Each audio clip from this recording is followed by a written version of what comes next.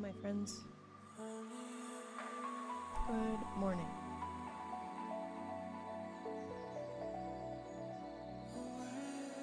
Hi Marty, hi Mike. Broy, oh hi, good morning. Alright.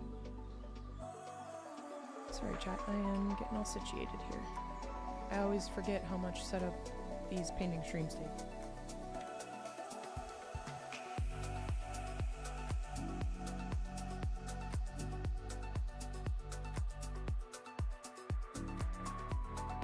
Hey Hollow, good morning.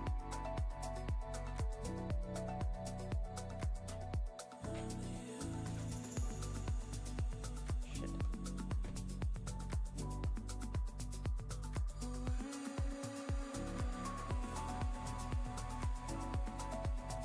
About to go to Pokemon Go Fest? I love that for you. Oh my goodness. Just made a miss.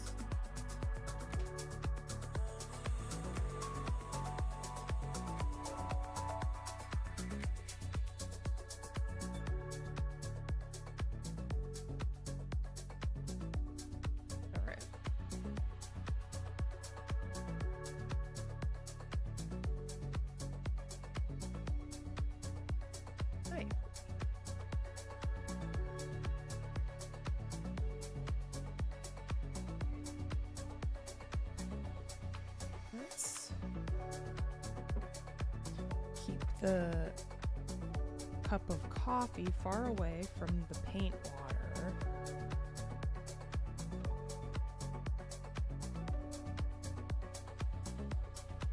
All right.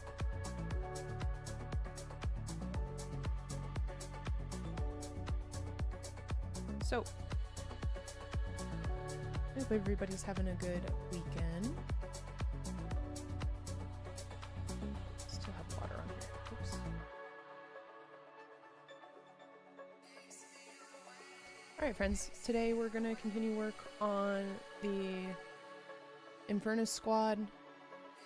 When we left off, we had touched up all the blue, added the black to the weapons and the like armor recesses and stuff.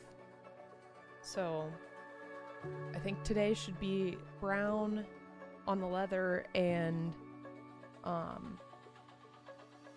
brown on the leather highlights.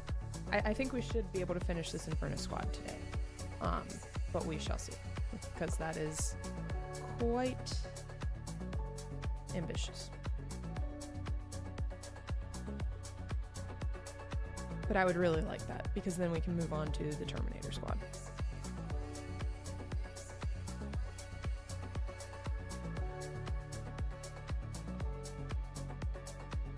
Alright.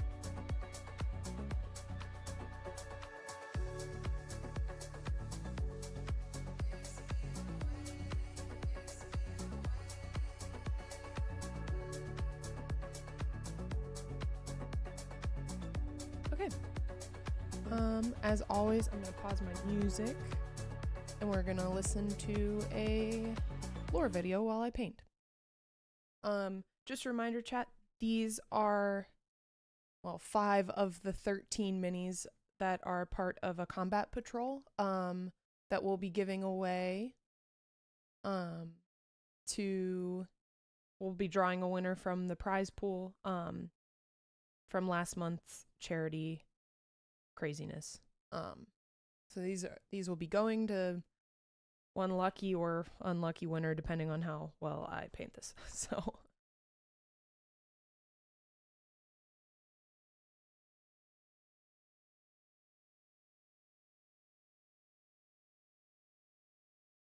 and today we are live on Twitch and YouTube.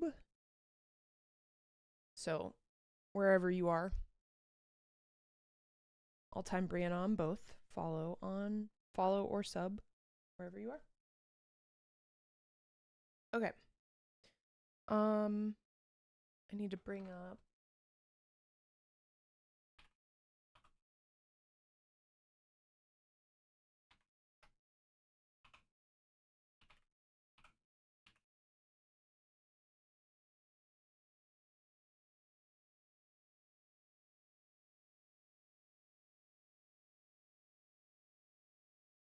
Sorry, chat. I need my close-up pictures on my other monitor.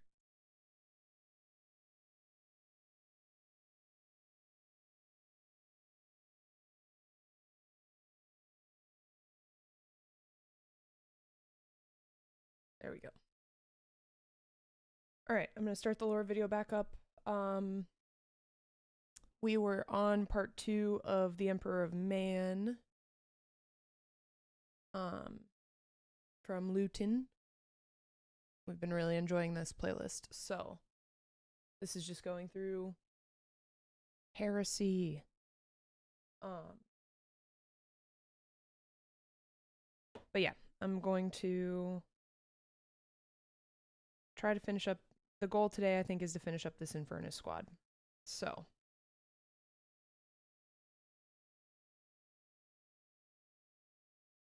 I'm going to put the lead belcher on their respective spots, and then I'll do the Nuln Oil wash, and then I'll highlight.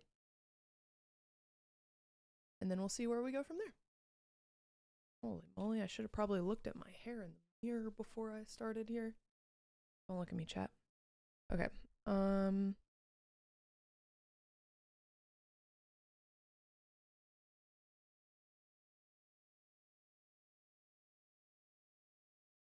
Oh, it's because the... Duh. Oh, it's because the...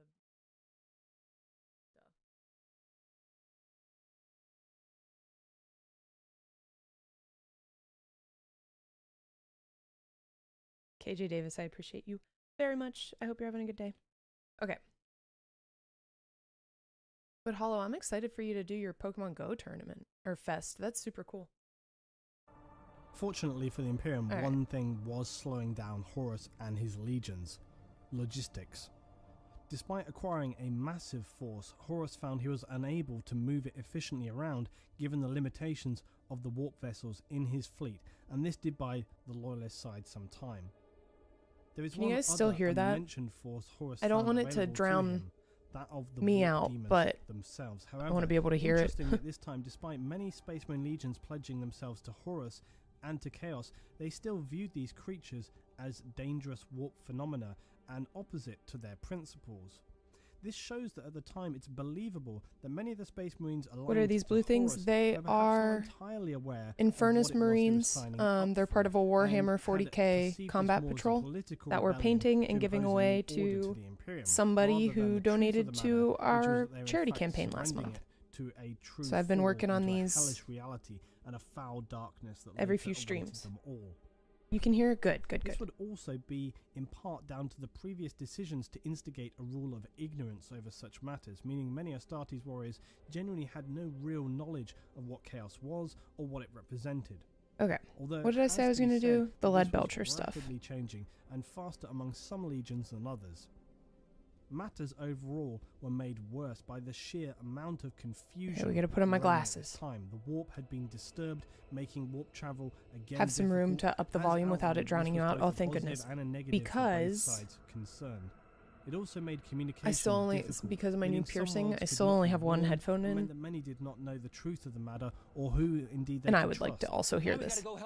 No, not the ads. There were no ads on last video. Rogal Dorn, Primarch of the Imperial Fists, had been stationed on Terra for some years now after his return with Nathaniel Garrow, and barely rested in his activities to prepare an insurmountable defense of Terra. However, his task was made all the more difficult by the warp storms which prevented ease of reinforcement as well as communication. In addition, Mars now failed to repel the Dark Mechanicum and had fallen to the War Master's forces, and as such had to be continually blockaded and prevented from launching its my own lead attacks belcher to Earth. Looks horrible. As far as the Emperor, Malkador and Imperial Fists were concerned, the spearhead on Isfahan V had been a catastrophic failure. Other legions, such as the Ultramarines, were now completely isolated and out of contact, and so they could do nothing but watch the galaxy burn around them as Horus himself had stated he would as he oversaw the virus bombing of Isfahan III. Use those same glasses to tattoo. Despite this period, often I documented love these as things. clear-cut They're death guard lifesavers. against blood angels My and poor so little on, eyes. it was far more chaotic than this. Although battles and confrontations would occur, it was not as simple as the War Master declaring, X Legion is now under my command. A legion comprised thousands of Space Marines, and they would rarely be all stationed in one location at once. Consequently, this fragmentation meant many could return from stationing elsewhere to find to their horror the truth of the matter. As outlined previously, although Space Marines can often appear to be mechanical machines of war, they are just as complex as any human in their thoughts, decisions and moralities, hence why Horus saw it necessary to slaughter so many loyalists from the legions he would call his own on Isfahan III.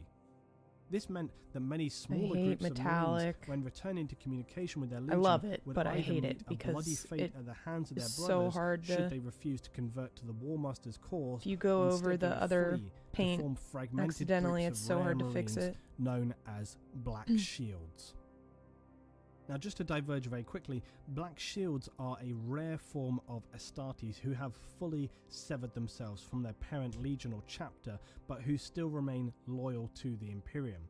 In this early time, however, only some of the Marines would obscure Are these in their reference shoulder to the plates. Warhammer Others Marine would wear games their that came legion out for the colours Xbox and other heraldry, platforms? Yes, proudly exactly. believing So this themselves is to be the I'm purest. gonna pause this. This is part of the tabletop game. So these are the minis that you would use to play the actual tabletop game. But yeah, not everybody plays. Some people just collect, and vice versa. Some people play, but they don't want to paint. I love painting. I like the playing too, but I love the painting part. So I am giving away this combat patrol, which is basically a full army, with hopes that I might drag somebody else into the cause. But yes, the video games are also great. Warriors, uncorrupted by the darkness and the last remnants of their previous. But yeah, now they're ruined they're glory. Space Marines as well. Later So in time, that's though, all these you're right rogue on. Astartes would black out their armor to remain anonymous, as their legion loyalty became a deep shame and irrelevant to their personal missions. Black Shield Space Marines would later become the fabled Death Watch Marines, who dedicate themselves to endlessly battling Xenos using unorthodox methods and allying with fellow Black Shields whose prior Legion heritage is irrelevant and often best unspoken of. It is uncommon for the Black Shield to reveal more than bare details I gotta get back and other than his name, finish basic Space training Marine 2 experiences, chat. and so on. They There's fight just so many in the video name of the games, so little Imperium, time. but remain in a state of self-imposed exile. The Death Watch Black Shield Marines would also And I need to fight play in a manner Vermintide too. divergent to normal Marines. They will willingly sacrifice themselves where necessary or take on objectives that others would consider a death sentence. In many ways, their lives seem to be a form of penance, carrying the shame and weight of sin thrown down. Sam, by their thank you for the legions upon their 64 shoulders, months. Holy but all moly. the while remaining staunchly loyal to the Emperor. Horus continued his unending campaign of betrayal now. In a bizarre parody of the Imperial Crusade, each world over which the War Master's shadow fell, a simple choice was given: total submission and surrender, or total destruction and a lifetime of slavery, and ultimately a miserable death. This campaign was also certainly one of fear-mongering and compliance to sibling worlds in a given system. For any world marked for destruction and genocide was Played never them and loved fully them all. I extinguished in love this that. manner. It would conveniently I would very allow much those recommend survivors the who had not tabletop simply hobby lost if their you minds from witnessing you the can. horrors unleashed I by will the warn Dark it's a bit Astartes, addicting could and convey it's a their bit experience expensive, to other but it neighbouring is worlds, it's and a thereby really cool assuring their near immediate hobby to pick up. surrender to the War Master's fleet. especially if In you've this already sense, played these near the total games and enjoyed annihilation them. attacks on planets by the War Master were not true exterminatus as was seen on Isfahan III, rather they were a clever and brutal propaganda tool to yet again demonstrate Horus's adept ability in the art of war he had perfected through the years of the Imperial Crusades. By now, some 9 of the 20 Space Marine legions were under the command of Horus. An interesting but specifically relevant aside to this is to mention the 2nd and 11th Space Marine legions. They would have all records of their existence destroyed, and no history or explanation given as to their origin, actions, or fate. The complete and utter erasure of all records of the 2nd and 11th Legions is considered by Imperial historians as the most successful edict of obliteration ever carried out. However, fragments of information do exist through quoted literature or documents, and it seems that these 2 legions' records were eradicated prior to the Horus Heresy. We have no way of knowing for sure what happened to the erased 2 legions, but it seems likely they were precursors to the events of the heresy. The Primarch of the Space Wolves, Leman Russ, is recorded as stating that Space Marines had been previously tasked with fighting one another when speaking to Caspar Horsaw, who questioned him. The unprecedented, hey, Henry. Like Astartes fighting Astartes, like the route being called to sanction another legion. That? Yeah, no, Sam, I get it. Trust me. That is not As a serial hobbyist, I very much get it. This gives credence to the possibility that the Space Wolves are the Emperor's preferred execution legion, as they would be later tasked with the destruction of the Thousand Sons and Magnus the Red. Another quote stated that the wolves will be loosed again. This small fragment suggests it is not the first time they'd faced such a mission. Malcador the Sigillite and Rogel Dawn of the Imperial Fists would also shed some fragmented light on this history. Malcador would say, Horus has 3 of his brother legions with him. You have your fists and 13 others. Would that it were 15, mused Dawn. Oh, shoot. Do not even think it, my friend, warned Malcador. They are lost to us forever. I know, said Dawn. A conversation between Primarch Rogel Dawn and Malcador the Sigillite, and this leads us to speculate that a great darkness caused them to be lost prior to heresy. But the most telling of all would be part of Horus's vision during his out-of-body experience on Davin, where he would have, among other delusions, a reminiscence back in time to the DNA laboratories of the Emperor. We know that the warp creatures had originally scattered the Primarchs, so it seems entirely likely that this vision was at least in part accurate. Horus would describe that. He stopped by the tank with 11 stenciled upon it. Absolutely, Henry, I agree. Feeling the untapped glories that might have lain ahead for what grew within. I have a need to build. They would never Me come too. to pass. I think I've always enjoyed that Chaos wanted to demonstrate it specifically because, like, he was not the first to be corrupted, it forces me to slow down. Previously they had failed and subsequently and working with my hands instead of my brain is super helpful compared to what I do normally. Are interesting, but do beg the question, if such a fate had befallen the 2nd and 11th Legions, why was the Emperor not more cautious to allow such darkness to encroach? I have a need to organize/order things. Hey, that's a good one too. On the other hand, perhaps it was precisely these earlier corruptions which led the Emperor to his course of outlawing knowledge of chaos, the old adage of what you don't know can't hurt you.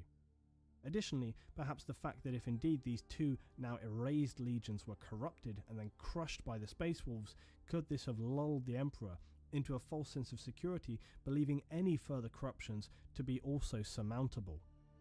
We could speculate that the Chaos Gods perhaps even allowed these legions to be destroyed prior to the Horus Heresy so as to deliberately misdirect the Emperor into believing them to be weaker or less capable of force than they actually were.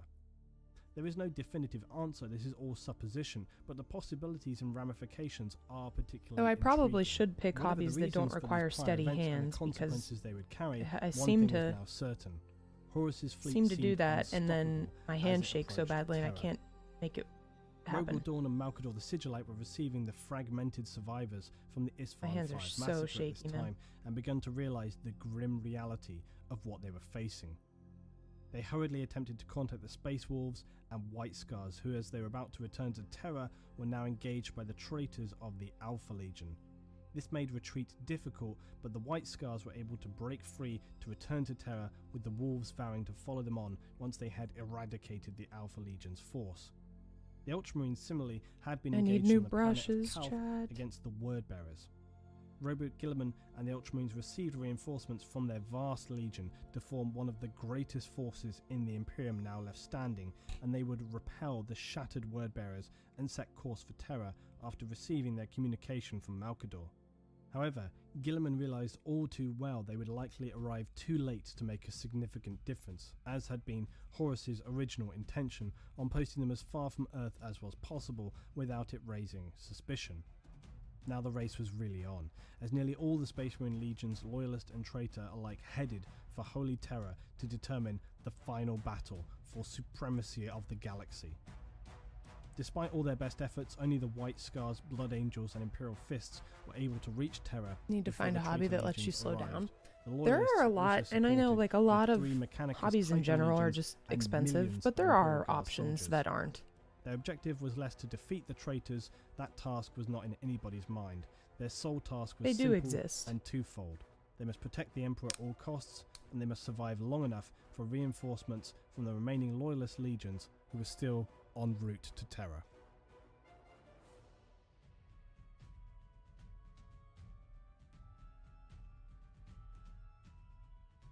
The Battle of Terra began as expected, with mass orbital bombardments from both the surface to orbit and vice versa. Luna, the Imperial Naval Station, also launched massive attacks with its huge orbital defense system, which sustained the traitors with heavy losses, but sadly not heavy enough to make any significant impact. Horus would destroy first the lunar defences and then the ground defence systems on Earth. It was now open to attack. I've gone through... The first drop pods landed on Terra. I've gone through phases like that, Henry, for sure. Who battled the Loyalists for every step of ground they took. I think that's normal. The docking port's planetside, the traitors were able to reinforce with thousands more Marines, along with the corrupted Dark Mechanicum Titans. Cultists also practiced their invocations. Audiobooks aren't satisfying because you nitpick pace, tone, pronunciation. That's totally fair. Unleashing their horrors on the Loyalists, both Astartes and Imperial I've gotten better Guard. at it, but I am similar. The forces of Chaos assaulted the Imperial Palace relentlessly, some being led on by the Primarch, now turned demon Prince Angron of the World Eaters. But each time they attacked, the Blood Angels led by their Primarch Sanguinius would repel them. The White Scars Legion attempted to draw the Dark Forces away from the palace, but each time would be forced into submission, retreating back into the relative shelter of the palaces. I will always prefer physical books, but the fact that I read like ordered one of the a book every 2 nights, I can't necessarily do that, so I do read on my Kindle a lot, but losses, the Titans have a ton of physical books to get through from my birthday and stuff. Smashed breaches in the Imperial Palace's defences, which the traitors then flooded through. Jakati Khan, Primarch of the White Scars, decided at this time on a change in tactic. Instead of trying to repel the seemingly endless forces of Chaos Marines, he swept a lightning raid to the Lion's Gate spaceport, catching the traitors at the port completely off guard. They were able to secure it quickly and reactivate the orbital defences, which began immediately destroying all descending traitor drop pods and landing transports. In a single action, they had cut the reinforcements of the traitors in half and dealt a substantial blow. They also tried to secure the second main port known as the Eternity Wall. Well, I mean, it's something to at least give it a try, for sure, Henry. Positions. And if you're still not feeling reading yet, it's okay. I go through phases where I read a book a day, and then I go through phases where I don't touch one for weeks. Sanctum of the Imperial Palace. The Marines, the Blood Angels, and Imperial Fists were to hold back the attacking Chaos forces. Couldn't be your fault. What? Made it through the gate. No, those are next on my list after I get caught up on the last 2 arcs. Would now face a terrifying prospect as he flew against a greater demon of Khorne, clashing together. Aaron, you need. So the book that I was talking about, A Ballad for the Broken, that was book 2. You have to read.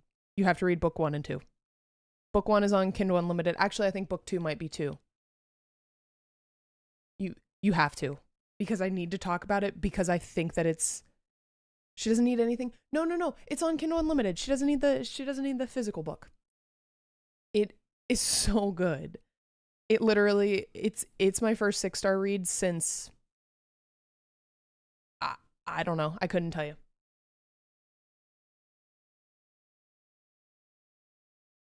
Obviously don't know Aaron. Then listen, I'm trying to play both sides here. That way Mike's not mad at me. And Aaron reads it because I need somebody to talk about these books with.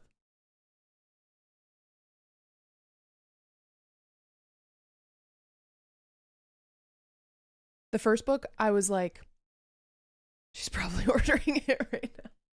The first book, I was so impressed with. The second book, I was like, if they continue this way, they will be tied for my favorite romantasy books. Good morning, Davey. I know, I had a little bit of, first of all, our internet was restored finally, so I had to just take it while I had it.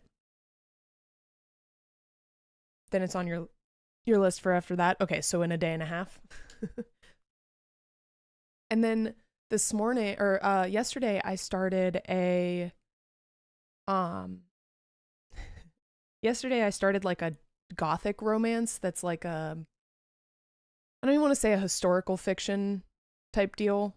It's like vampires, but it's back in 1890s in London. So there's a lot of references to like Jack the Ripper and stuff. Yeah, it's really, really good. I'm kind of cruising through it. It's way different than anything I've read recently, but it was an arc that I got, and I'm actually really impressed with it. And it doesn't come out until August, though. And then I'm caught up on arcs, which is crazy. Well, I'm caught up on reading them. I need to make posts. I think I need to get better at talking about the books. Maybe we'll do a book club on stream, because I feel like I can talk about them on stream better than I can on like short form videos, and then I can just cut them from stream and upload them to socials.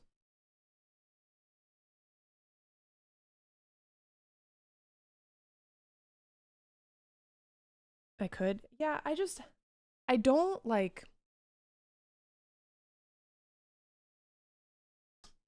I don't know. I don't have like a, I don't know how to put it. Like, it's not that I'm not critical of the books, but when I watch like other people's short form content of like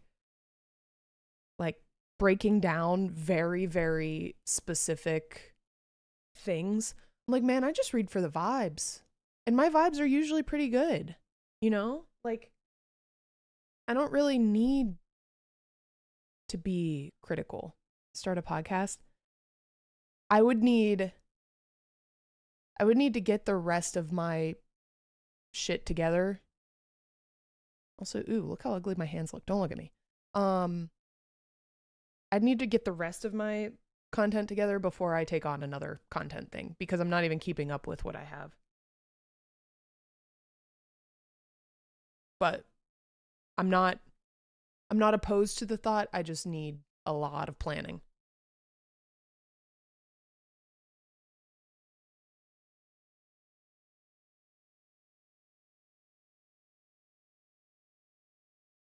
Okay. Man, I try to take these off so I can read chat, and then I can't see my mini.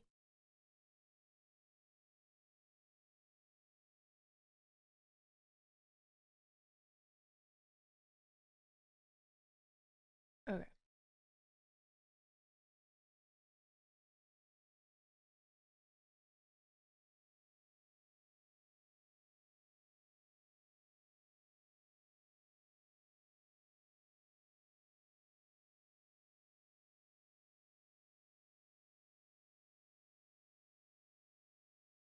Davey, thank you for the 65 stream streak. Still streaking.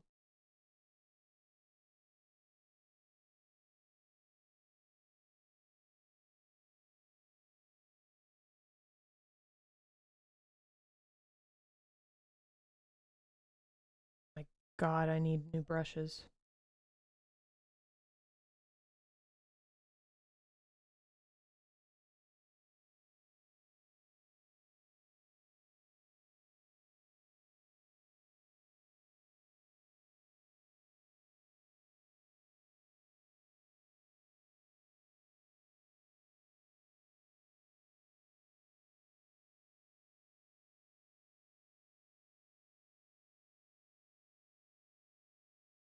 I'll turn back on the video in a second, chat.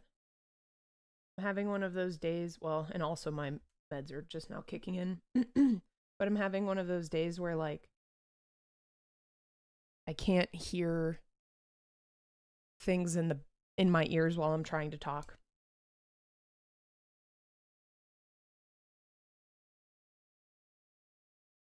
I'm like that a lot. Like that's a pretty normal feeling for me, but some days they're way worse.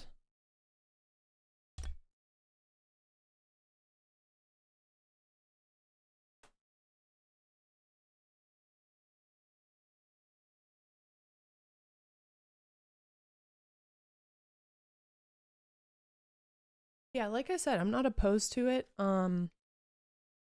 My issue is, oh man, my issue is that I just found another spot I missed with the blue.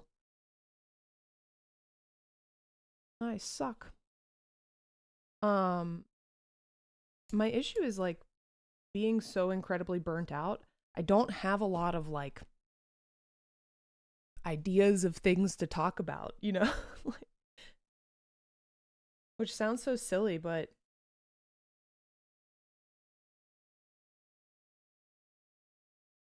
oh, that's so cool. Flip has been a moderator for 4 years. Wow.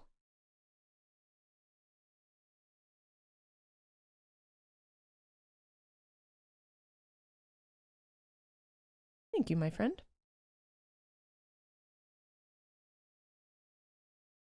Because it is. Wait, what did I say?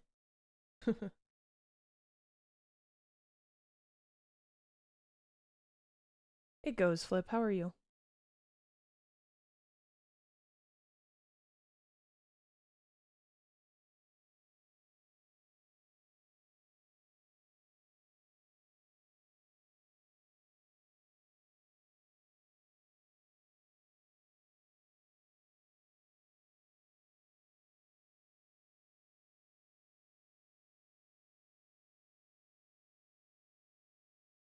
Yeah, it sucks. I'm desperate for... God damn it, I missed so much. Chat, who let me do this? I'm desperate for, like, the creative outlet and stuff, but I just don't have the spoons to do it, you know?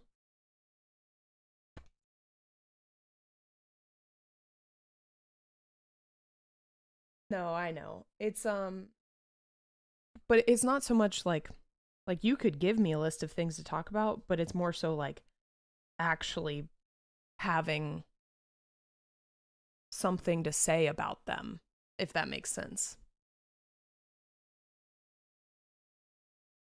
That's the first thing, like, it's crazy to say, especially as somebody who's so opinionated about pretty much everything. That's the first thing to go when I'm burnt out is like my opinions. And I don't mean that of like I lose my personality, but like my strong opinions or my ability to form really, really strong opinions kind of goes first.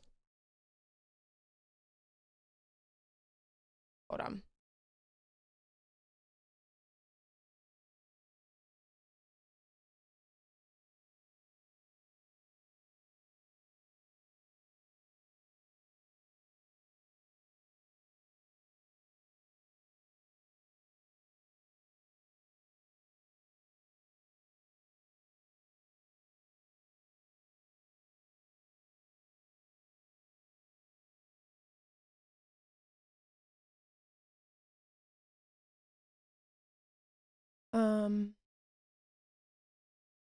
Fell back asleep and just woke back up. I love that for you. Slow Sundays are great.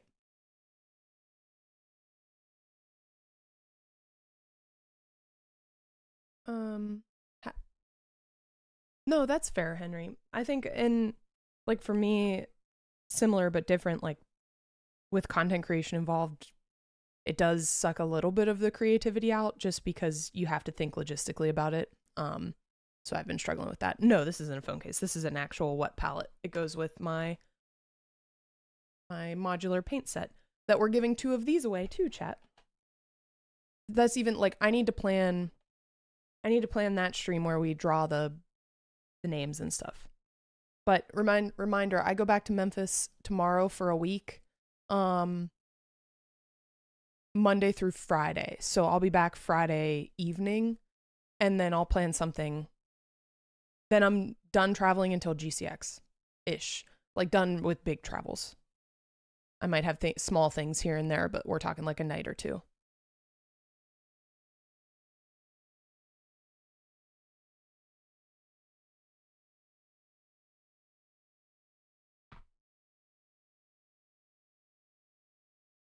Hey, 6 months as a mod. What the heck? You guys are the best. Thank you.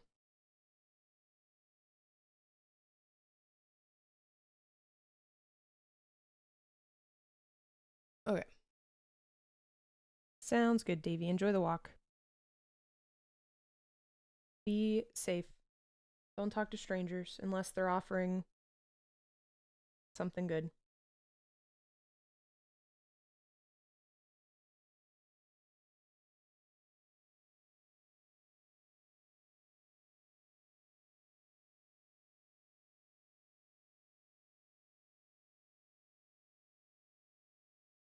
I don't talk to people. Good. It's probably safer.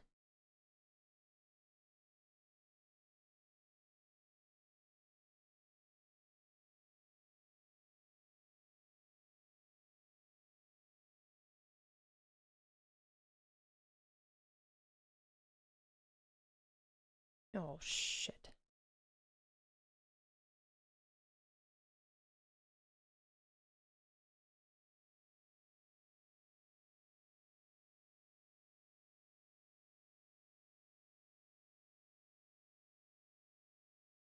Did a horrible job there.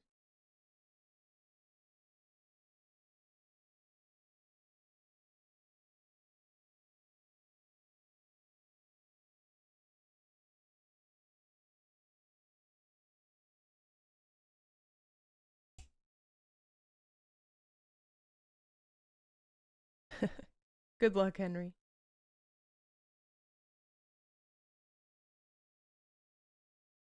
I will. These are always fun streams. Thank you, thank you. I appreciate you showing up always.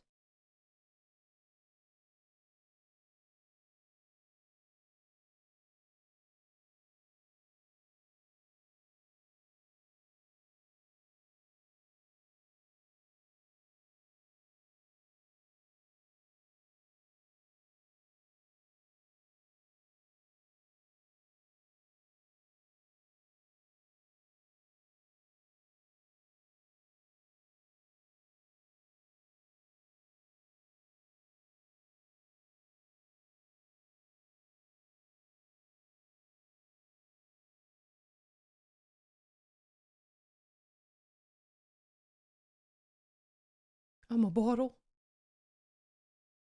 I know, Aaron. It's been crazy. Yesterday was wild.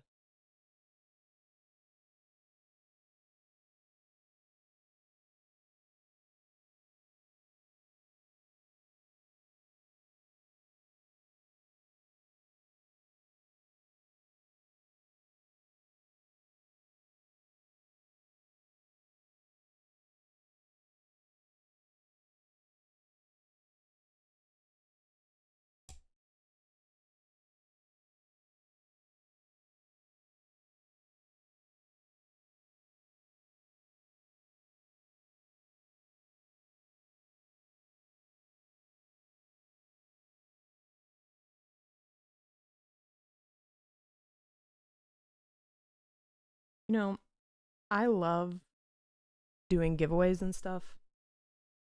And I love being able to produce something through the giveaway, like, and add a little bit of an extra touch to it. But then I get into it and I'm like, then I get super stressed out where I'm like, why would anybody want this from me? Like, I look at it and I'm like, oh my God.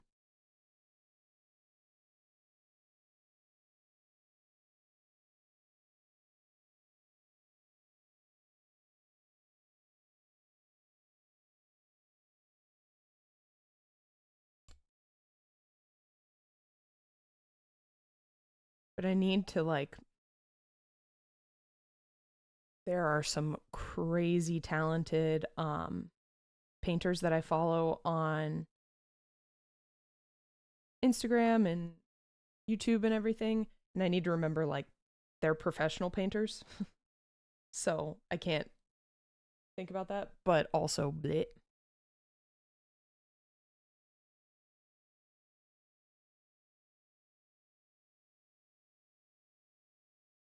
But no, actually there are some of the things that people can do with minis and like how they make different scenes, and like people get really really creative with like the base, making it look like lava or water or something, and oh my goodness, it's incredible. People are so talented. It makes me want to learn. No, that like that makes me so like that's a good way to get people out of your house. Like put that right in the entryway. They walk in and they're like, gotta go. No, but I do have to, and I have to give one of those away too. I enjoy that though. I mean, I enjoy this too, but you know what I mean.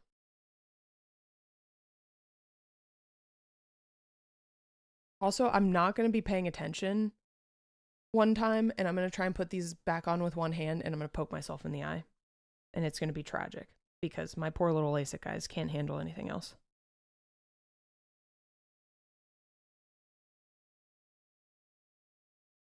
That's where it is. You're assuming we let people in our home. Fair.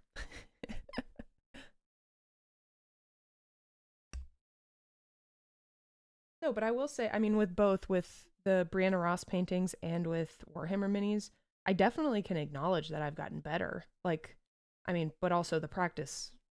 Of course, I'm going to get better by practicing it, but I can acknowledge that it's gotten a lot better. And I do enjoy that. It makes me excited to see, like, even like after doing all of these, I might be ready to finally do Magnus the Red. I was going to fish it out and show you guys, but Mike, have you gotten any Thousand Suns lore in your deep dive? I wish I could say this wasn't a loaded question, but it is.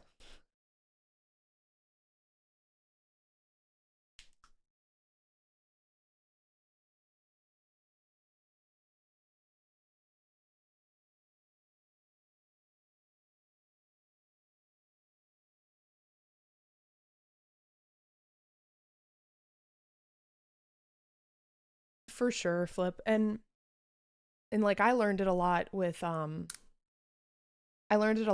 whenever I was getting into the Bob Ross stuff. Like people who, or like even like watching him, like even if I can master doing exactly what he tells me to do, his stuff, like his supplies were just 10 times better than mine. So like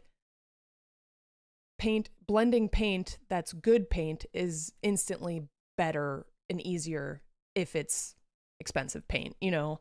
Whereas like I can't do that. So it's very similar to this. Like I know with better brushes I would be a lot better. Like this camera isn't gonna be good enough here, but like, oh gosh, like you see the little curl in the brush right there, like that's so difficult to work around. Whereas like if I had a good brush that didn't bend like that, I wouldn't have to, you know, correct it all the time. So I mean, supplies play a huge role, and doing that full time allows you to justify getting more stuff, whereas I don't. But it's okay. Yay, I'm so anxious to like, I'm super anxious to hear which one you kind of feel, or what legion you kind of feel drawn to.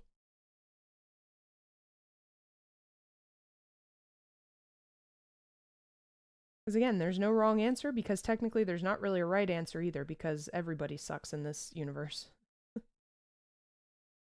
Lovingly.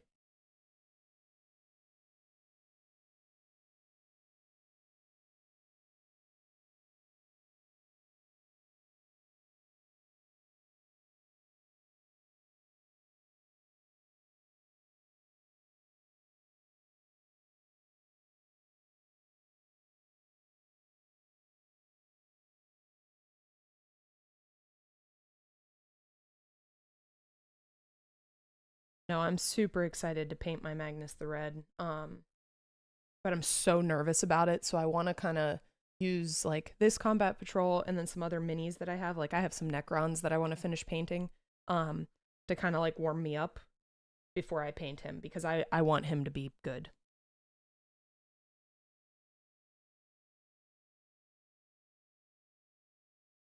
Because he'll be my warlord, obviously, so.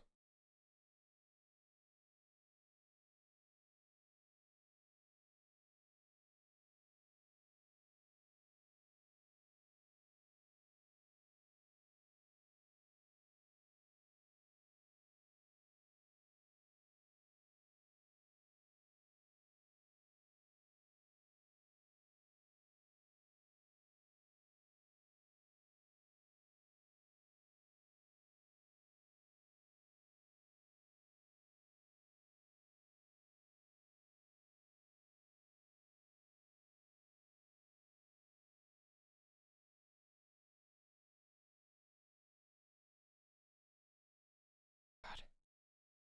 I don't know if these are getting dim or my eyes are just getting worse.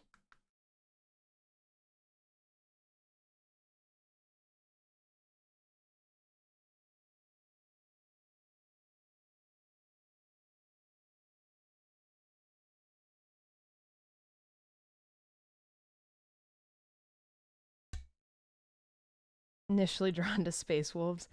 You know, I wasn't going to put anything in your brain. I wanted you to discover it, but I'm not surprised. First of all, Space Wolves are really cool, and Leman Russ, who is the Primarch, is awesome. Again, you can't really go wrong because everybody has really cool backstories and power and stuff, and they all look badass, right? Like there's not one army that you look at and you're like, eh. Like they're all cool.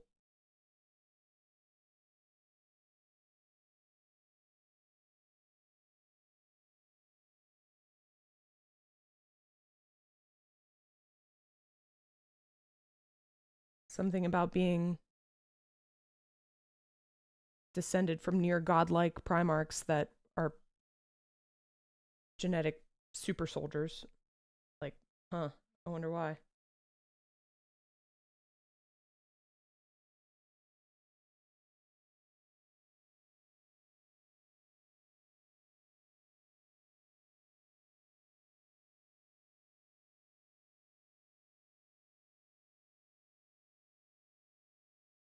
Learn more about the Inquisitors. It's funny you say that. So there were a couple Warhammer decks in Magic the Gathering. I mean, so like the Necron deck is known to be one of the most powerful decks ever, but it was a limited time secret lair drop. So it's like one of the most expensive things. But I do have I have a couple cards, and I have an Inquisitor Greyfax, who I want to build a commander, or I want them to be my commander, which could be really cool. I've been holding on to it for a while.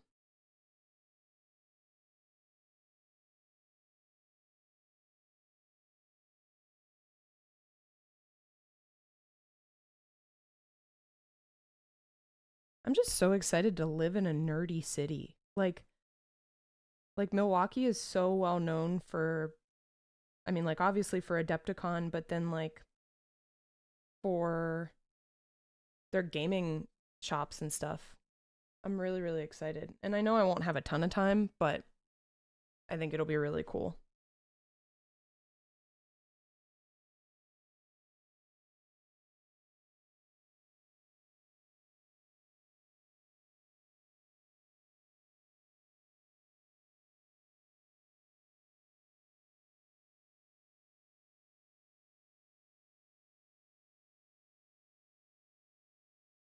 Okay.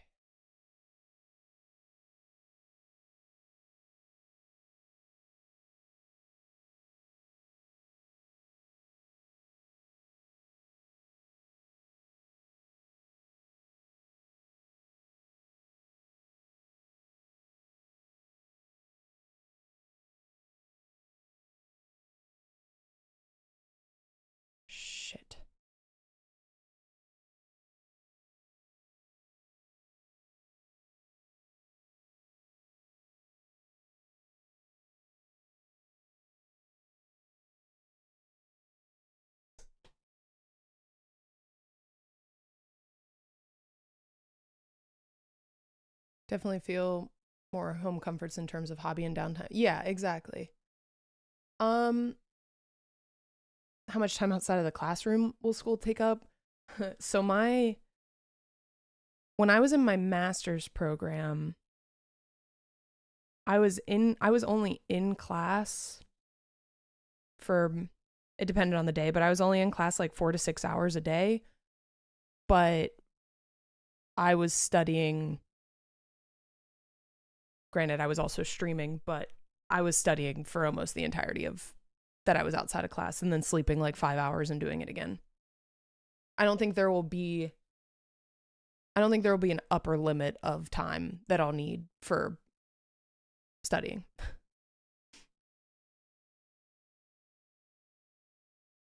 Sleeping, yeah.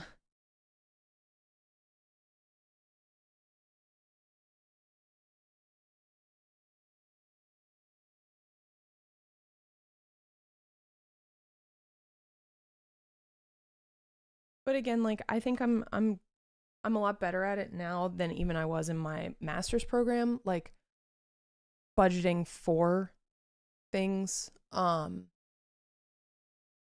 the first year, it'll be mainly just classes. No,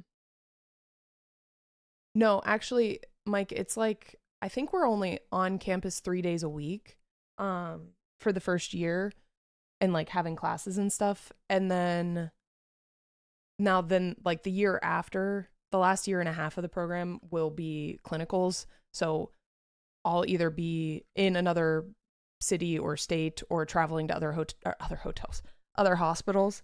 I'll be pretty much out of commission on during the clinical rotations, but for the first year or so, it'll be manageable. I'll just be busy.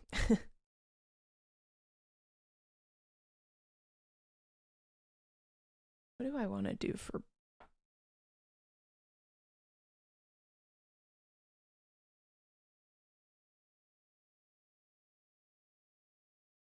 Oh gosh, I hate trying to open these, because I'm always worried I'm going to spill them everywhere. Oh, this is contrast. I don't want that. I want...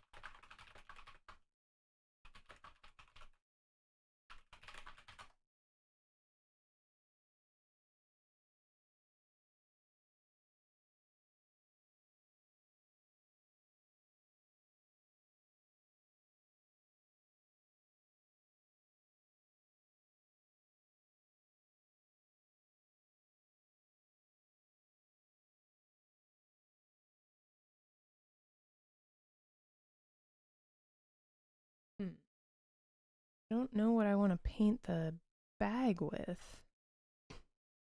Suppose I could paint it white and then wash over it.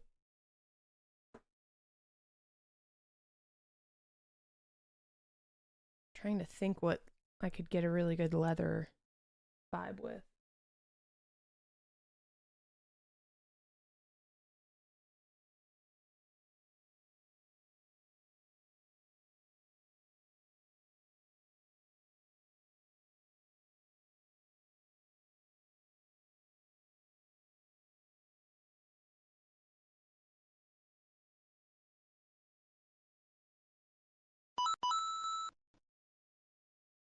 Bit Bunner, thank you for the raid. I appreciate that. Thank you so much. Welcome in.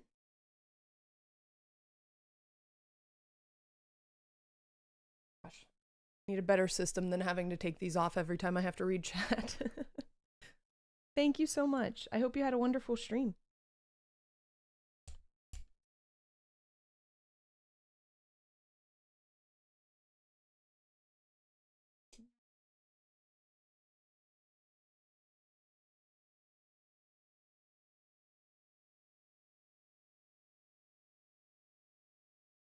Okay.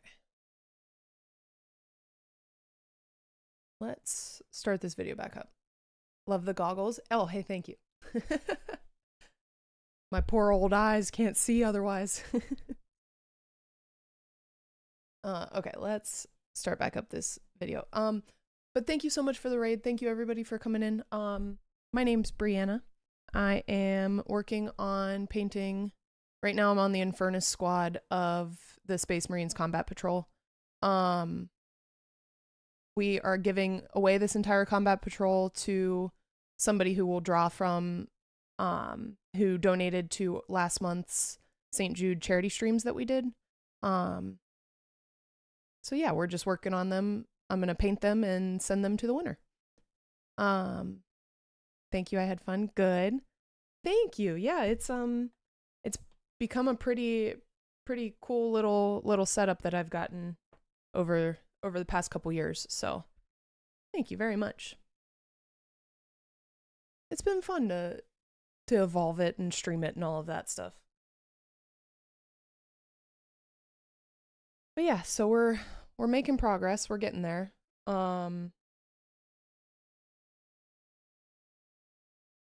We only have paint on 5 of the 13, so we got to get moving, but I've been enjoying it.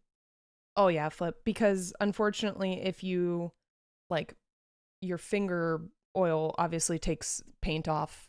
So like if you hold on the same spot for too long, you can take the paint off with your fingers, which sucks after you spend all that time layering it on. So I still do it, like where I'll put my finger up here and I have to keep reminding myself to not do that, but it's wonderful.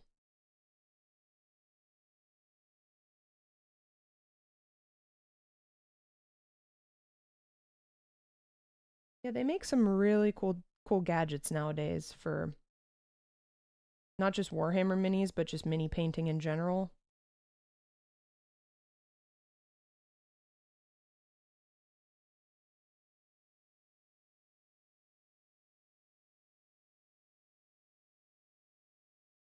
I need the best gadget of all, which is new brushes.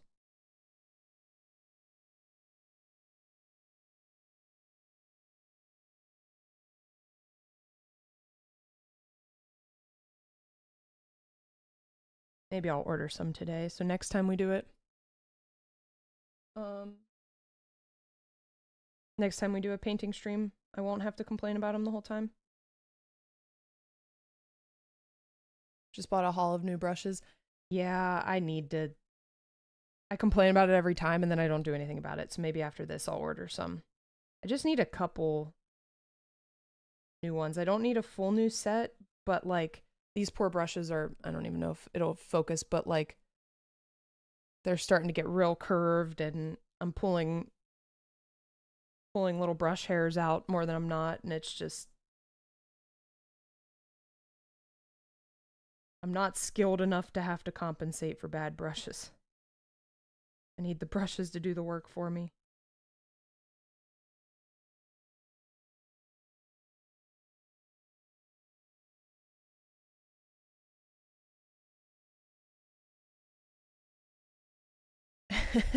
Well, and I do that a lot.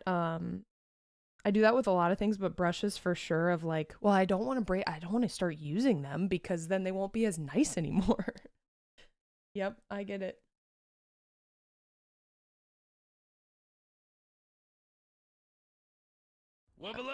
I'm like that with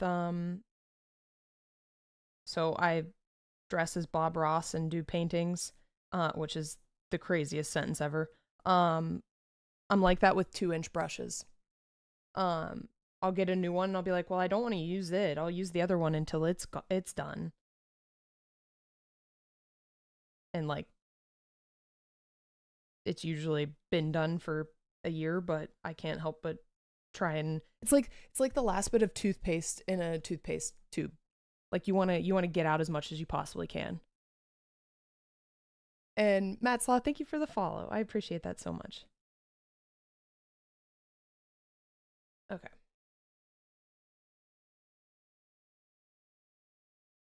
Why would you use the truth to hurt me? You know, if I'm going down, everybody's coming with me. It's a party.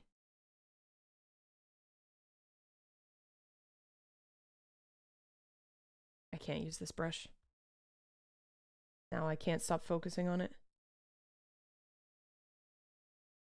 I think I'll only use this for washes.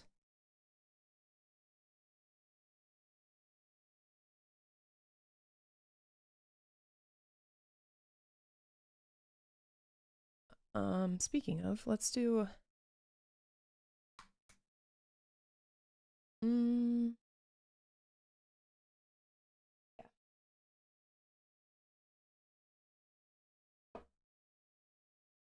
We're really good at that here. But like lovingly, you know?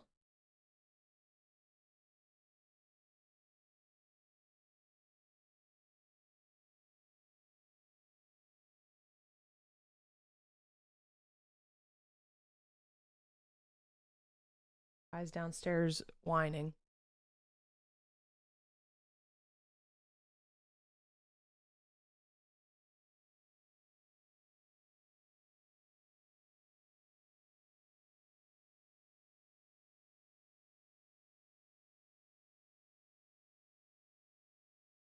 Oh.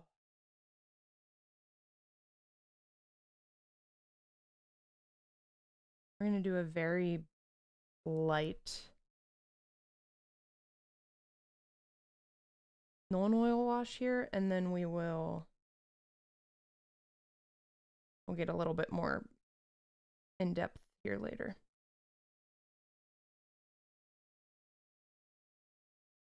I'll never win any speed painting competitions, that's for sure.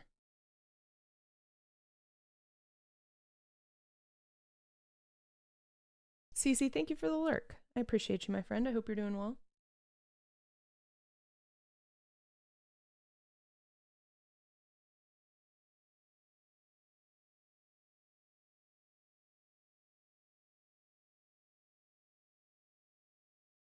I don't know why I put this away as if I've ever only used one dose of non-oil.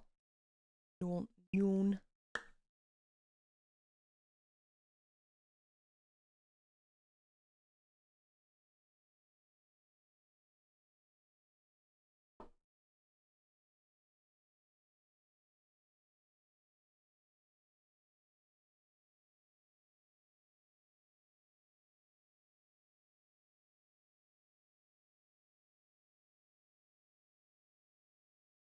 Oh shit. That wasn't dry. Oh my god. Hold on.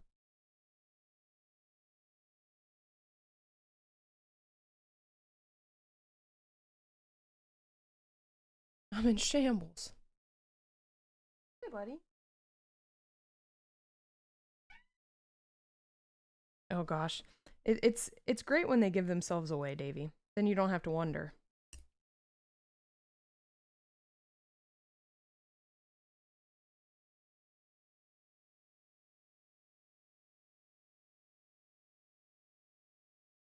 Yes, hi, Keepa. Not claw that chair.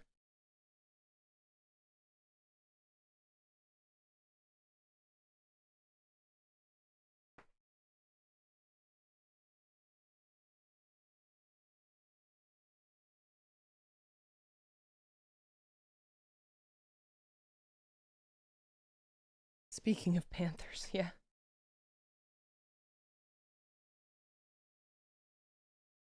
Oh god, now here comes Kai. Hey, leave him alone. Hey.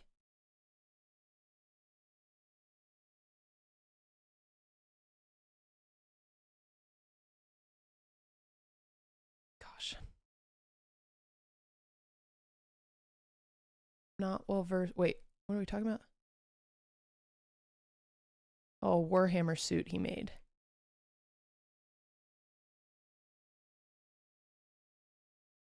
I need pictures.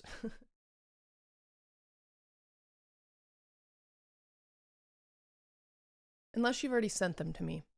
Have you sent them to me? Maybe I'm forgetting.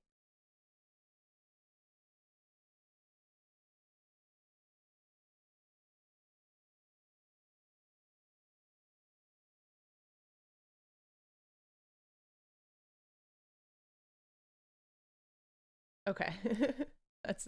That works.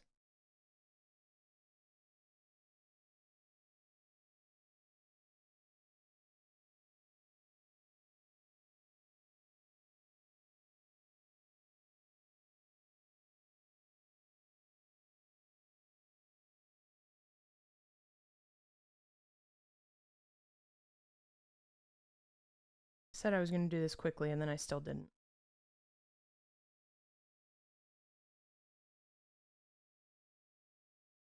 I think I might do not Nuln Oil for this. I think I might do Earthshade.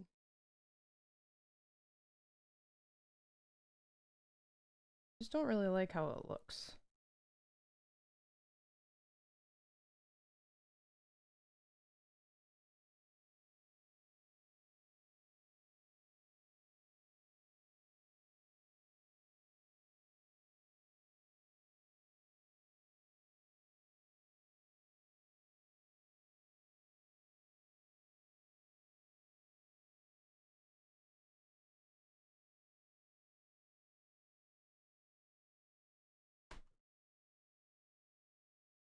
You have returned. Hello, welcome.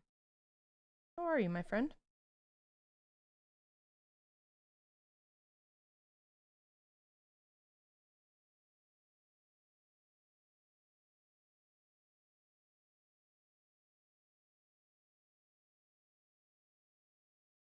I love hearing when the cats first start fighting, or, you know, wrestling, and they run out into another room. Like, I yell at them in here, and then they run out into another room, and then they get yelled at by somebody else, and then they run into, like, it's like their tour of making everybody in the house yell at them.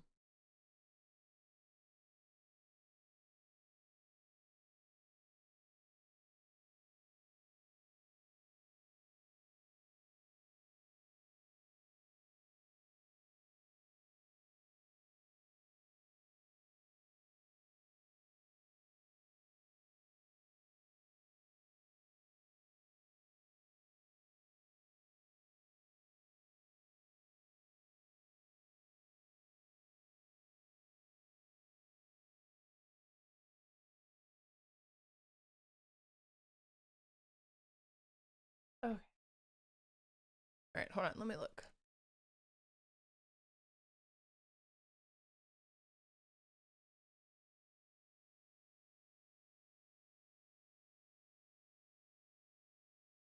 Holy shit, Flip, that's awesome.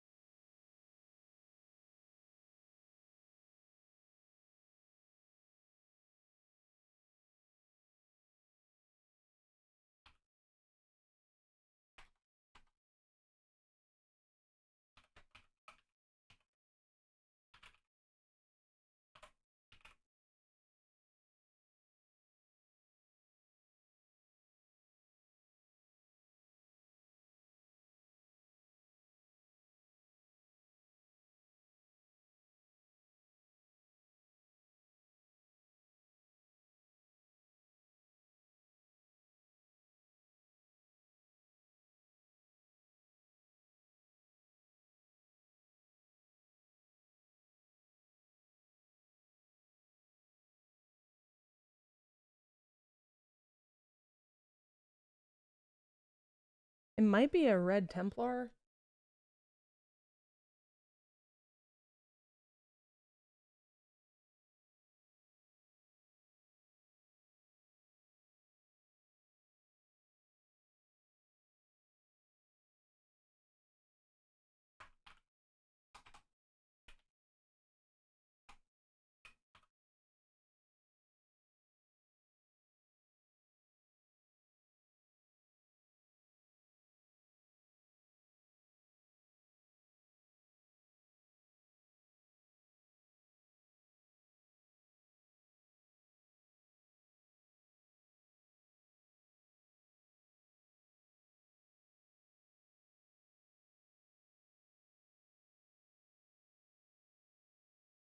Yeah, I'm not sure, but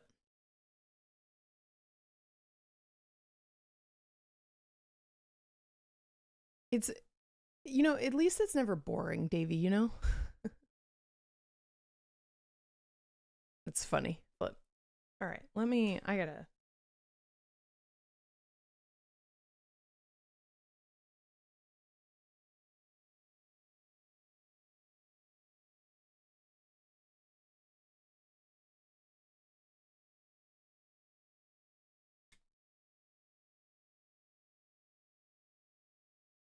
Um, Chat here shortly. My friend Kayla is gonna stop by, just to look at my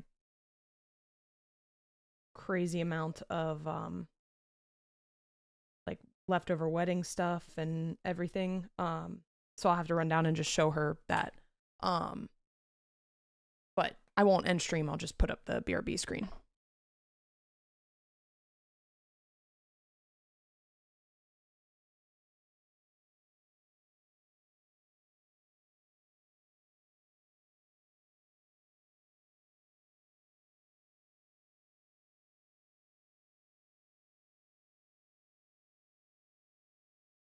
Oh yeah, she's just the best.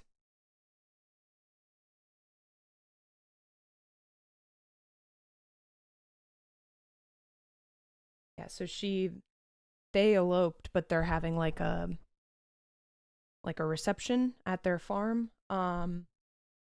And I told her she can use any of our crazy amounts of things from hosting and stuff over the years and from my wedding. So I told her just come to my house and just shop. So that's what she's doing.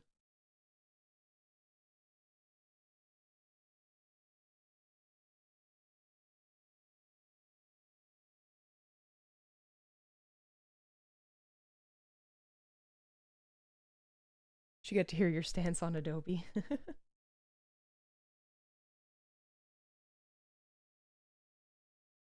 Yeah, she's incredibly creative and talented. She deserves the world.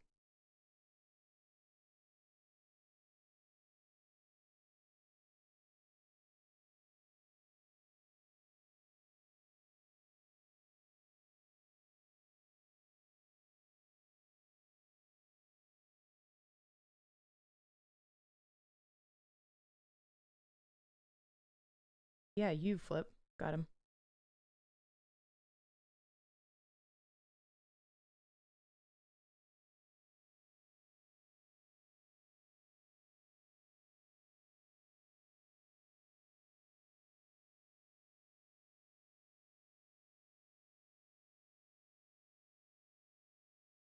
Yeah, she and I both need to help each other out because we bounce off of each other really well creatively, but we both struggle with getting started. So,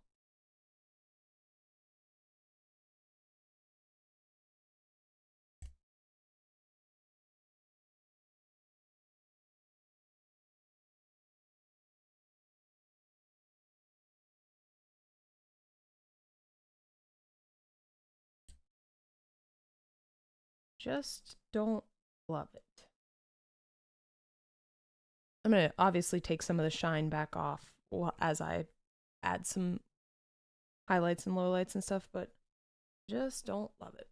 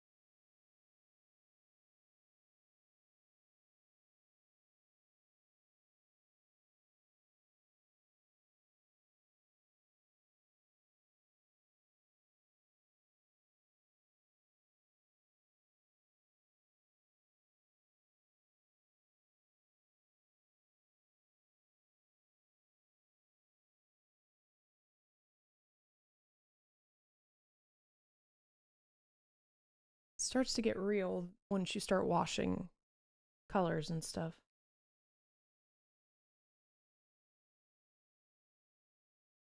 Again, just don't know how I feel about it.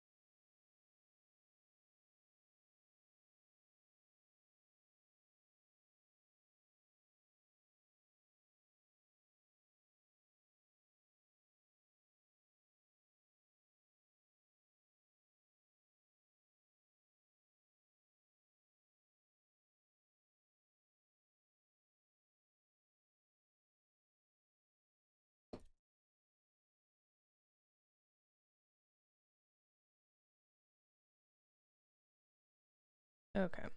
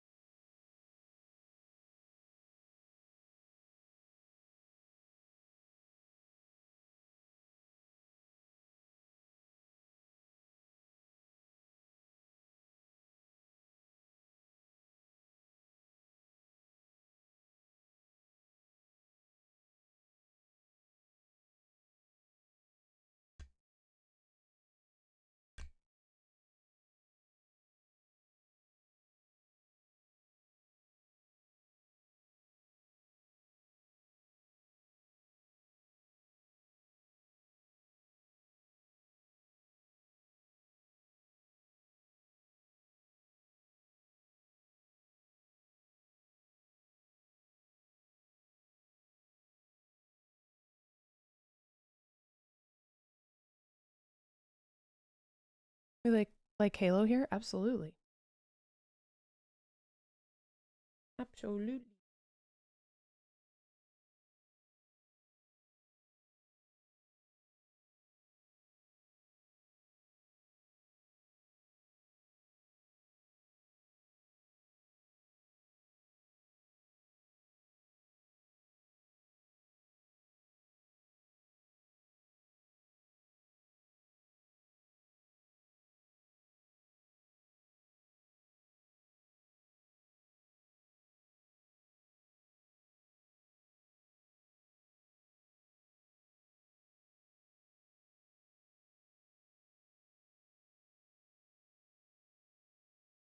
You gonna be a Spartan 3? Oh, I'll have to look.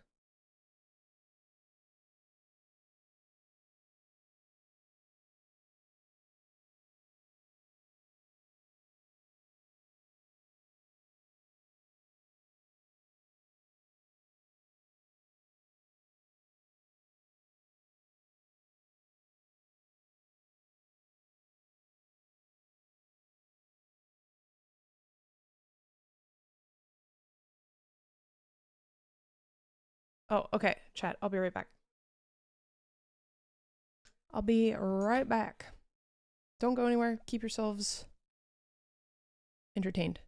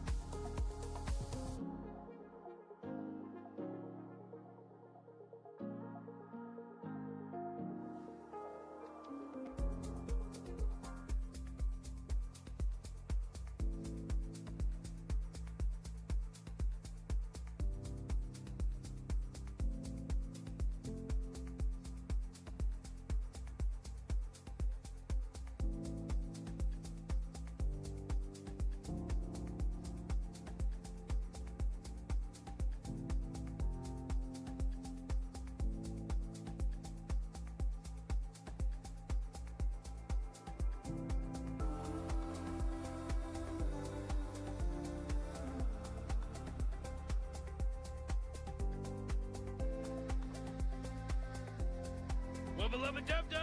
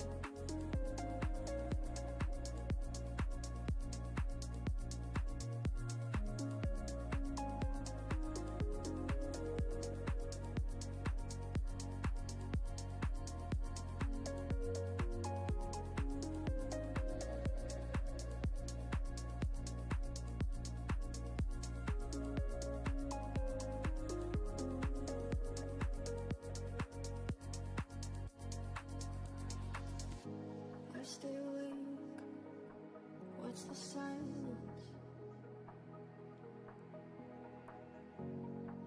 Oh, we wait until the sun goes down. I'm looking for the darkness to feel weightless with our feet on the ground.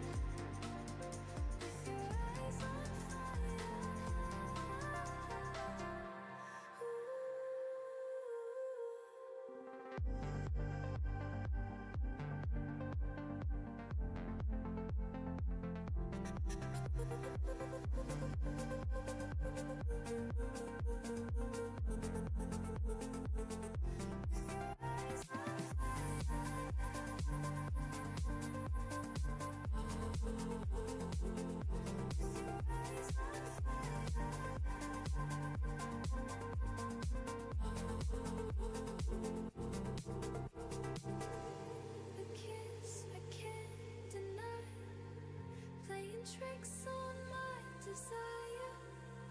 Fingertips feel like a mirage while we dance in the dark. A vision in the night. I can see your eyes on fire, burning like a flame in my heart.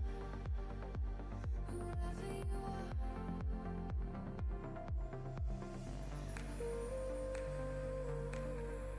It's funny how you light me up. Take me to heaven with your eyes on fire.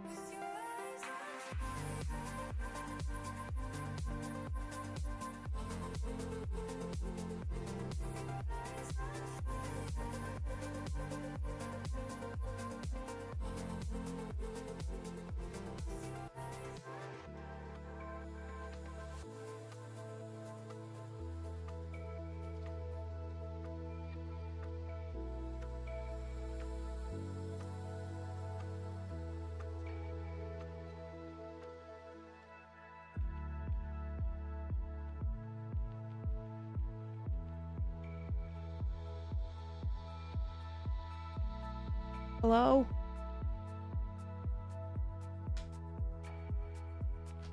Oh my goodness, I'm so sorry.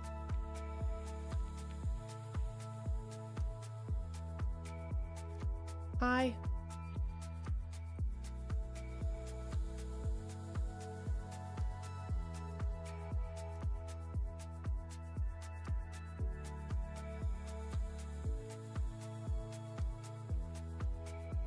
Hi. So sorry.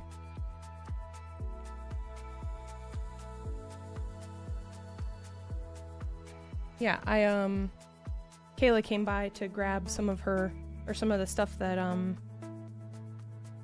for her wedding, so I wanted to help her.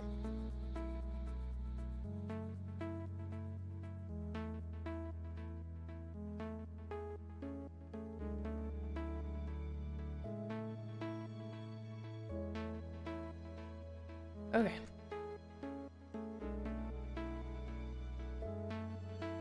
Let's figure out where we left off here.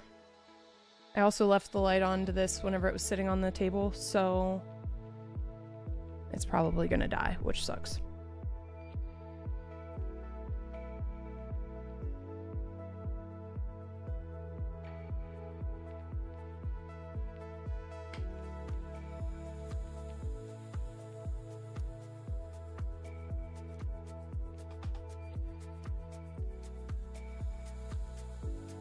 My poor brushes.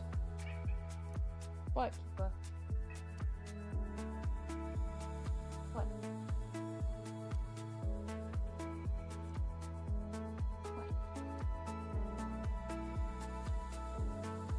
My chair panther.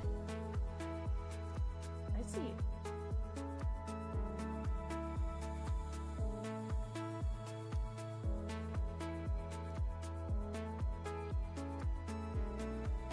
Yes, hot.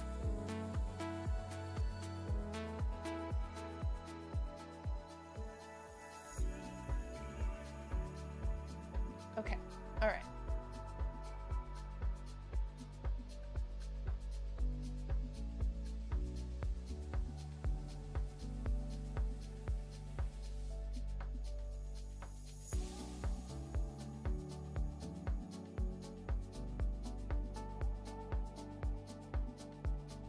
Looks like some regal crown, thank you.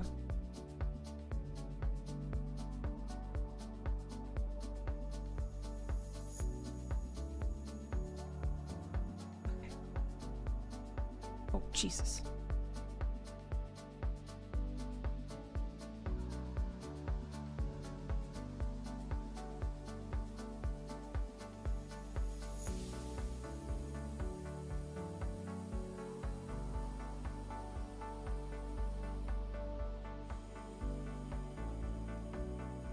Oh boy, we got the trim to do, which is the worst.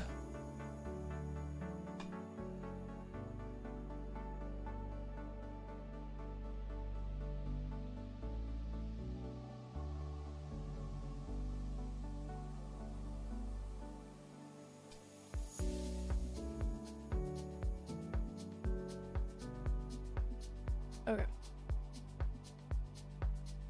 Sorry about leaving for that long chat. Oh no.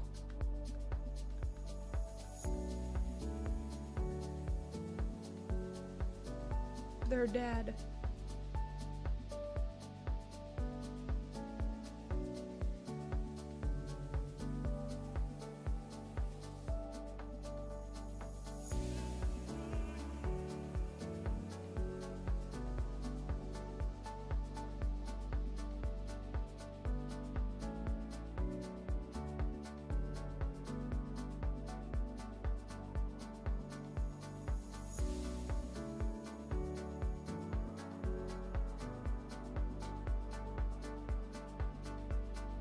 We're gonna switch gears since these died.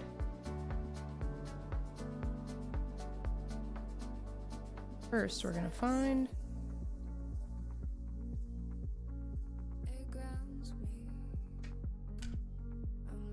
I forget where to plug these. Oh, there we go.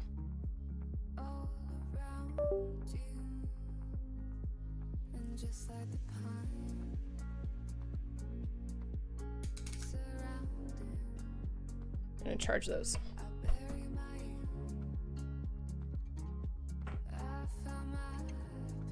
Oh, flip, I love that. All right, we're gonna switch gears here because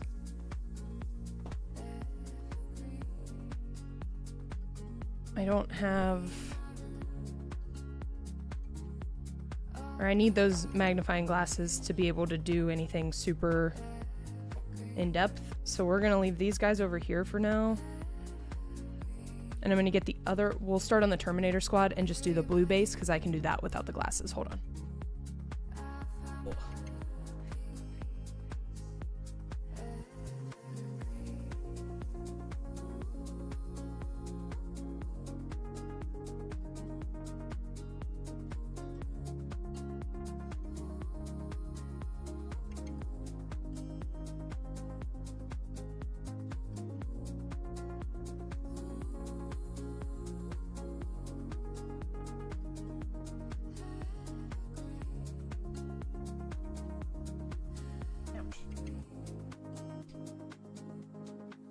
Okay.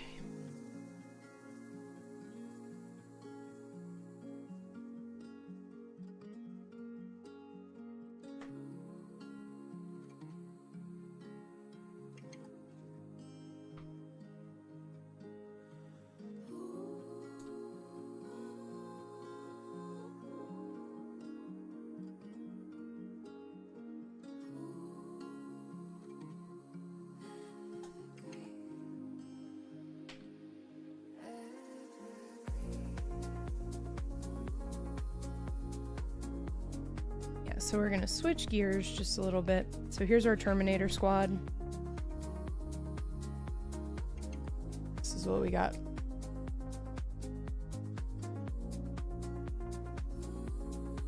So we are going to find my mouse. Oh. Duh. I unplugged it.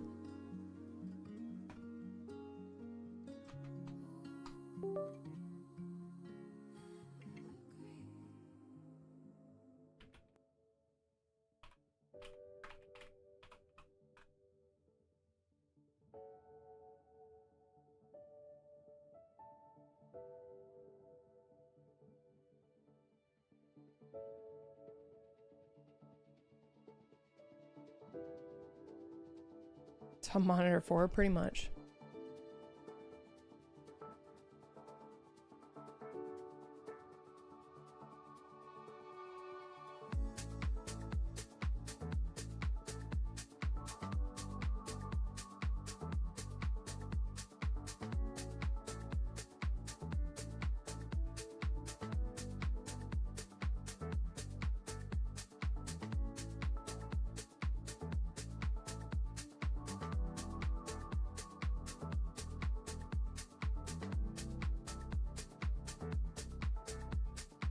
Okay.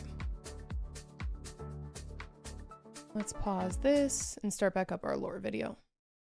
The head-on as they battled in the air, flying above the mortal forces in a ferocious and blurring battle of Oh yeah, that godlike is ability. today, Flip.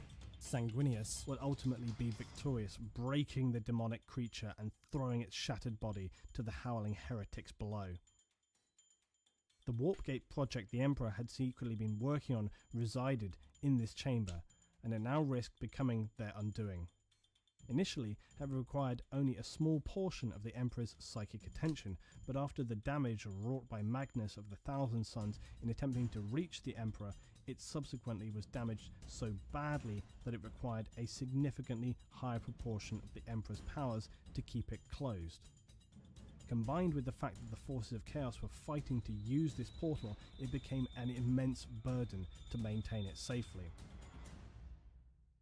The Emperor now called on Malcador the Sigillite, informing him that he was required to take his place on the psychic amplifier known as the Golden Throne.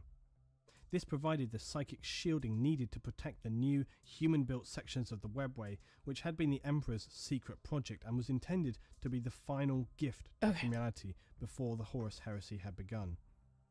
The Emperor's original choice of his replacement on the artifact had been Magnus the Red, but now Malcador was the only legitimate successor, being one of the few human remaining psykers with enough strength to carry out the duty. In the final days of the siege, the Emperor ordered Malcador to summon 12 men of character, skill, and determination. These would be tested and trained to become an elite group of investigators intended to root out treachery across the Imperium and in the centuries to come to prevent any event like the Horus Heresy from occurring again. This would become the earliest stirrings of the Inquisition and also later the highly secretive chapter known as the Grey Knights. The Emperor also told Malcador to steel himself, as he would need to prepare to make an unbearable sacrifice. Malcador would return from his mission to recruit the foundation of the Inquisition. Using his powerful psychic subterfuge, Malcador and his new recruits were able to pass unscathed through the battle lines and come before the Emperor within the inner gates of the Imperial Palace. Malcador brought before the Emperor his 12 men to be judged for their suitability, and the Emperor saw that Malcador had chosen wisely. Of the 12, 4 were mortal lords and administrators of the Imperium, possessing an inquisitive nature and unyielding strength of mind. The other 8 were Space Marines, whose abilities were as peerless as their dedication to the Emperor. Some Marines were from legions that had abandoned the Emperor in favour of Horus's dark promises, but these battle brothers had never lost their staunch loyalty and had fought the heresy from within in many ways, and they were the truest expression of the Imperium and carried an even stronger will than their Lord Primarchs. Malcador the Sigillite ascended to the Golden Throne, replacing the Emperor who stood before his loyal captains, Rogel Dawn of the Imperial Fists and Sanguinius of the Blood Angels. Malcador could no longer physically speak, his mind consumed by the concentration he had to bring to bear in order to control the tempest of psychic forces consuming him. The Emperor directed the attention of the 2 Primarchs, the demigods of mankind, to look upon this mere mortal. Malcador, a powerful psyker, but not an Astartes, not a Primarch, just a man. The Emperor declared to them, "Behold, the greatest sacrifice of our age. Malcador the Sigillite is no more. Henceforth he shall always and only ever be Malcador the Hero." Malcador would only be able to withstand the psychic assault on him for a few hours. Powerful as he was but a fraction of the power of the Emperor, and his body, mind and soul would be consumed in a matter of hours. Malcador the Sigillite was a true hero of humanity, saving it from total destruction on numerous occasions, ultimately sacrificing himself for the will of his friend, the Emperor. Boo. After 55 days, the Siege of Terror had kept the enemy at the gates, but only just. Both sides knew the defeat of the Imperium was near, and all that was required was the defense or destruction of the Eternity Gate. Horus, knowing this and that he must complete the siege before the arrival of the Loyalist reinforcements from the other Space Marine legions, prepared to teleport to the surface from his flagship, the Vengeful Spirit, to lead this final assault in person. The Wordbearer's first chaplain and prime traitor Erebus broke the news to Horus. Oh my that god. their demonic allies in the warp had informed them the Dark Angels and Space Wolf legions. Yeah, I don't know. were I now couldn't. nearing I don't know Terra, anything and about the vast force of Ultramarines him personally, were only a but short distance away by now. I'll Hearing rely this on news, you to figure Horus that one out. despaired. All seemed lost. He needed more time to break the most secure enclave of the Imperial Palace, and the massive Imperial reinforcements were only hours away. Horus decided on a dangerous gamble. Dropping the shields of his flagship, he opened the gateway for the Loyalists to board his vessel. The Emperor would not waste this opportunity and teleported aboard the Vengeful Spirit with his elite personal guard, the Legio Custodes. The Primarch Sanguinius and Rogel Dawn, several companies of Imperial Fists and Blood Angels veteran Marines in the assault. Finding themselves though scattered now throughout the ship, they fought a series of close-quarter battles against hardened Chaos Marines to reach the bridge of the ship and Horus. Sanguinius, the Blood Angel's Primarch, reached his brother Horus first, and the Warmaster attempted to turn his previously oldest and closest friend among the other Primarchs to Chaos one last time. When Sanguinius refused to be corrupted, Horus attacked. Wounded from his many battles on Terra and the battle with the Greater Demon, Sanguinius proved to be easily no match for Horus, who was now at the peak of his demonic power, bearing multiple marks of chaos. Horus strangled to death the angel with cruel ease. An alternate version of this event recorded in the Imperial records has Sanguinius cutting a small hole in Horus's Terminator armor before he died. This chink in the armor would aid in the Emperor's battle against Horus. When the Emperor entered the bridge, he saw the winged corpse of the angelic Sanguinius lying at Horus's feet. Horus engaged the Emperor, calling him foolish for refusing the power that Chaos offered. Horus proclaimed that if the Emperor would kneel before him, he would spare his life. The Emperor knew well the ancient trap that had snared Horus. Ayo, what? And the Emperor told the corrupted Primarch that he was the deluded slave of Chaos, not its master, for no mortal could ever truly claim to be more than a simple pawn of the ruinous powers. Snarling with frustration, Horus hurled bolts of demonic lightning at the Emperor, who nullified them before they touched him. The Emperor and Horus would engage one another in the throne room of the massive battle barge, a combat of both physical skill and psychic force in nature. The Emperor was unquestionably the most skilled and powerful warrior, but his love for his sons could not bring himself to bear his full strength against Horus, his first son. The Emperor would deflect multiple barrages with his lightning claw, but Horus was possessed, relentless, and sliced open the Emperor's chest armor. He then proceeded to sever the tendons in the right wrist, disarming the Emperor. An enraged psychic blast from the Warmaster seared the flesh from the Emperor's face, destroying one of his eyes, tearing the broken Emperor's right arm from his socket. Horus raised his father's broken ragdoll body high over his head to throw him down, breaking his body. The vicious and casual brutality of the Warmaster's act galvanized the now broken Emperor as he awoke to what awaited mankind under the rule of Horus and the Chaos Gods. Realizing at last that his favored son was wholly lost to the corruption of Chaos, the Emperor gathered his full psychic power, bringing it through his body and into the Immaterium, unleashing a lance of pure energy that pierced the gloating Horus's psychic defenses. The Emperor, in a white-hot rage, pierced his very being with psychic power. Before Horus died, the Chaos powers would abandon him, and as he looked his father in the eye, shedding a single tear, realizing his unforgivable betrayal, begging his father to forgive him. The Emperor saw regret in his fallen son's eyes, but the Emperor also knew that the Dark Gods could attempt to possess Horus again, and that this time he would not be there to stop them if they did. Forcing all compassion from his mind for the sake of humanity, the Emperor tore his soul apart, not banishing or casting it to some dark realm, but erasing it from reality, destroying Horus utterly. His essence burned from existence in both the physical world and the Immaterium, so that I Chaos know. could not resurrect Horus. Their claim on his soul. It's like this bitter blind crazy dark gods dark would story, and scream it's just terrible like this psychic scream beautiful, in their soft rage and frustration. storytelling voice. The destruction of Horus's soul sent a psychic shockwave surging across the solar system, casting the demons of chaos back into the warp and spreading a mass panic among the traitor legions and other traitor forces on the surface of Terra, who felt in fractions of seconds the weakening power and loss of the chaos mark upon them. It became clear to the traitors their leader had been defeated. In this moment, a terrible berserker fury, later to become known as the Black Rage, encompassed the Blood Angels. From the moment of their Primarch Sanguinius' death, they went out surging forth to scatter the attackers, slashing in all directions, howling vengeance upon them. The already retreating traitor legions ran for their lives, screaming in terror from the frenzied Blood Angels. A screaming retreat soon turned to an apocalyptic bloodbath. Thousands upon thousands of Chaos Space Marines, as well as the Chaos Titans, fell, attempting to flee.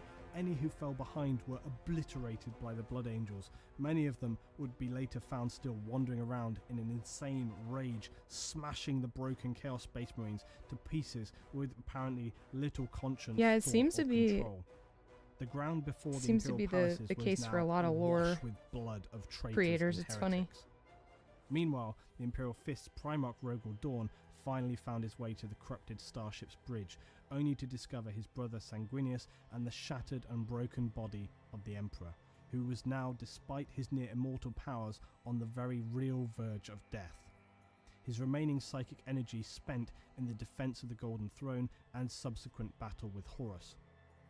The Emperor whispered instructions to Dawn, ordering him to transport him to the device known as the Golden Throne in the inner sanctum of the Imperial Palace.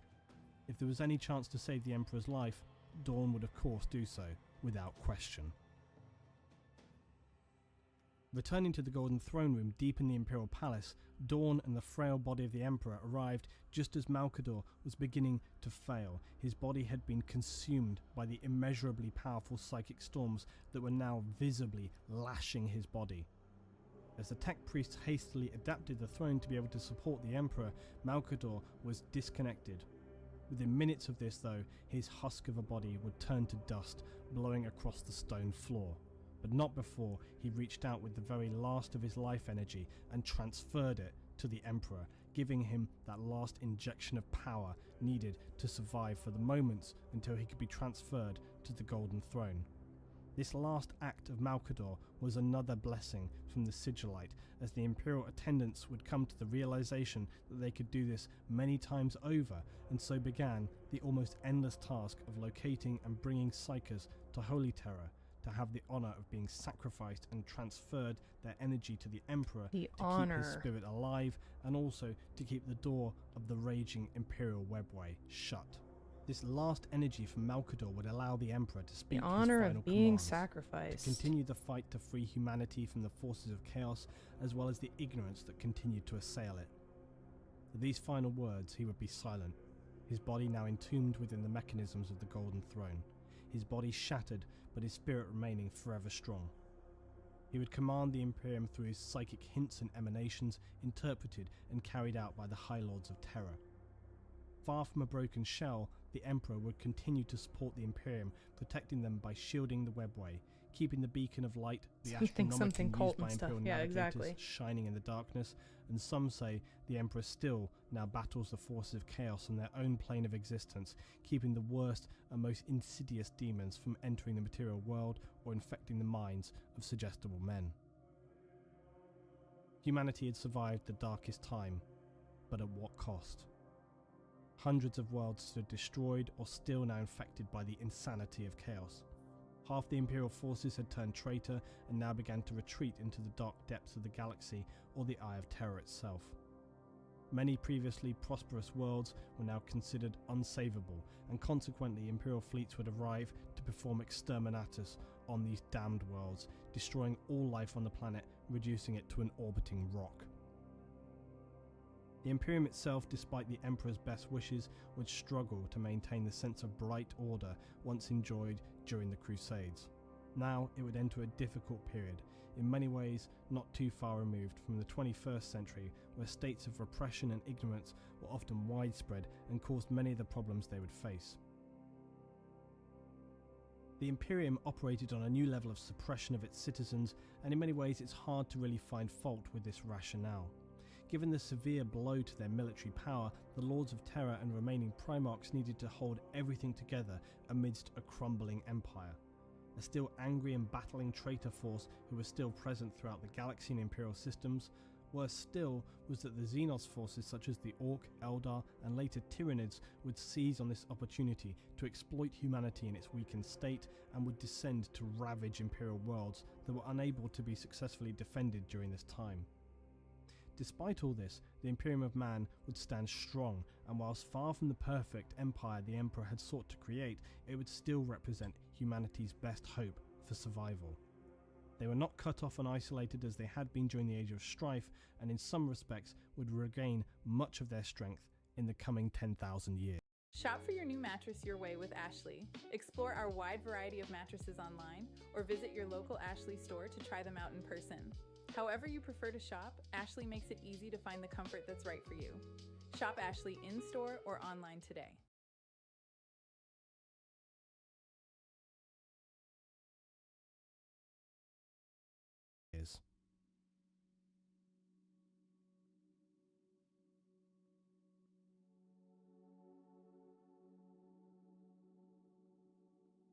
Now at the end of the Horus Heresy, the Imperium of Man was far from what you would call secure, but it had taken back control of the offensive and the traitor legions. These were now fleeing with gathering haste from the territories of mankind. The primary source of strength for the Imperium now lay with the Ultramarines Legion.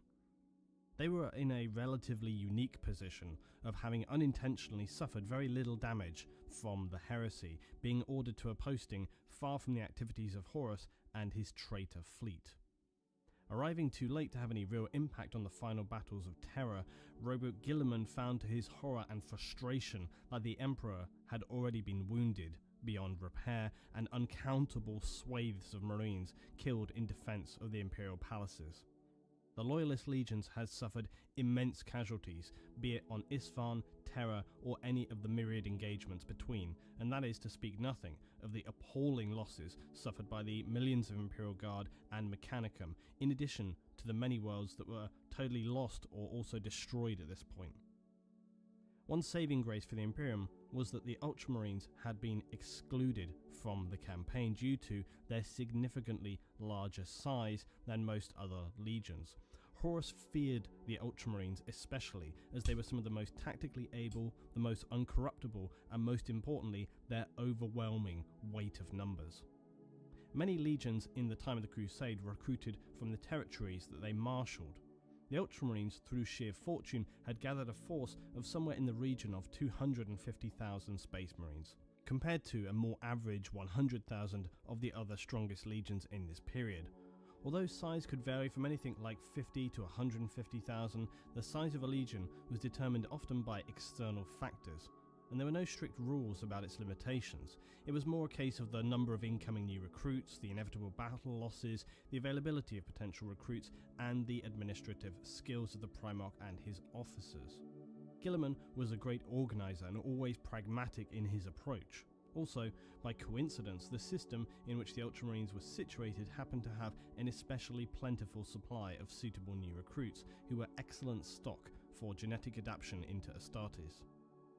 The size of the Ultramarines was particularly important at this time, as the traitor legions had themselves suffered massive losses and were now without their primary leader, Horus. Disorganised, fearful, and in some cases overcome with guilt and regret. This disorganisation enabled Guilliman to capitalise on the situation, spreading his Ultramarine force far and wide across the Imperium, enabling the other Loyalist legions to consolidate their forces and in some cases restock from any new recruits who were already in the program of conversion to full Astartes. They were speeded through their training. The traitors, on the other hand, had little opportunity for this, as the Ultramarines would block any attempt they would make to try and secure supplies or new recruits for their damaged legions. Not to mention being continually harassed and assaulted by the Black Guard Death Watch, fighting now with renewed vigour. Some sought supreme vengeance, for as they saw it, the destruction of their once proud legions, and moreover the beloved emperor himself. They wasted no time in immediately executing any corrupted traitors they found, and would assist planets in crushing human cultists where they sprang forth. The newly established Inquisition, at the command of the Emperor prior to his battle with Horus, enabled the Imperium to have a fully established force to keep a watchful eye over any signs of taint of chaos, with the same caution and paranoia that the Interrex civilization had approached it with many years during the negotiations of Horus and the Lunar Wolves. This Inquisition would later be supported by the Grey Knights. The Grey Knights are a highly secretive wing of the Imperial Space Marine forces dedicated to the sole task of locating and eliminating the taint of dark corruption and battling the Imperium's most lethal and foul enemies. This period now would become known as the Great Scouring, and the Ultramarines, along with the other recovering Loyalist legions, would carry out the Emperor's last passing words to the letter. Although many traitor marines fled in disarray, it became apparent in the years to come that some had established defensive bastions on distant worlds. It would take decades I can to avoid cause these enough damage spots to that the are going to be legions, white. the Night Lords, the Alpha Legion and the Iron Warriors before they too would retreat to the That would abhorrent make life a lot safety easier of when the I go Iron to paint the Terror. white spots, After like the this purity period of seals and cleansing, stuff, the but Imperium needed to take stock of its sure is hard situation without and plan my for the future. magnifying glass. This period would be referred to as the Reformation. The Dark Forces had for the most part been vanquished, but the problem facing the Loyalists now was how to proceed. A plan was required before they could attend the task at hand, namely rebuilding, expanding and protecting the Imperial Empire. Roboute had firmly taken a leading command in these matters, and it would be he who provided the blueprints for the Imperial forces for the next 10 millennia. As Roboute saw it, the main cause of the heresy was less emotional than some of his brothers would have you believe. Mankind would always be unstable, and this instability needed to be accounted for. Therefore, placing a legion of Space Marines in the hands of one man, no matter how godlike That's why I'm only that doing man it was, with them, could or doing the inevitably lead to basing, problems. Evan, because I can't The see War otherwise. Master had been able to command many legions, each comprising hundreds of thousands of superhuman warriors. Guilliman It doesn't saw that really this matter, was a dangerous 'cause position to just allow paint over anyone anything other that than the ends up Emperor blue that's himself not to supposed to hold, be. knowing the truth now that Primarchs were just as susceptible to persuasion as a mortal human. It would be irresponsible to allow the existing structure of the Astartes legions to continue. Guilliman would now separate why the we paint establishments Finland. of the Imperial military, creating and encouraging rivalries between them. In so doing, he hoped this would mean that they were less likely to be persuaded by one another should heresy occur again, and make it far more difficult for any one section to mobilize and carry out a significant campaign before it could be crushed. Prior to the end of the heresy, the Imperium had been overseen by the Council of Terror. These individuals managed the day-to-day running of the Imperium, but had been resented by the Primarchs for being mere mortals, as they were refused from partaking in these activities themselves. As the Emperor had instructed Malcador to find a new group of highly trusted, loyal and mentally strong individuals, some of these figures would now replace the Council of Terror to take their place as the High Lords of Terror. These figures would rule the Empire of Man for the many thousand of years to come. The High Lords would use the psychic whispers of the Emperor and interpret these to carry out his will and organize and manage the Imperium. The most significant change was also the most obvious. The Space Marine legions had clearly caused the majority of the damage, and it was their immense size that was the root of the problem. And so Roboute Guilliman would enact the second founding of the Space Marines. 7 years after the death of Horus and the final traitors had largely fled from the systems of the Imperium, the remaining Loyalist legions would now be divided up from their hundreds of thousands of Marines into smaller 1,000 men strong chapters. The Legiones Astartes would now be known as the Adeptus Astartes. It was not a universally agreed plan though. Rogor Dorn and Leman Russ would object strongly to their beloved legions being essentially disbanded. But Khan and Corax of the White Scars and Raven Guard would side with Guilliman.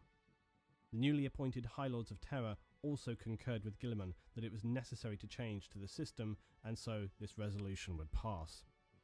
Guilliman would also, in addition to these overall organisational changes, implement a new code of conduct for the Space Marines to follow. his fabled Codex Astartes. This laid out the rules and guidelines on proper organisation, tactics and order of battle for a Space Marine chapter. It also laid down strict rules to avoid the dangerous orders that came to pass during the heresy, such as the Divinian Lodge practice, which Horus enabled and subsequently would lay the seeds of betrayal within the legions. Needless to say, this is strictly illegal within the modern Astartes chapters. The Codex, for many other chapters of Marines, was a helpful guide on structure and practice, but for the Ultramarines it represented the gospel word as laid down by their Primarch, and it would soon become a sacred tome for the Ultramarines, who would follow it as a strict and almost fanatical code by which they live their lives, as would the many sibling chapters who were created from the vast wealth of manpower that the Ultramarines and their superior gene seed would provide. Despite Guilliman's pride in his codex, some chapters like the Blood Angels, Dark Angels and Space Wolves adopted the codex's guidelines only in part as a sign of their continuing disagreement with the choices being made. And additionally, perhaps the fact that Guilliman was allowed to dictate the future structure of the Astartes when he had played very little actual role in the defence of Terra during the heresy. Putting their grievances aside though, it was clear to any looking in objectively that no other Primarch than Guilliman was better suited to this task than he.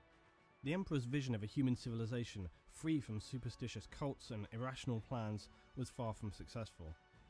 For all the amazing achievements of the Emperor, he would be ultimately defeated not by a supremely powerful alien race or a godlike demon from the warp.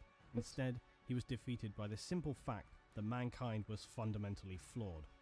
And how tragic that despite the Emperor having learned so much from his thousands of years observing humanity, this was not enough to prevent it retracing its fatal errors time and time again. The age of the Imperium is now one of bureaucracy, of tyrants and unreason, an era of slow growth and repression. Humanity has frustratingly regressed back into religious beliefs while the Emperor sits immobile, unable to guide and enact his true will. His thoughts we can only glimpse at and are largely unknown. The immortal superbeing whose remaining psychic power still extends over 1 million worlds is now a ruined husk.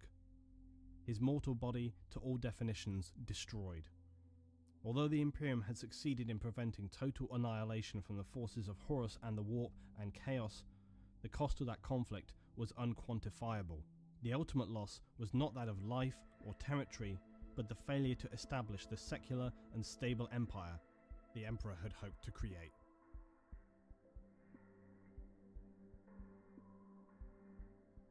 Oh no, anyway, chaos. Are you looking for a strong, sturdy, reliable roof? At Ultimate Roofing, we've got you covered. Your roof is now more affordable than ever. Payments as low as $79 a month. Hey, with our Nephilos, custom how are you? Financial options, efficient and fast turnaround times, and an impressive 10-year full warranty. Oh, Ultimate dang it. Roofing Can't specializes in skip. all roofing needs. I'm using my Contact us today for a free consultation, ensuring you have I'm a using quality my mouse This Father's cord Day, to celebrate charge the dads who taught us to love the outdoors. my glasses, Bass so Pro Shops and Cabela's. Right now, save I can't skip right 10% now, on chat, special so. Father's Day gift cards, the perfect gift for your next adventure together. Voted America's best outdoor retailer.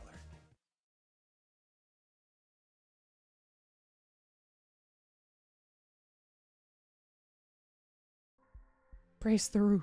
The Horus Heresy was ended. Primarch Guilliman and the Ultramarines Fine had foot switch to secured skip, the I territories wish. of the Yeah. Imperium of Man, and the remaining Imperial forces had consolidated and restructured for the These future. the and glasses security usually of the charge pretty Empire. quickly, so I shouldn't have to worry about the it age for of too the much Imperium longer. of Man would now begin at the end of the 31st millennium. The light and hope of the glorious Crusade era was now gone forever. Without the Emperor to lead humanity directly, the immeasurable threats to the galaxy presented to human life led the High Lords of Terra to create an imperial administration that was increasingly authoritarian, highly bureaucratic and generally dismissive and uncaring towards individual human lives as long as its structure and authority was maintained. Religion also would begin to resurge as an important tool of social control. The Emperor's preferred original rationalist truth was sidelined by the growing imperial cult, believing, as once the Wordbearers Legion had, that the Emperor was a divine being and the saviour of mankind. only the latter would be an accurate statement. For many people, this point in time would be the end of our story, but there's more. Despite things seeming more stable now, this would not last. An extreme and horrific attack would now come barely 500 years after the inception of the High Lords of Terror by the Officio Assassinorum. This was the highly secretive and lethal assassins wing of the Imperial forces. Oh, it's so cool. On the orders of the Grand Master of Assassins, the High Lords were slain to a single man. A retribution force of Space Marines was dispatched to the Assassin's Temple, and despite suffering near total casualties, they were able to complete their objective and kill the Grand Master of the Assassin's Order. The Imperium would now descend into near anarchy for a period of years while a new High Council was screened and established. Another small aside now on the fates of the remaining Primarchs. This is one issue that is hugely frustrating, that despite the survival of many of the Primarchs through the darkest of times, many would now disappear or die, and in the overall perspective of things, often barely befitting their weight and importance. This is one bone of contention I have with the lore, as to me it seems these unique characters were essentially just written out of history as a matter of convenience. It's very frustrating. To satisfy your curiosity though, Rogel Dawn of the Imperial Fists would die in the last 31st millennium fighting to defend against the First Black Crusade. These were crusades launched from the Eye of Terror by the traitor legions into the Imperium. Roboute Guilliman would be fatally wounded during the Battle of Thessala in 121 Millennium 31, when he encountered one of the traitor Primarchs Fulgrim of the Emperor's Children, who had risen to become a demon prince of Slaanesh. Fulgrim cut Guilliman's neck with a poisonous sword that some say resembled an mini. I want to paint sword, that. which was used it's to so wound cool Horus looking. on the moon of Davin at the inception of the Horus Heresy. Vulcan of the Salamanders disappeared. He was seemingly disillusioned and broken after his legion's devastating losses during the heresy. He vowed to return in the end times. I gotta get over my fear of painting later, where he would defend the Imperial World Caldera against an minis, though. invasion. I gotta. He would then return to Holy Terror and I'm not allowed to get berate any more the big High Lords minis of until I Terror paint for their Magnus. petty squabblings. Vulcan would restate his Gotta return get over was my only fear. temporary, and he was destined to appear in another time. He would later be recorded as killed battling an Orc warboss. The Salamanders though still hunt for him, believing he will return to them should they acquire the 9 artifacts of Vulcan. Jagate Khan of the White Scars disappeared through a Dark Eldar warp portal whilst he was pursuing those savage Xenos after a raid on the White Scars' homeworld. Rumours that he was captured whilst lost in the twisting paths of the Dark Eldar section of the Webway. Yeah, Lionel well, Johnson and like of the Dark Angels returned to his homeworld of Caliban to you find can. it in ruins. And There's some a of his lot of Marines detail, but also tainted by it's a chaos. lot more Whilst general. battling them, the Dark Chaos Like, gods for unleashed a example, massive his warp storm wings. upon the planet, consuming Flip, the have you majority of seen the structures one save I'm the talking Dark about, Angels' own Magnus the Red? fortress. But when The the big storms abated, mini the lion that was Evan nowhere got to me be for found. Christmas. The Dark Angels hold amongst their number many rumors about You can where Google. he Yeah, is and Google, how because you'll one day get some return better to them. pictures than what I would show you. Corax of the Raven Guard wanted to repopulate his legion after the And you'll Isfahan fire immediately massacre. understand why I want to He sought paint to him to accelerate its, the his growth of fullest. legion by obtaining a sample of the pure Primarch DNA from Holy- Terra yeah, that the Emperor I had know. used to create his sons. Like, I want to do it The justice, Emperor right? Like his psychically wings implanted the and memory of the the ancient way that people laboratory can paint into his his wings minds and to make them allow look Corax almost to carry out iridescent. this mission. Like, And the needed I genetic know material was myself well enough obtained. to know that I don't have Now, that though, level of skill, but I infiltrators want him within to the look Raven Guard nice. from the chaos-tainted Alpha Legion used a demonic essence to corrupt this pure Primarch DNA sample. And causing him many being, newly created you know, my Raven favorite. Guard Like, I want become to do it justice distorted, abhorrent even more so. mutants. Corax would become so ashamed, guilt-stricken, and disillusioned with himself that he isolated himself away for a whole year. Yeah, and it's a begging the lot Emperor's of spirit like for layering. forgiveness. So like you do Before he you would do the blue, ultimately and then you fly do a alone white, and then straight you do into like the a Eye of Terror green, to wreak revenge and then you do on a the white, and then traitors. you do a blue. Leaving Like Russ of the it's Space to make Wolves it is look one of the very Primarchs layered whose and, like I said, disappearance almost appears to be iridescent. Voluntary. The Space Wolves hold a legend that says Russ went The on a depth quest is to crazy. find a means to cure It's the way Emperor different than with something the like fruit from the little ones mystical that you do a tree little bit of life. shading and a But the little bit of truth is highlighting, and then likely they to look be great. Far more complex. Others have said that Russ travelled into the Eye of Terror to lead his lost 13th Company against Magnus the Red and the Thousand Sons Traitor Legion. Still, other legends hold that Russ was dying and that he shall return to when the Imperium most needs him, the period called the Wolf Time, to lead the Wolves of Fenris once more. With the Primarchs gone, the chapter masters They already would look take better than command, mine. and the Oh, High Lords of thanks. Terror would Yeah, truly we're become coming now along the slowly but rulers surely. of the I Imperium. Thankfully, though, this poor and my little horrific start to the magnifying Imperium would now be replaced light by glasses that 3 I millennia of use, strength they and died, so I'm stability doing from the very period general of base M32 painting. to Well, I don't have M35. a magnifying glass because I can't see otherwise. The Imperium was able to re-establish roots with most of its major colonies, as well as securing and bringing into the Imperium many new colonies not reached during the Crusades, who proved to be immeasurably valuable.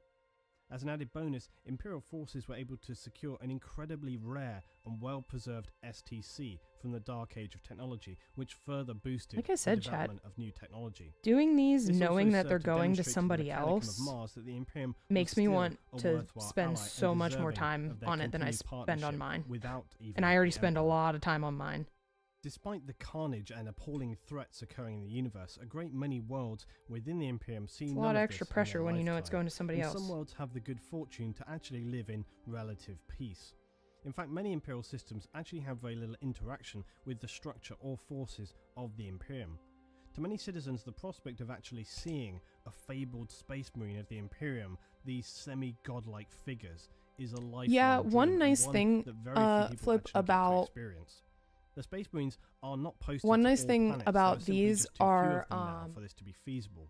Instead, the they paint dries maintain a almost presence instantly on the because most you thin threatened it. or precarious of systems, defending the So Imperium like against this the stuff worst that I of the painted Nox is completely conflagrations, dry. or assisting the It's more Inquisition of doing to it in seek out thin and layers destroy so then they any dry signs so of you can continue to corruption. do it. You really don't They have to also wait continue a to day search for the anything to dry, STCs, which is really the holy nice. grails of the Imperium, It's way relics different of than like my Bob immeasurable Ross value. paintings. The safety of the Imperium is maintained through fact-finding missions and reports from psychers across light years of space. The Adeptus Administratum maintain a highest level of information possible so that all Imperial forces can focus their diminished resources on the most likely locations at risk. Frustratingly though, and almost unbelievably, the Imperium would now sanction religion, as many Imperial cults had risen, dedicating to the worship of the Emperor as the god of mankind. The majority of these would become unified into a centralized religious body known as the Ecclesiarchy. This powerful church gained momentum until the 32nd millennium, where it became the official state religion of the Imperium and the title of Adeptus Yeah, Ministorum. look up if you didn't see them. Centuries look later, up like Ecclesiarch Venerus II receives lava the seat base amongst the High for Lords of Warhammer Terror, minis and see after what some 300 people do. standard It's years, the crazy. seat reserved for the Ecclesiarch is made a permanent I wanna addition to the do that. ranks of the I wanna High learn Lords how to of do Terror. that. Unfortunately, Even a lot though of people lords do are that meant with to infer airbrush, the and I don't Emperor's have an psychic whispers and wishes, airbrush. these actions make you question how little they're actually able to communicate with the Emperor, or perhaps how much they choose to ignore, given the fact that the Emperor flew into a near rage when he discovered the actions Hi, of the Davey. Word-bearers during the Great Crusade. Should the Emperor ever return to the Imperium reincarnated, which is entirely feasible, those pledged to any Imperial religion or who took a hand in its establishment would be wise to expect a harsh judgment from the Emperor, who despised all forms of religion and Looks saw so there was cool, nothing but right? a problem for the advancement People are of so humanity. talented, man. The Imperium of Man would stand until its current date of the 41st millennium, and despite its often counterproductive bureaucracy, it continues to function and maintain a strong fighting Oops. force within the galaxy. Member worlds generally govern themselves as long as they recognize the authority of the Emperor and his appropriate civil servants and support the state religion, the Imperial cult, which places the Emperor as the divine being, the true god of mankind. Every world of the Imperium pays also the Imperial taxes levied on them, but not in monetary form. They pay in men and materials, known as the Imperial Tithe. The Imperial Tithe supports the overall economy of the Imperium by redistributing resources where needed, supporting one region by drawing resources from more peaceful sectors. The Imperium promotes the development what you of intend to do in a little neo-feudal bit? political system. What do which you the intend High to do Lords in of a little Terror bit, and the Davey? Inquisition have decided to be the What do you most think you're stable gonna do? form of human government. This essentially means that a ruling class or powerful family oversee Yeah, the needs exactly. of the Like a planet. false neon effect. This Exactly. intense need for political stability and the growing military demands upon the imperial glows. system It's so have cool. created a repressive state, and the belief in the divine emperor has only reduced Secret to scientific everyone? progress to Yeah, a okay, minimum. buddy. Ancient technology from the Twitch.tv unification wars and crusades, or even the /Davey Dark K Age of Media. technology, are merely maintained and are rarely pushed forward. This stagnation has led to many to describe this period leading on from the dawn of the 40th millennium as the time of ending for mankind. It must be said, though, that with the admittedly often repressive and regularly harsh regime of the Imperium, the protection it provides, mankind as a whole would have been consumed by the seemingly endless dangers that threaten it. Without the Emperor... Oh, I know what you were talking about. I just wanted to see if I could get you to say it. And mankind's faith in the Emperor, the human race And then would have promptly surely become ban you extinct for long self-promo. ago. No, I'm kidding. Still, despite all of There it this, is. you could in many ways argue that even with all the flaws and failings, the Emperor had achieved most of the goals he had set in order to make mankind a stable and powerful force I'll within the ban Flip galaxy. for Or did he? At self-promo. first glance, the forging of Davey. the Imperium of Man and the Imperial Truth during the Great Crusade seems to be a great contradiction. If the Emperor, who had lived for many thousands of years and who, due to his own extreme psychic power, knew intimately the realm of the warp and the creatures therein, why would he propagate a system designed to only support rationalism and science? It seems Thank you for feasible 5 to years as a speculate that mod. The Emperor had plans that reached far beyond the Crusades and the creation Flip of the had his Imperium, 4 years and these Davey had his barely 6 months. even begun to pass. In that sense, the Imperium and the Legiones Astartes was a catastrophic failure. We can speculate that the Emperor's overall goal was the total destruction of the Chaos Gods and those dark forces that would threaten mankind. The Emperor had fair reason to turn humanity to a secular society, having witnessed many times over the will of men transforming a faith based on the tenets of loving your fellow man and respect for one another into bloody creeds of appalling violence, repression, murder, and wholesale genocide. These actions, as with the Eldar, would actually strengthen the Chaos Gods. So the Emperor perceived that religion and faith was something that had no benefit in his current aspirations. In a sense, he was correct when you look at the facts on paper, and also when you consider the Wordbearers Legion and how it would take them significantly longer than any other Astartes Legion when Hey, converting from the world UK. so Hey, far Jeff. to the divine cult of the Emperor. Welcome, the Emperor had welcome. decided that during the Age of Strife, it was time for him to come to the Hope you're having a and great take control of the evening. situation. He feared that unless all of mankind was united, it would eventually be consumed by the nightmares facing the galaxy, including Chaos and other Xenos races. By enforcing the Imperial Truth on every colony of humanity in the galaxy, the Emperor had hoped to forge a belief in rational thinking and science so strong that the warp creatures of Chaos who lived off the dark energy and negative emotions of humanity would become permanently weakened to the point that they might even dissolve from the warp. The only problem with this plan would be that the dark forces were far from weak when the Emperor brought his plan to its inception. They were at the height of their power, feasting off the perverse fall of the Eldar Empire. So from the beginning, Chaos sought I have to leave for the destroy airport his at like plans, 4 in or the at morning, very chat. least Maybe significantly even earlier disrupt than them. that. Ultimately, as it would play out, they would be successful to this end. When looking at this period as a whole, it would be a fair conclusion to say that the Emperor deeply underestimated humanity's basic I didn't have to need take the for day at off least a work proportion because I'll of get there society to believe nice in and something early, so. larger than itself, beyond the sterile confines of science and technology. In many ways, the grim comedy of the whole affair is that the Emperor rigidly maintained that he should never be worshipped as a divine being, but as just a man, albeit an unbelievably powerful man. His questionable judgment in laying the foundations of the Imperium and later the Crusades proved his own proclamations that he was indeed just a man, capable of miscalculations as any mortal human. Yet despite this, he still would end up becoming worshipped as a divine being. You could call the whole series of events a tragedy, especially in the sense that legions of religious worshippers and pilgrims of the Imperium could never understand the irony of worshipping a man who had, over the course of millennia, done everything in his power to extinguish religion from the human race. To rub salt into the wound, though, it is especially contentious that the binding factor in holding the Imperium together after the heresy was in part, of course, the Ultramarines, but also, significantly, religious faith in the Emperor himself. Added to this, though, humanity's religious faith in the godlike Emperor would actually empower his psychic form in the warp and enable him to combat chaos on their own plane, as well as continuing to guide and protect humanity in the material world through the Astronomicon and his ever-guiding light. Yeah, which all seems I'll be ultimately there, ironic that for all of the Emperor's I'll be there at efforts like to destroy 5 organized a.m. or religion, so, it would so ultimately become they'll be his open. saving grace. But yeah, any Though the earlier price than for the that, it's always a survival hit or of miss. Imperium and humanity had been at a level beyond comprehension and a cost far greater than the Emperor hoped humanity would have had to bear. A new version of the Imperial God, truth had become predominant like, among the million the worlds Emperor- of mankind. A truth The Emperor is like the girl who knows she's pretty, and she's like, oh, I'm so ugly. And like he's like that of like, no, don't worship me as a god. Like he's that level of annoying where he's just like, no, don't. But also look at my godlike powers. Like, dude, shut up. Just embrace it at this point. that lies Oh, wait, at the you can't. heart of the Imperial Creed.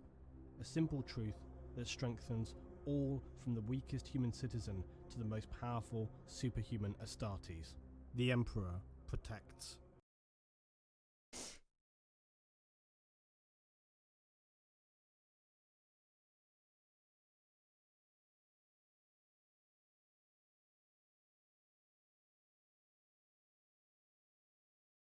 Feel a little kitty nose on my leg.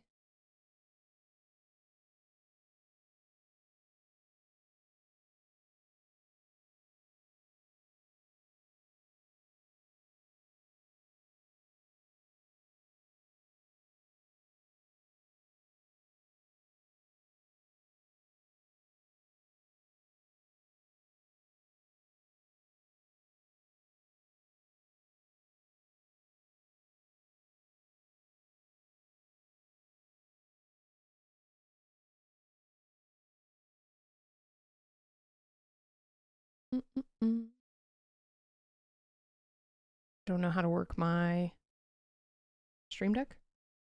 There it is. Okay.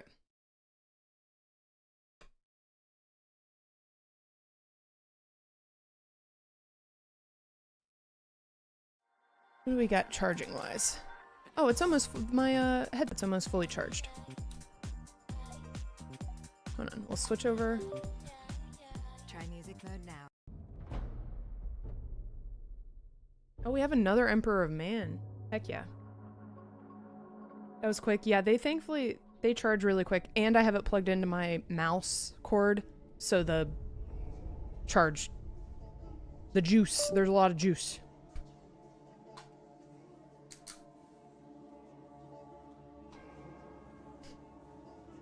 Well, good. We'll base all of these.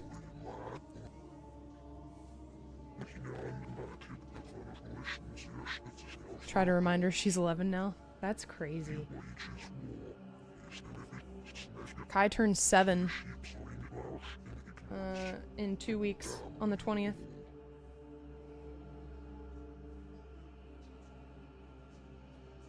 The Emperor is not only loath to have treacheries against the gods, but the anathemic to all human life.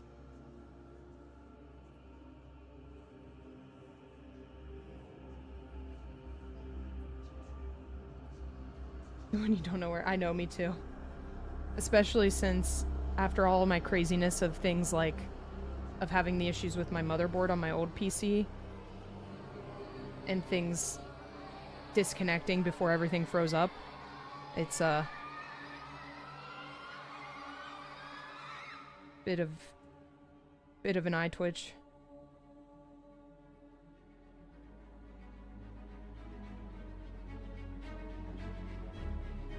Flashback to that more than me too, man.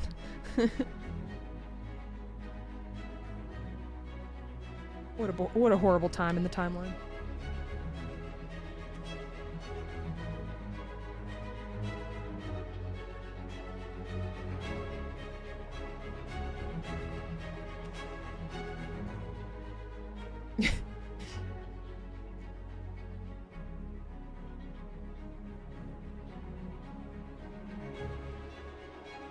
Yeah, what Evan and Davey said.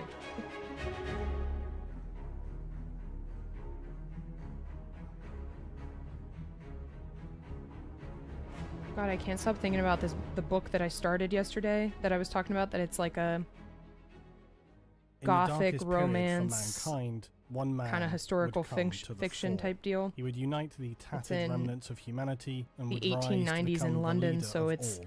like His wisdom vampire and strength murders, but unrivaled, his people mere are thinking that presence it's inspired Jack the loyalty. Ripper. Any other names are all now lost to the mists So it's a of really, time. really He is cool, now like, known only mix as of the Emperor of Man. historical fiction Thousands and of human paranormal worlds have romance been and stuff. ruined It's by really the cool. warp storms amid the aftermath of the Great War versus the Men of Iron. I'm Human at like survivors remain on these 65% planets and I of started it anarchy lived last in fear. last night. Fear of scavengers, raiders, blood-crazed cannibals, and on many worlds the fear of nightmarish demonic incursion. They feared as their primitive ancestors It's once really had, good. more than anything, the night, the darkness. The darkness promised only horror, bloodshed, screaming, death, and And I extremes mean, of it still violence. is a Across a many romance, planets, right? though, So like there's including still Terra, spice not and all stuff lived like in that, but it's a squalor. cool Some had premise. forged noble houses or settlements who were able to Basically, support it's large after- defensive forces. It's a few years after like Jack the Ripper stopped, and then these killings started back up, and they're very similar.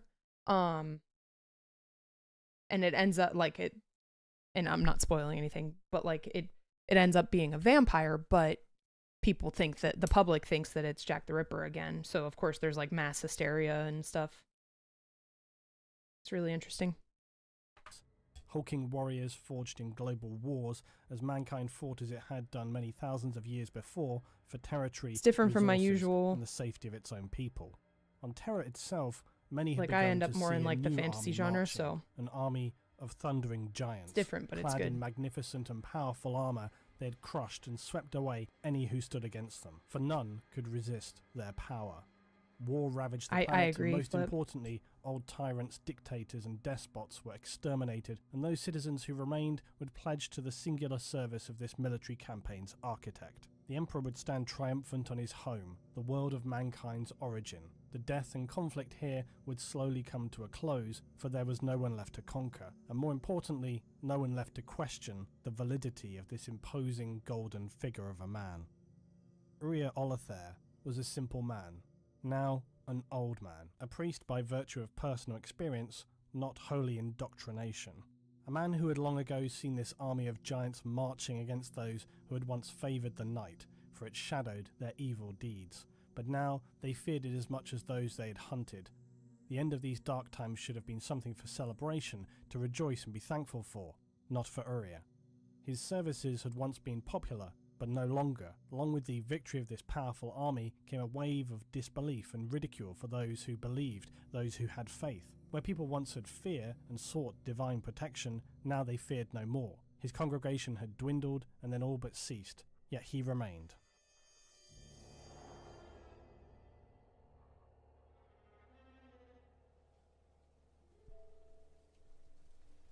Uria waited for his midnight service, once popular, now rarely attended. Small flames licking the walls as the rain steadily drummed against the roof and the wind lashed against the walls of the church.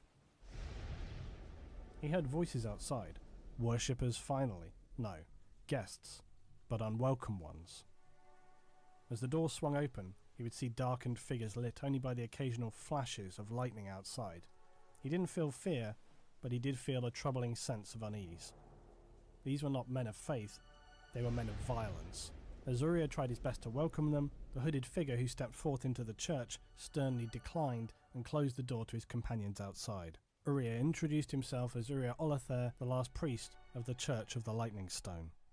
The strange man explained Sounds that his good. name was unimportant, but that he could be referred to as Revelation. They would briefly discuss the artistry of the church and sit to share wine. The strange figure wore clothes much like any other, but his were immaculate. He wore a robe of crimson red and a silver ring with a strange marking upon it, a device even. Revelation had already explained to Uria that the reason he visited tonight was so as to be able to view this church of his, the last church on Terra, and that history would soon consign these places of worship as relics of the past. He questioned Uria as to why he still chose to remain. Why did he not want to join with so many others who had heard of this emperor and his crusade to extinguish all forms of religion, spirituality and mysticism, to erase the misplaced beliefs in the supernatural? Uria was defiant. His beliefs were his own and his faith was unmovable. He cared not, even if the forces of the Emperor came here to tear down and destroy his church. No warmongering despot could shift his strength of belief. Revelation called him obstinate. Uriah called it faith. Mocking him, Revelation stated, "A willing belief in the unbelievable without proof?" Uriah fired back, "What makes faith so powerful is that it requires no proof. Belief is enough." "I see now why the Emperor wants rid of it," said Revelation. "You call faith powerful. I call it dangerous." Think of what people in the grip of faith have done in the past, all the atrocities committed down the centuries by people of faith. Politics has slain its thousands, but religion has slain its millions.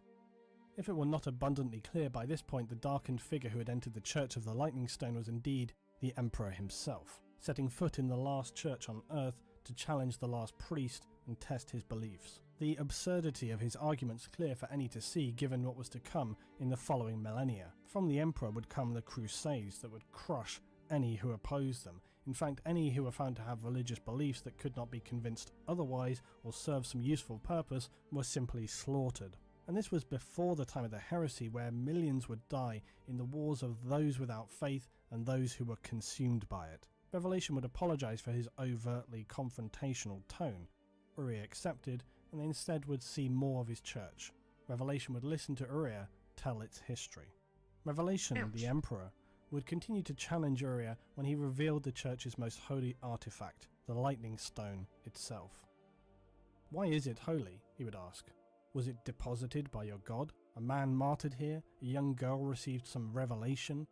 Uriah would describe how an old man, thousands of years before, deaf and blind, had taken shelter from a storm below the stone, only for it to be struck by lightning, and curing his ailments, it was said to have had healing properties. The townspeople would build the church around this holy stone. The Emperor, examining the stone, stated, without showing any special interest or emotion, "Hematite from a banded ironstone formation, exposed by a landslip, most likely. That would explain the lightning strike. I'm not being malicious, I'm explaining to you how such a thing could have happened, without any intervention of godly power."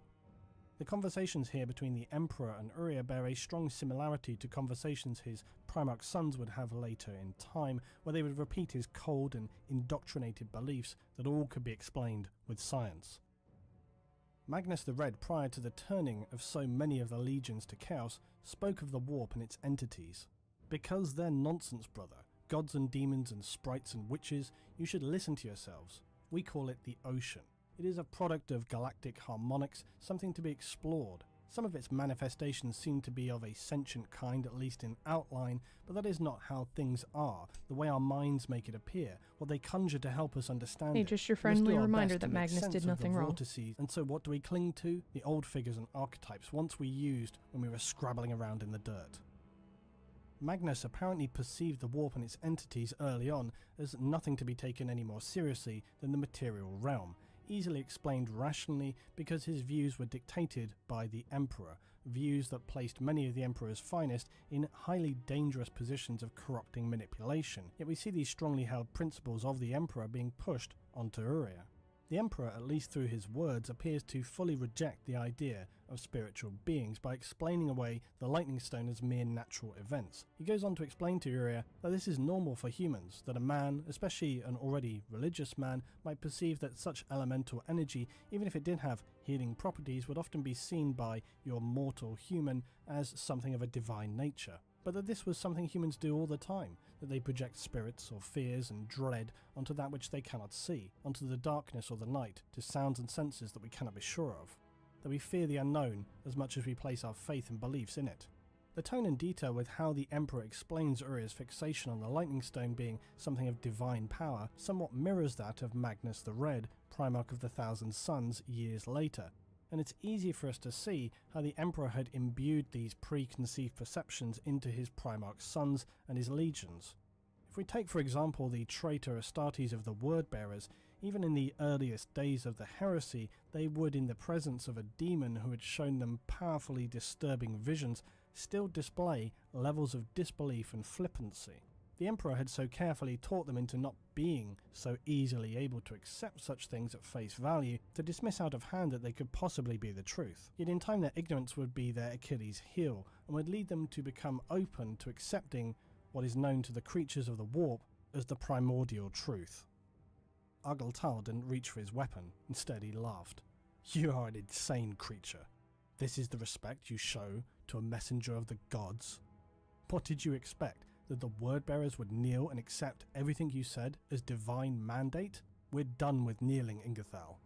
The resistance of the word-bearers to the demon would of course be short-lived. They had already stepped way over the line by this point, but it does demonstrate that, as we know, the transitions and confrontations for many in the traitor legions were not simply about instant corruption, promises of power, or being just casually rolled over by the entities that reside in the Immaterium. We well know that there was bitter, fanatical fighting not just between the established legions during the heresy, but also internally among brothers in their own legions.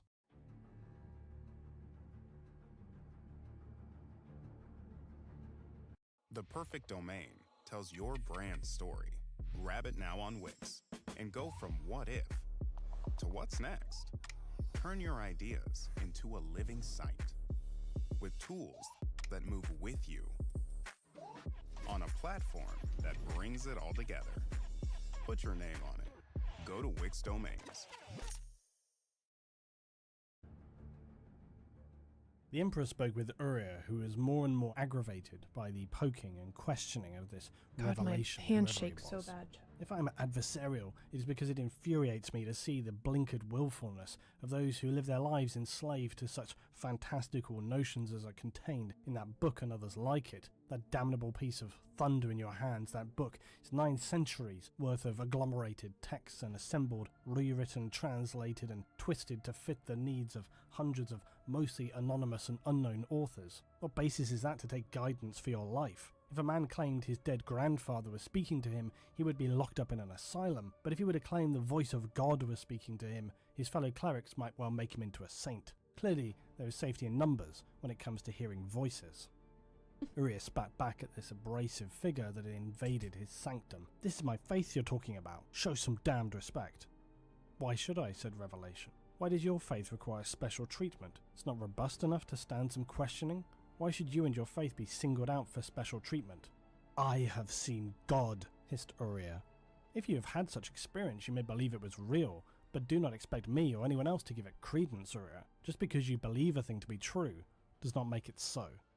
Uriah maintained his account of having seen and felt God himself and would reference his youth, where by now the thunder armies of the Emperor had already subdued most of Terra. Yet the young Uriah decided he would attempt to find corners of the world not yet conquered by this so-called Emperor with his eagled banners. Yet everywhere he travelled he found only towns and people that were already subdued, giving praise for the Emperor, albeit seemingly with a hollow sense of loyalty. It would not be until years later when he would travel to the land of the Frank and there find a people who had murdered their appointed governor of the Emperor. The townspeople wanted no part of this so-called Emperor's rule, and a hastily organised civilian militia slaughtered the appointed soldiers in their barracks. Iconography of the Emperor was torn down, and the streets became full of happy songs, dancing children, and joyous people at their newly found self-determined freedom. Uriah explained how the mood was optimistic, positive and confident. More towns heard of the uprising and allied themselves with this stance against the tyrannical emperor figure. When all was said and done, they would have anything like 40 to 50,000 men and women ready to fight and defend their position that they owed nothing to this emperor and would not be made to bow down to his threats of violence. Uriah explained how this had been his dream of an adventure, rebellion, discovering these people willing to stand up to the giant soldiers of the Emperor that he had previously seen march across the world and dominate humanity. Word was spreading that the army of thunder and lightning was marching upon them, and so they would set out to meet it. Their jubilant spirits soared high as they left their homes and towns, locals and children gifting them tokens and keepsakes, filling them with pride and an ever-renewed sense of purpose. I don't know if I'd be jubilant. Would not last for long. Going Despite to meet the fact them that in as they battle. stood ready to face down the Emperor's warriors, they outnumbered them 10 to 1. Their ranks revved up to a fever pitch of enthusiasm by many rousing speeches. But as the first charge went forward and the Emperor's giants stood motionless, a moment of concern crossed the minds and the faces of the rebels. And only when they had crossed half the battlefield did the Emperor's solid wall of giant warriors open fire. The result was instantaneous shock and horror. That's why. Their cannon-like rifles created carnage, tearing limbs from torsos, bodies exploding from the inside out in showers of blood and flesh, mentally shattered individuals crawling around in screaming horror, men and women split in half, ruined corpses, sobbing, miserable parodies of human form crawling through the shredded remains of their fellow rebels. But yeah, that Some emperor is a simply lay real, or sat real confused great and guy. stunned from the devastation Savior of caused by mankind. the first bolts of fire. Whatever these warriors of the emperor were, they were not men, they were monsters. Urrea recalls falling over bodies split down the middle as if their whole side had been simply ripped clean away. Others heavily wounded were crawling around, begging for mercy, men and women alike staggering in confusion and fear, finally understanding what it is that they had dared to face, perhaps wondering why on earth they had thought that they could win against such warriors. Why had they put themselves in this position? People began to hastily surrender, knowing the prospect of winning the day was an impossibility. The armoured giant warriors ignored their cries and pleas, marching into the blood-soaked battlefield, hacking and brutalizing the severely injured and stunned survivors alike. They began to engage the remaining force that was attempting to disengage from the horror. This was no longer anything that could be called a battle. It was a slaughter by butchers. Before the carnage had ceased, Urrea fled as fast as he could, leaving the screaming, tormented wailing slowly fading in the background. Occasionally, one of the damned must have experienced some extraordinary act of suffering, and their cries were carried high and far across the wind. By the end of it, the massed rebel force was slaughtered within the hour. Tens of thousands of men and women, what was left of them, lay strewn across the battlefield, crushed, ruined, annihilated. Urrea had escaped and lay crying and wounded in the darkness of the night. Seeing a golden face as he lay in his agony was speaking to him. "Why do you deny me? Accept me, and you will know that I am the only truth and the only way." This was his apparent personally experienced vision of God. Revelation, the Emperor, immediately dismisses this as just another instance of humans perceiving what they need to see because of their own Oh my mortality, God, his arm! struggling, fighting for life, or seeing some kind of I mean, I vision might to as well explain paint in away here the now. worthlessness of their own life. But Urrea could not be swayed, and he described how after his vision he fell into a sleep only to awaken, miraculously healed. The shrapnel embedded near to his neck and spine was gone, and he decided as a result of this vision that he needed to travel home. However, upon reaching his hometown, he found that his family had been all but slaughtered and destroyed. His former Crazy. life was I gone, know. and this was when he would turn to becoming a priest of the Church of the Lightning Stone. Urrea explained how he'd wanted to serve God, to spread the word of his church, but the Emperor's forces all but prevented him from spreading his word anywhere, instead spreading their own truth in reason and disregarding any belief of the supernatural. Urrea finally voiced his understanding that he knew why Revelation was here to speak with him, that he was here to offer Urrea to join the new ways, but he was still not convinced. The Emperor would try a different approach by describing historical accounts of atrocities committed in the name of religion. Urrea was still not persuaded. Revelation explained that the tales were universal and typify religious behaviour that has been recurring since the beginning of human history. The record of human experience shows that where religion is strong, it causes cruel, intense beliefs and produces intense hostility. Only when faith loses its force can a society hope to become humane. They would argue back and forth, Urrea maintaining that much of a religion's doctrines and texts are not meant to be taken literally. The Emperor exclaiming that this is surely the whole point, that people will pick and choose, and the subsequent confusion that will inevitably arise from such selective reading amounts to an entirely personal interpretation. Worse, those that do take the texts absolutely literally would usually create misery and death, believing the words in the text to be the absolute truth, set in stone, to be unquestioned No and comment on strictly that one. executed. The Emperor would recount more ancient histories, from human sacrifices to wartime horrors committed in the name of religion. Bloody wars where thousands would die. Urrea dismissed this as ancient ways long since forgotten, to which the Emperor balked. He pivoted to a more recent event describing death camps and eugenics committed by Cardinal Tang only 30 years previous to their current time. Urrea had had enough. You fixate on the blood and the death, Revelation. You forget all the good that can be achieved from faith. If you think religion is a force for good, Urrea, then you're not seeing the superstitious savagery that pervades the history of our world, said Revelation. It's true that just before the descent of Old Night, religion gradually lost its power over life, But like the worst kind of poison, it lingered and fostered division amongst the people of the world that endured. Without belief in gods, divisions blur with passing ages. New generations adapt to new times, mingle, intermarry, and forget a whole set of ancient crusades wounds. doing the exact same gods thing. and divine entities What? that keep them alien to one another, and anything that But divides no, people I'm not a breeds god. inhumanity. Religion Don't is the worship me canker in like a god. mankind's heart that serves such an ugly Obey purpose. me like you would a god. Enough, snapped Uria. I've heard enough. Yes, people have done things terrible to one another in the name of their gods, but they've done terrible things to one another without the recourse to their beliefs. An acceptance of gods and an afterlife is a vital part of what makes us who we are. If you take that away from humanity, what do you suggest takes its place? In my many years as a priest, I have ministered to many dying people, and the emotional benefits of religion's power to console them and those left behind cannot be underestimated. There is a flaw in your logic, Uria, said Revelation. Religion's power to console gives it absolutely no more credence or validity. It might very well be a comfort to a dying man to believe that he'll go to some bountiful paradise of endless joy, but even as he dies with a wonderful smile on his face, it means nothing in the grand scheme of things as far as the truth of the matter is concerned. Maybe not, said Uria, but when my time comes, I will die with my god's name on my lips. There are multiple aspects to read from the discussion between the Emperor and Uria. For one, it's fairly staggering that the Emperor has the gall to recount the many accounts of religious atrocity as examples of why it's such a flawed and dangerous concept for humanity, and that for this, and also other reasons, it's why mankind is better off without it. He makes these statements immediately after he has just sat and listened to Uria recount his own tale of facing down the Emperor's army of giant superhuman warriors versus a force of what can only be read as being a fairly large yet seemingly primarily civilian force of angry townspeople. That the Emperor's warriors proceed to not only engage with maximum levels of aggression, but then continue to engage in one of the most inhuman slaughters, brutalizing and committing horrors best not even thought of, and not against a defiant, powerful warlord and his army of trained soldiers. No, they destroyed with no mercy a mob of crying, stunned people who knew that they were defeated as the first shots were fired.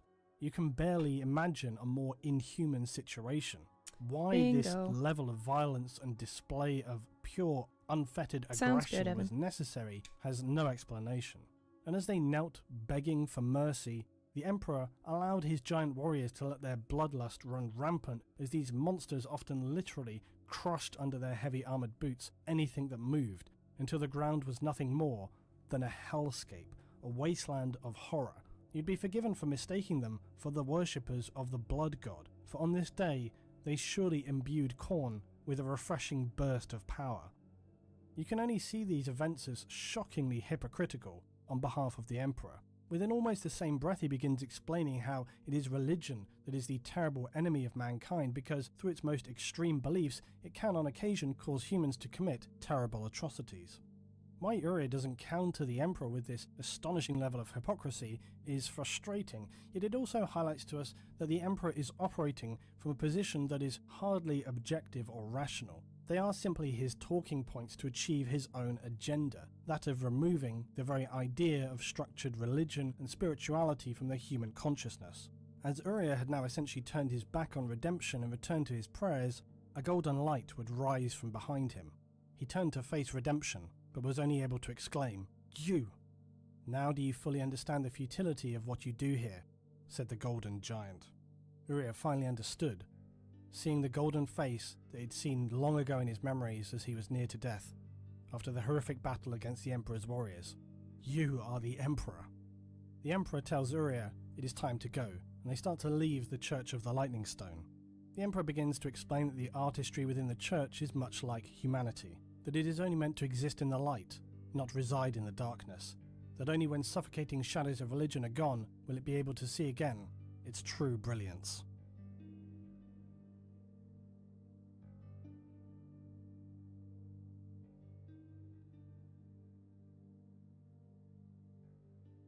Did you know Ashley has Nectar mattresses starting at $649? This 5-layer Nectar mattress helps you sleep cooler and more comfortably, with contouring memory foam that helps relieve pressure on your back and hips. Shop Nectar mattresses starting at $649 in-store or online at Ashley.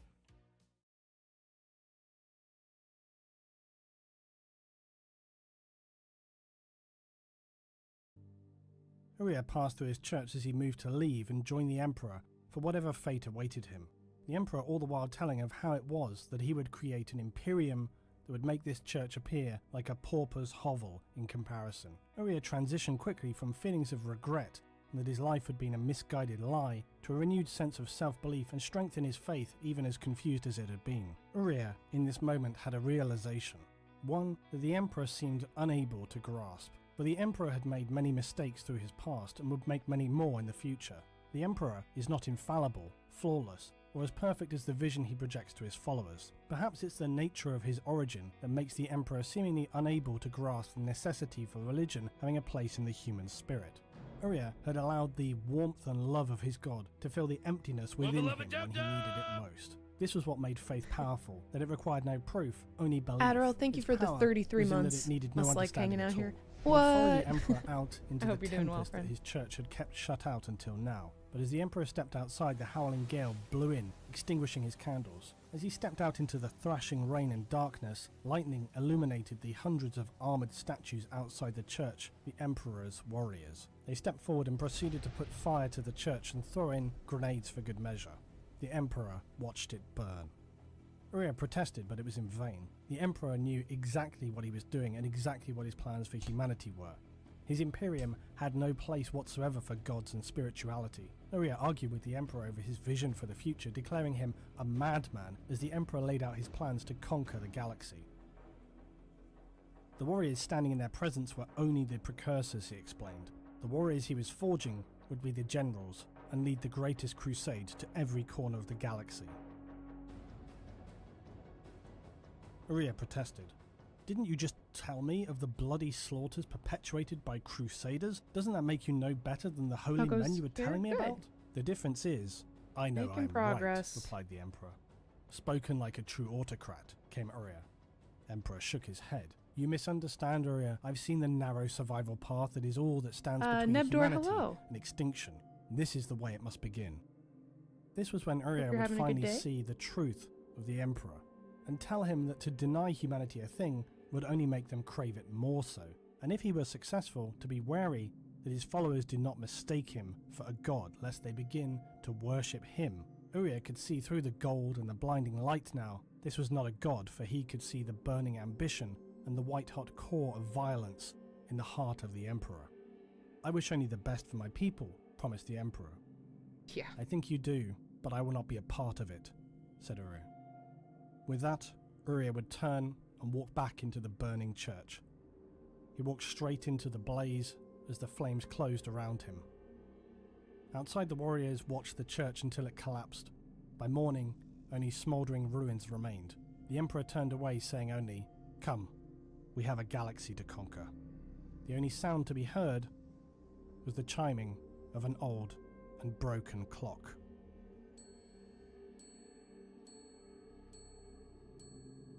Mm-hmm.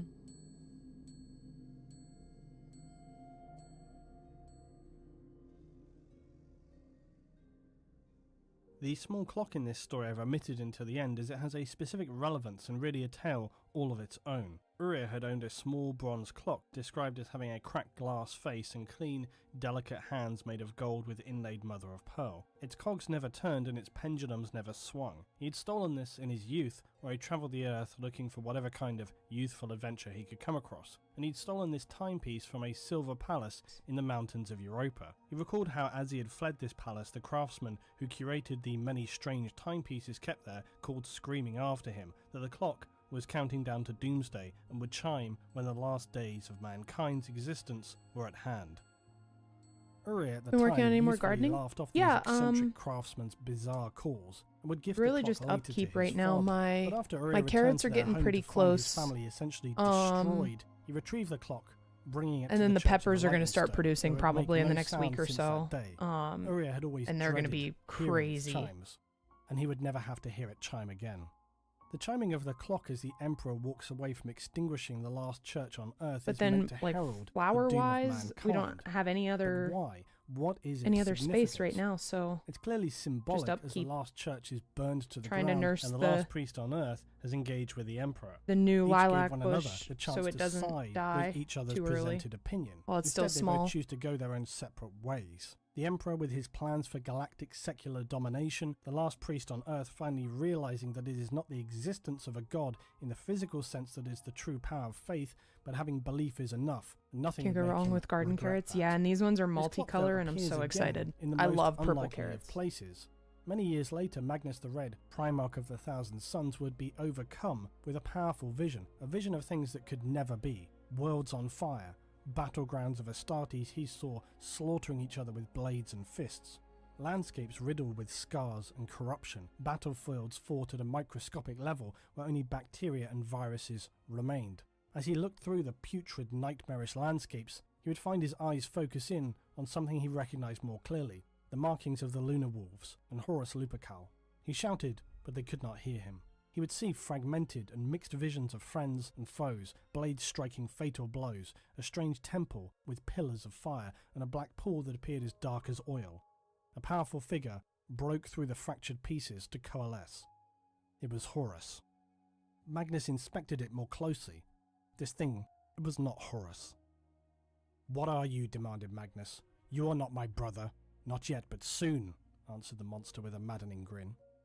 "My brother would never unleash this madness. Then you don't know him, for it is happening right now. The pawns of the primordial annihilator are already in motion, setting the traps of pride, vanity and anger to ensnare the egos of the knights required to topple the king." "You lie," said Magnus. "Do I?" laughed Horus. "Horus Lupercal will betray you all. He will set the Imperium ablaze in his quest for power. Nothing will survive. All will become a nuclear cauldron of chaos, from the supermassive heart of the galaxy to the guttering stars in its halo." "Where will this miraculous transformation take place?" asked Magnus, fighting to keep the growing horror from his voice. "On a little moon," giggled the monster, "in the Davin system." "Even if I believe you, why tell me? Because it has already begun. Because I enjoy your torment, and because it's too late to stop this," said Horus. "We'll see about that," promised Magnus. Magnus opened his eye, and the Horus monster was gone. Ahriman and the Terminator guards surrounded him, their faces filled with dread. "My lord," cried Ahriman, "what happened?" Magnus shrugged off any help and climbed to his feet. He could already feel the sands of time moving across the face of the galaxy, and he had a brief, last flash of a vision, of a chiming bronze timepiece with a cracked glass face and mother-of-pearl hands. The vision of Magnus couldn't be clearer.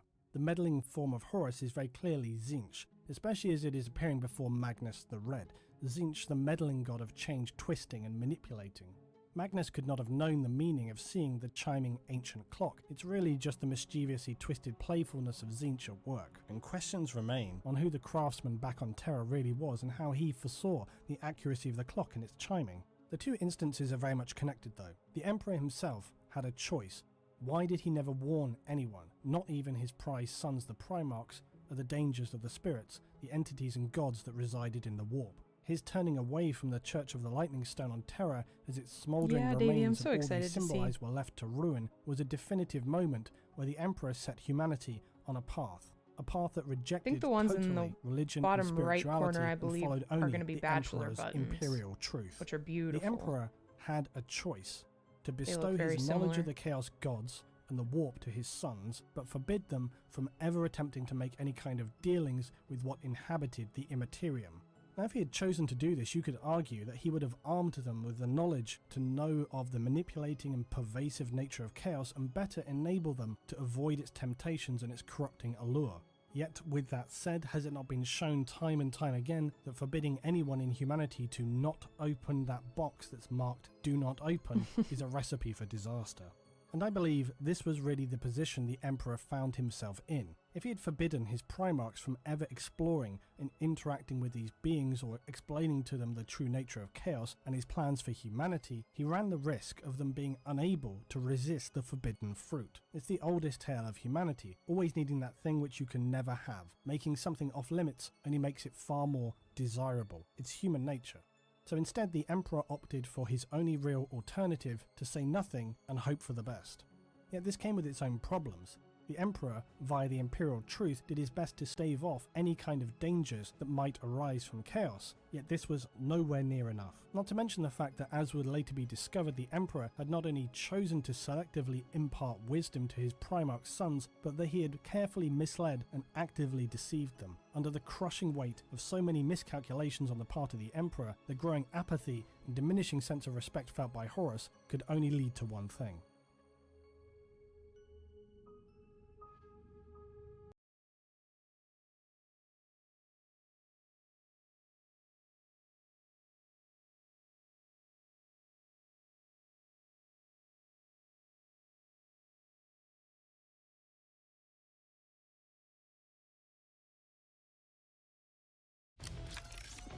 Death is not an option. Sound sensor out.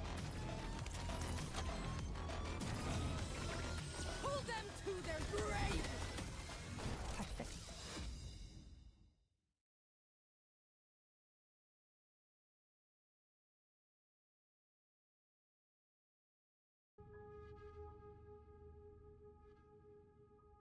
The Emperor's vision for humanity was one of progression, forward-thinking rationalism, a return to science and logic, as well as a powerful sense that humanity were the ones who were best placed to take on the role as the most powerful race in the galaxy. The Eldar had their chance and failed. The remaining Xenos were abhorrent savages. As the Emperor began his galactic crusade, he decreed that his Imperial Truth be brought to all the worlds of mankind, essentially by any means necessary, peaceful if possible, by force otherwise. The hypocrisy Don't of forget the to give Emperor them words given of his encouragement too. self-righteous True. rantings against religion is blinding. His I mean, if you're primary handing that out, criticisms I'll take against some religion was that it caused ignorance and horrific bloodshed when humans interpreted things wrongly or with an extreme perception of the teachings from their religion of choice. Yet on so many occasions the Emperor shows almost no regard whatsoever for human life, far from being a benevolent leader who cares for its human species, because remember, after all, the Space Marine Legions were meant to be a tool to bring about the rise of humanity, not a permanent, ever-present military force that would last for tens of thousands of years. In one sense, the Emperor's grand plans seem to have barely got off the ground before it all came crashing down. Despite his crusade in many ways being a success, the whole vision and mission on behalf of the Emperor in the end was a catastrophic failure. An empire in flames, mass slaughter across so many worlds, return to the darkness of spirituality, persecution, and worst of all, the Emperor in the end left humanity in a position arguably little better off than when he had begun. It's clear to all the Emperor is no ordinary man. Exactly what the Emperor is and just how much power and knowledge he had is always something of a grey area. We know that the Emperor is and was a perpetual, and this has been established in one way or another since the very beginning of Warhammer 40,000. Ooh, no you. And it's fairly obvious though when you think about the fact that he's existed since the earliest times, Don't tell no me matter nice which things. origin story you subscribe to. And I am far more open to the shaman sacrifice origin than I had been. However, I still do like the idea that the Emperor is somehow a creation of some final old one. But full disclosure, there is basically zero evidence for that. It's simply a fun thought out loud of mine. Questionable as well if a single old one could create such a powerful being whilst on the run. The shaman sacrifice though works equally well if you get into the details of it. Really though, the heart of the matter is that the Emperor is an immensely powerful individual. Brand new information. Where we come to the unclear and hazy aspect is just how is he a perpetual compared to others, say Vulcan Primarch of the Salamanders. And this is where we risk going off into pretty heavy tangents that deals with the area of the Emperor's dealings with the Chaos Gods and his acquisition of knowledge to create the Primarchs. The long and short of it is that I do not believe the Emperor to be a perpetual in a sense of how it is often described. The perpetuals are just kind of magical entities who somehow come back to life and are basically immortal. If anything, the descriptions often touted for perpetuals are extremely vague, misleading with very little reference, and this also ties into the very notion of the primordial truth. The original explanation for the Emperor following this shaman account was that the warp was a peaceful and calm realm, a mirror of our material space that existed on another plane of existence. It was a neutral and peaceful life stream of spiritual energy. In the early days of mankind, the warp and the creatures within it had not come to any positions of power. remembering that the warp itself functions not through some sense of religious worship, but simply by being filled with the natural psychic resonant forces, at this time by more passive plants and animals. The activities of others in the galaxy would undoubtedly have begun to fill the warp with more and more troubling energies, but it was with the ever-growing souls of mankind and their obsessive, guilt-ridden negative energies where the warp really began to fill. On Earth, the primitive humans had developed a relationship with the warp that they did not initially understand, but over time would begin to realize how to use it. Those who understood this best were tribal shamans who could tap into the warp and use its energy to help heal and provide for their tribes. You could also be reborn from the warp and carried forward into new human vessels, and in many ways you can see how these shamans were indeed the first perpetuals. Because they never truly died, they would be reincarnated. And this is depending on how strict you want to be with your definitions. However, as mankind grew and the disturbances in the warp became more powerful and more aggressive, and this was before even the Chaos Gods, the shamans began to discover that they were unable to be so easily renewed by reincarnation. The warp was unstable, it was becoming just more challenging, and sometimes spirits would be lost. Fearing that as time had passed this would herald the end of their kind, they decided after many years of discussion to en masse commit suicide, and as they did so, their kind would be gone forever from the Earth. Yet they would be reborn as one individual, the Emperor of Man. He would not only bear the combined powers of the many thousands of psychically attuned shamans, but also begin to remember their wealth of group knowledge. He remembered that in his rebirth he was imbued with their collective strength so that he might live forever, never again having to return to the warp, which would in the days of the future prove to be far too hostile and too dangerous to allow him to be reincarnated were he ever to die. This original understanding for me is one reason why the concept of killing the Emperor so he can be reborn is a fundamentally terrible idea, but that should probably remain a separate discussion. For us though, the important information from this version of Earth's ancient history is the idea of the Emperor as a perpetual, that this was gifted to him by the collective reincarnation of the shamans of old Earth. Now remembering this, we return to the Emperor standing in the Church of the Lightning Stone. From his own perspective as a perpetual, he cannot fathom the importance or the need some humans have for faith, nor does he subscribe to the concept of the primordial truth, a truth that at this point he surely well knows. The Emperor is not a god in the sense of a god being all-knowing and all-seeing. He is an astonishingly powerful individual to be sure, but he makes a catalogue of misjudgments. He also proclaims to be working for the betterment of humanity as he describes to Uriah outside the Church of the Lightning Stone. The Emperor looked down at him and said, "Some things are best left forgotten." "Then I hope you've foreseen the consequences of a world bereft of religion," said Uriah. "I have," replied the Emperor. "It is my dream. An imperium of man that exists without recourse to gods, a united galaxy with terror at its heart." "A united galaxy?" said Uriah, averting his gaze from his blazing church as he finally grasped the scale of the Emperor's ambition. "Indeed, now that unity has been achieved on Terra, it is time to reclaim humanity's lost empire among the stars." "With you at its head, I presume," said Uriah.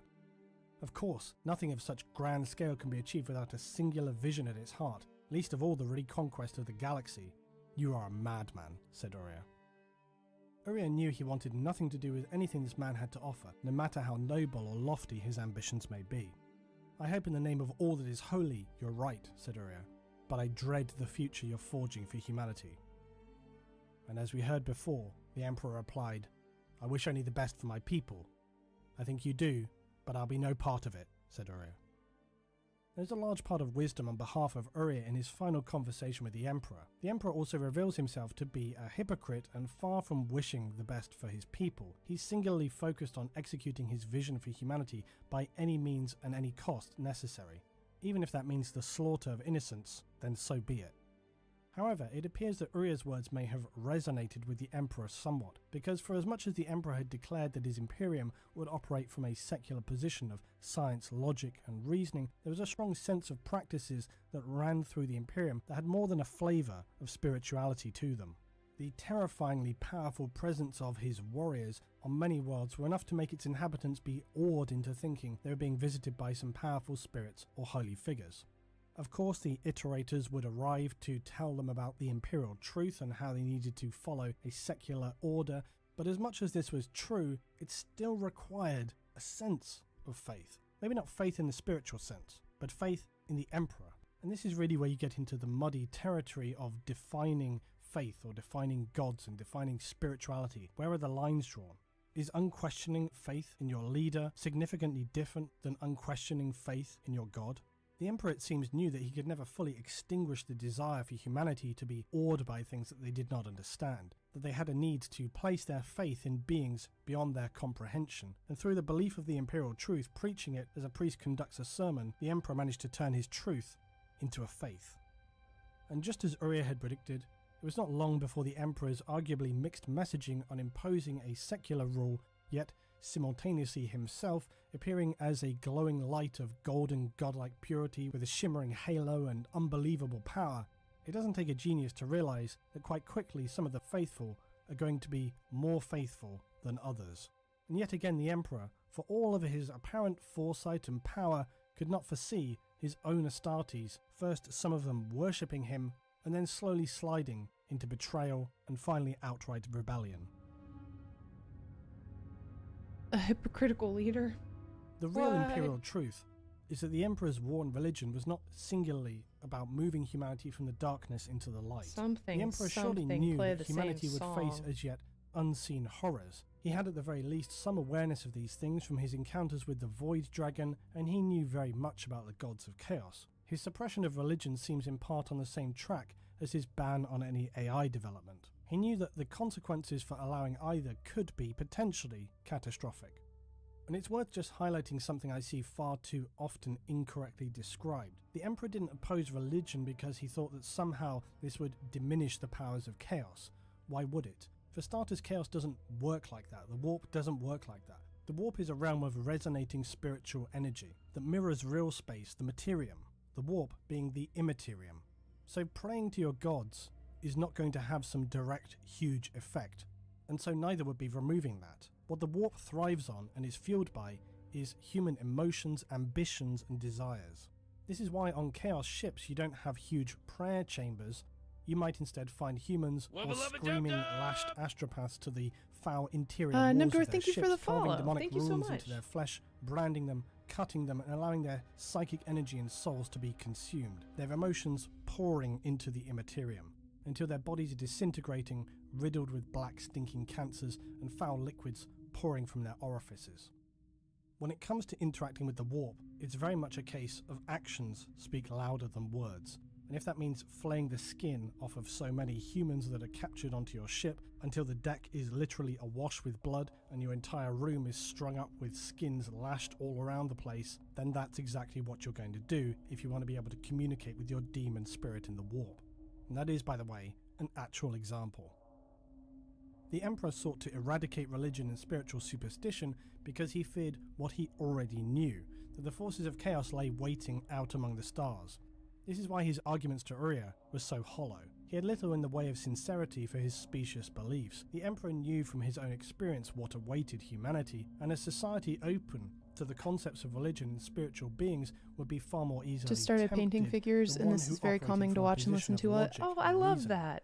Cults and religious thank you for sects hanging out. could empower the I hope beings you're of loving, the Immaterium, not through their worship, loving your but painting by their journey as much as I am associated mine. actions. And a society open to worship could easily be manipulated into worshipping a cult or organized religion that was not openly worshipping one of the gods of chaos. It may not have even been aware that it was, but this is how chaos operates: manipulation and half-truths. The Emperor had two choices before him: the path of the light and the path of the dark. No matter his agreements in principle with the gods of chaos, he had chosen the path of light for humanity, and he did not want to end up in a situation where his imperial truth could be surreptitiously replaced by the primordial truth. The terrors of the past had grown in the shadow of superstition and false belief. If the human future was to survive its rebirth, it could not tolerate the delusions of the past.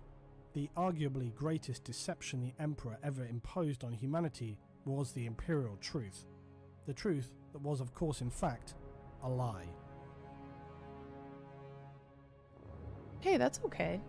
Yeah, I can't do the Code Red, all hands on deck. We need to match these people. the symbols very much. I usually just use the little stickers, the little water stickers, because I can't freehand anything to save my life. The Tinder music mode, and that's the key. Yeah, you know what? I love that. I think I'm gonna message him right now. See, that's what happens when you trust the playlist.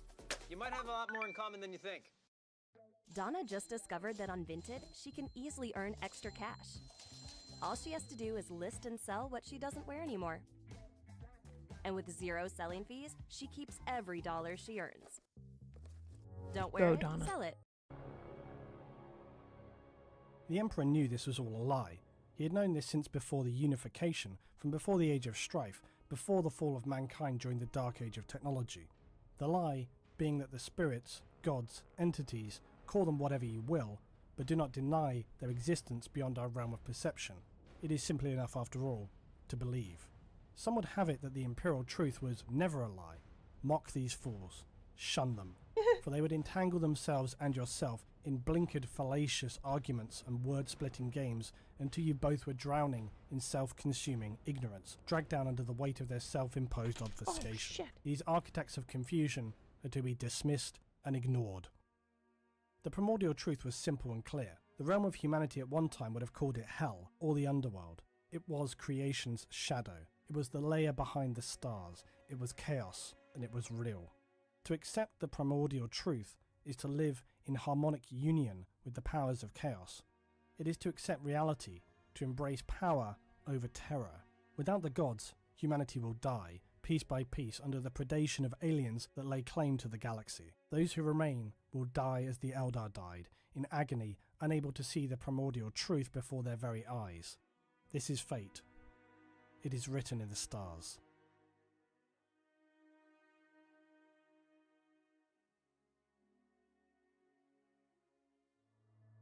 I feel it's worth reminding everyone at this point that the Emperor, if we're using people's preferred shaman analogy for his inception, was originally produced out of a fear that the warp would become dramatically more hostile. I'm just doing this while I accidentally popped his arm off, so I might as well paint the underside of it. The human race would be consumed by the spiritual psychic creatures of the warp.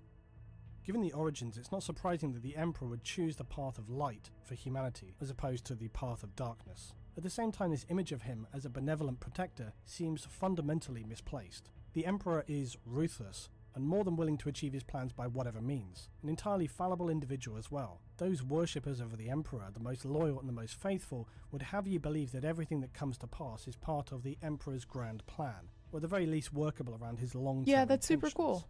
It's difficult to see how that can be true. If anything, the Emperor's persistent declarations that he was just a man, despite all of the evidence of his great powers, seems significantly disingenuous. Yet one feature of him seems certainly true when it comes to assertions, that being his judgment. The Emperor displayed an arrogance that has perhaps always been present in him since his birth, assuming that he could triumph permanently over the gods of the Chaos Realm. The Emperor knew of the primordial truth from the very beginning. He had already visited the gods of chaos millennia before his unification wars and had begun enforcing his declaration that all his followers obey the imperial truth. Some would say that this was part of the Emperor's grand plan, or that he had some miraculous plan of ascension for humanity. Maybe that he planned in the fullness of time to either starve, destroy, or permanently protect humanity from the gods of the warp. Anything is possible, and we currently have nowhere near enough information to make that determination. But anyone who would at this point put their unquestioning faith in the Emperor should seriously take some time to re-examine the facts of the matter. The Emperor operates from a position of just taking whatever action is necessary. Unfortunately, sometimes that means getting your hands dirty, the end justifying the means and so forth. Desperate times call for desperate measures. But does the desperation of humanity warrant the casual slaughter of so many innocents? Humanity never asked for the Emperor. They were subjected to his campaigns of brutal violence, subjugated. Any resistance to the Emperor's order was met with sickening violence.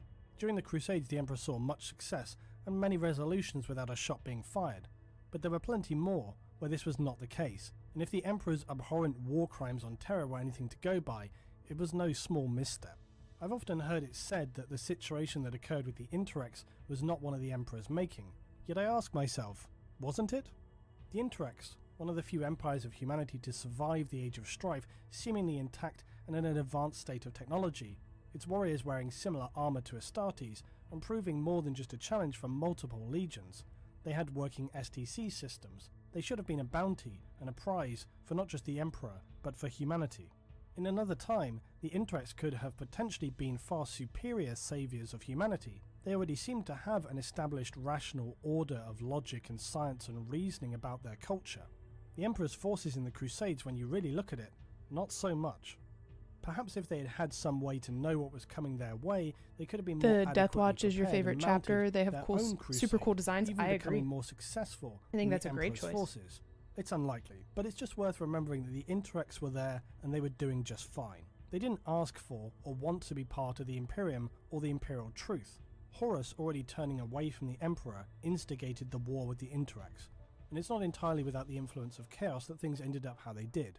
But again, Horus turning away from the light does not leave the Emperor blameless. Given what we know now, it seems the Emperor simply made a terrible miscalculation in not bestowing his Primarchs with the truth of the events that had taken place up to the point of his crusade. Now you can perhaps understand the Emperor's desire to reduce and outlaw religion so as to not give the Chaos Gods an easy win by laying open the likelihood of some forms of worship and the associated acts that would strengthen them in the warp. It's even understandable that the Emperor simply wanted a path away from this kind of superstition and to try to get back to the way things were for humanity during the Golden Age. The Emperor wants to return mankind to its place of power, its zenith of understanding and rationalism. In his efforts to achieve this, it's entirely Are possible Ultramarines that my he was favorite? just No, trying to I'm get there actually too quickly and taking shortcuts to achieve Thousand what Suns he are could my have done favorite. with a I longer, more steady I am conquest. painting And there may this have been in actuality no combat perfect solution patrol to as all a of this. giveaway The Emperor item. was doing the best he could. We did under a impossibly difficult charity, a month of Something charity I've often heard streams as well is if the last Emperor month, survived through the Golden and people who Age donated and got had an these entry genetic into a laboratories and so giveaway on, why did he not keep an for STC or two this to combat boost patrol that I'm humanity gonna back to the Golden I'm gonna Age? paint and give them. This is a very good question,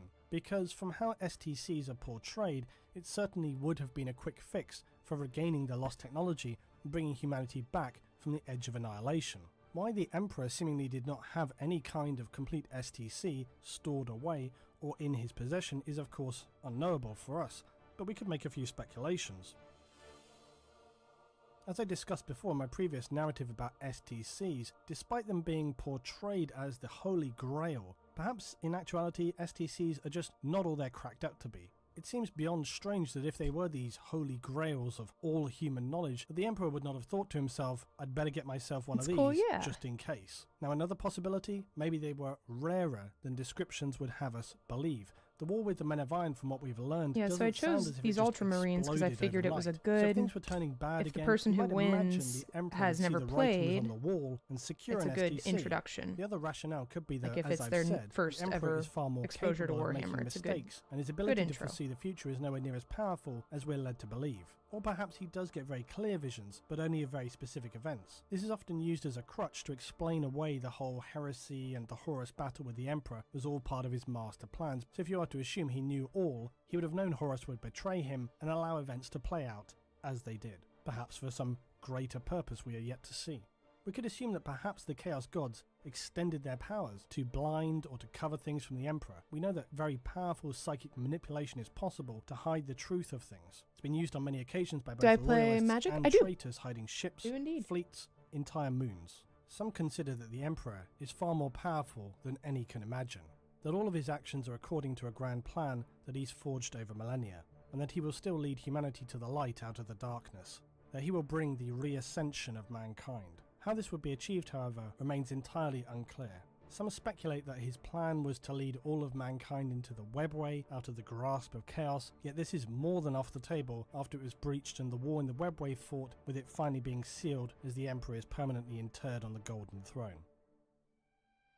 If all I have said has not convinced you, then perhaps the Emperor himself will have to speak for me, because when all is said and done, the Emperor could see he had failed humanity. He even admitted it. It's why he was forced to create the Order of the Grey Knights and the Inquisition, and the Emperor described the Grey Knights thusly: one unbreakable shield against the coming darkness, one last blade forged in defiance of fate. Let them be my legacy to the galaxy I conquered, and my final gift to the species I failed. Now, the words of the Emperor here always strike me as especially troubling. Oh, that's it's not super his fun. admission of failure that Those bothers types of me. sets are It's really the cool words to play. forged in defiance Just a little bit of fate. everything. It suggests that the Emperor seemingly knew that this was destined to There's pass. been some that it really was good inevitable. releases lately. Perhaps so. he could see all that was to come after all. He could see what was coming, yet was unable to alter the path, ultimately resigning himself to admitting failure. He had tried to alter humanity's fate, but failed, which returns us once again to chaotic demons speaking the primordial truth, the inescapable truth, The Eldar failed when their test came, but humanity still had the choice to make. That humanity needed to open itself to chaos, as much as chaos needed the more powerfully resonating souls of humanity to fuel it in the immaterial. Okay. The Emperor had already spoken about how dangerously narrow the path of humanity was when he spoke with Uria, the Church of the Lightning Stone, in their final words. "Didn't you just tell me of the bloody slaughters perpetuated by crusaders?" said Uria. "Doesn't that make you no better than the holy men you were telling me about?" "The difference is, I know I am right," said the Emperor. Spoken like a true autocrat, the Emperor shook his head. "You misunderstand, Uria. I've seen the narrow survival path that is all that stands between humanity and extinction, and this is the way it must begin." It certainly seems that before his legions of Astartes had even been completed, or his Primarchs, the Emperor knew that the path they were walking was an extremely narrow one, which had a very limited chance of success. His final acts, much like his other decisions, seemed to be that of a man making the best choices I tend he to could really given the enjoy cards decks he that was are just holding at the fun, time, trying more his than best anything. to put right what once went wrong.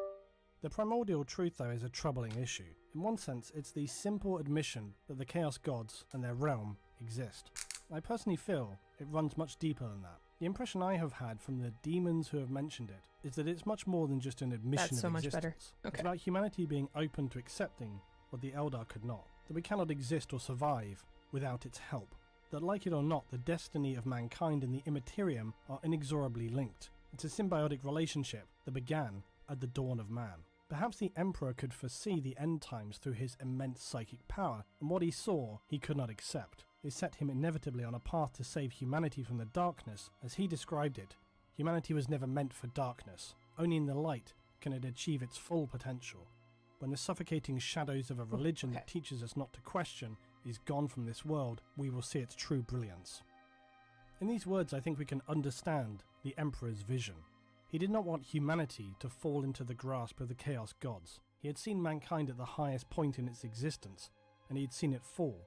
But he knew that no other race in the galaxy deserved to rule more than man. He was obsessed with making his vision a reality, no matter what the cost. This approach unfortunately imbued itself into humanity, where the ruthless achieve your goals by any cost approach would become fundamental to the Imperium's operation. Not forgetting, of course, the Emperor's perhaps unintended consequence of forbidding religion, which would later ironically become one of its most powerful strengths. The Emperor had feared that religious worship and faith would risk destroying humanity by making it susceptible to the beliefs and corruptions of the Immaterium, when in actuality the faith and unquestioning belief in the God Emperor of mankind would become its most powerful weapon. Lorgar, it seems, had been right all along.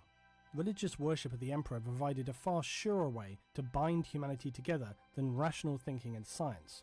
The imperial truth would be eroded and people turned to faith. This would ultimately lead to the imperial cult, replacing the Emperor's imperial truth, and the Adeptus Ministorum, the ecclesiarchy, would become a powerful component of the Imperium. Ultimately though, while the worship of the Emperor enabled humanity to wield a powerfully binding force that was an anathema to the forces seeking to corrupt humanity, mankind's relapse into state religious worship would in time return it to a decaying, ignorant and superstitious society of ever more extreme positions, where tyrannical leaders and the abandonment of scientific progress halted humanity's advancement. God, my hand shakes so bad, Chad. Was this the Emperor's vision after all? Not the darkness of chaos, but the darkness of mankind's own inability to disconnect itself from superstition and faith. Such things had left Uria worshipping a rock in the Church of the Lightning Stone. Perhaps humanity during the golden age of mankind's greatest achievement was not their zenith levels of technology after all. Their greatest achievement was simply that they had reached a time where they were able to step out of the darkness, to abandon religion, spirituality, superstition, mysticism, and faith. They allowed themselves to ascend into a world of pure rationalism, science, logic, and order. Belief in the imperial truth in the modern age of the Imperium was now a literal death sentence. Any heretics who opposed the worship of the Emperor of Man must be purged from society. In the grim darkness of the far future, there is only war.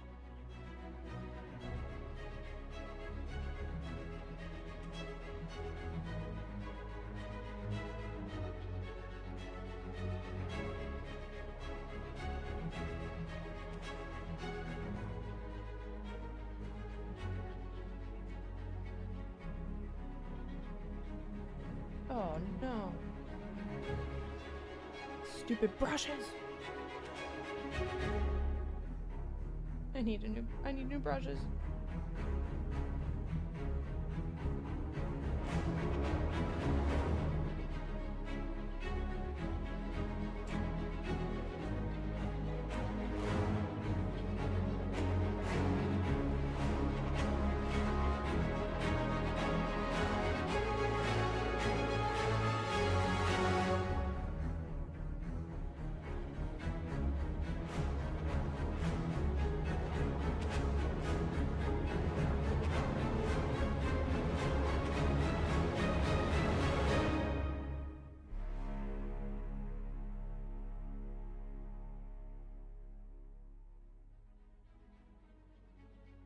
Holy moly, we went through that 1 hour video already.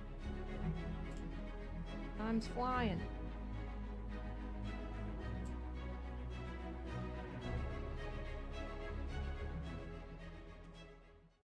Shop the new Ashley Luxe collection and discover high-quality accents and home decor without the high-end markup. Designed to bring style to every room in the house. Shop the new arrivals by Ashley Luxe, available now.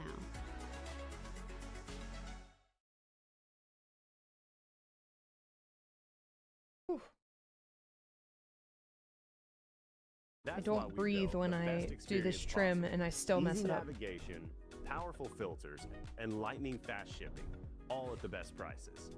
1010 Dis, reimagining excellence.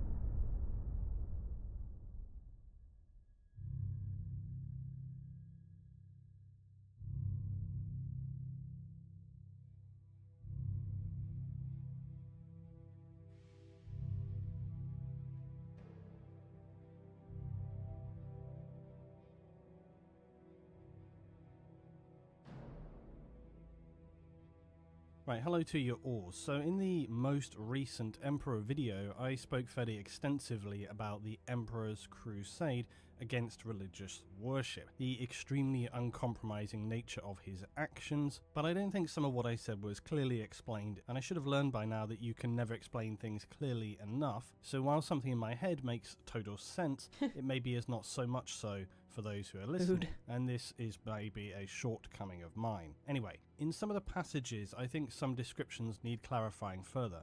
Now, my ideal solution would be to go back, maybe revise a few things, but that would mean removing a video, re-editing, re-upping something. No one really wants to have to do that. So I hope instead that I can just maybe clarify a few points that were not made as well as I would have liked them to be. So maybe this will become an ongoing format for amending, to just add an addendum after maybe very lengthy videos. 40k can be pretty simple, but it can also get very complex, very philosophical, a lot of semantics. And with the best will in the world, sometimes you can miss a singular quote somewhere which can change the meaning of everything. It's an ever ongoing minefield of just understanding, and sometimes things you've read before will drop out of your mind. It's just this ongoing balancing act. And I always do my best to find a common focus. I also will say, if this was not clear already, when I make my videos I usually want them to have a certain feel, or perhaps lean maybe a little more one way than another, but you shouldn't interpret this as a bias. It's maybe just more of a creative choice. Lastly, I hope you guys will see that I am never closed to correcting, amending, or changing a position on something. With that said, if you come at me in the comments with something which is very clearly nonsense, I'm going to say that it is, alright? If people will have a constructive, respectful discussion with me, I'm going to do the same with you. But this doesn't mean that everybody's going to agree, and it doesn't mean that what I decide is definitively right either. This is one of the best things about 40k, that people can interpret things differently. For sure, some things are more certain than others. Some, you can argue, are definitely carved in stone, but others are very, very loose and open to personally subjective interpretations. And to give you maybe a sense of how much I value all this, if a mistake is too severe, I will fix it rather than just saying, whatever, to hell with it. You know, in the past, when I was close to releasing the Mechanicum video, it was basically finished. And yet I realized I had to go back and fully re-edit the whole thing because I'd muddled some of the timeline, and this took me several days to fix, anything like 20 hours to get that one done.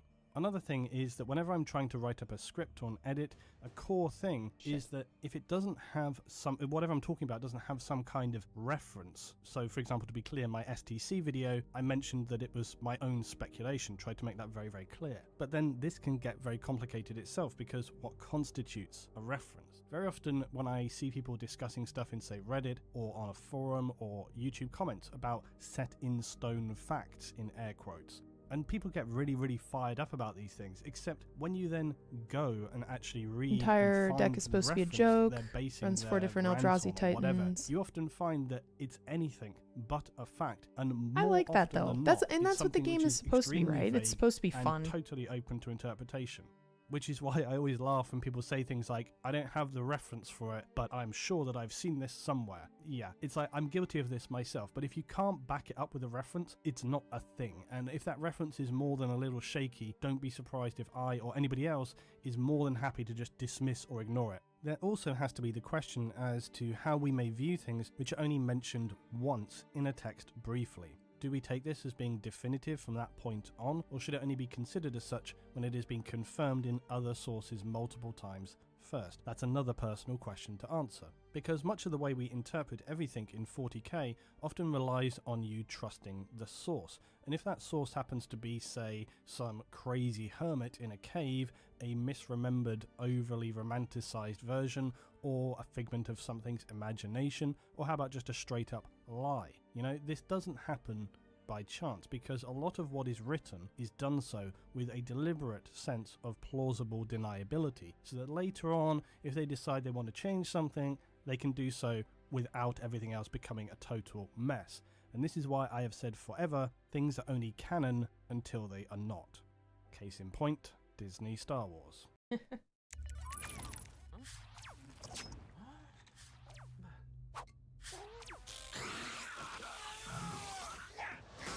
Lenovo Legion, official technology partner for the 2026 FIFA World Cup.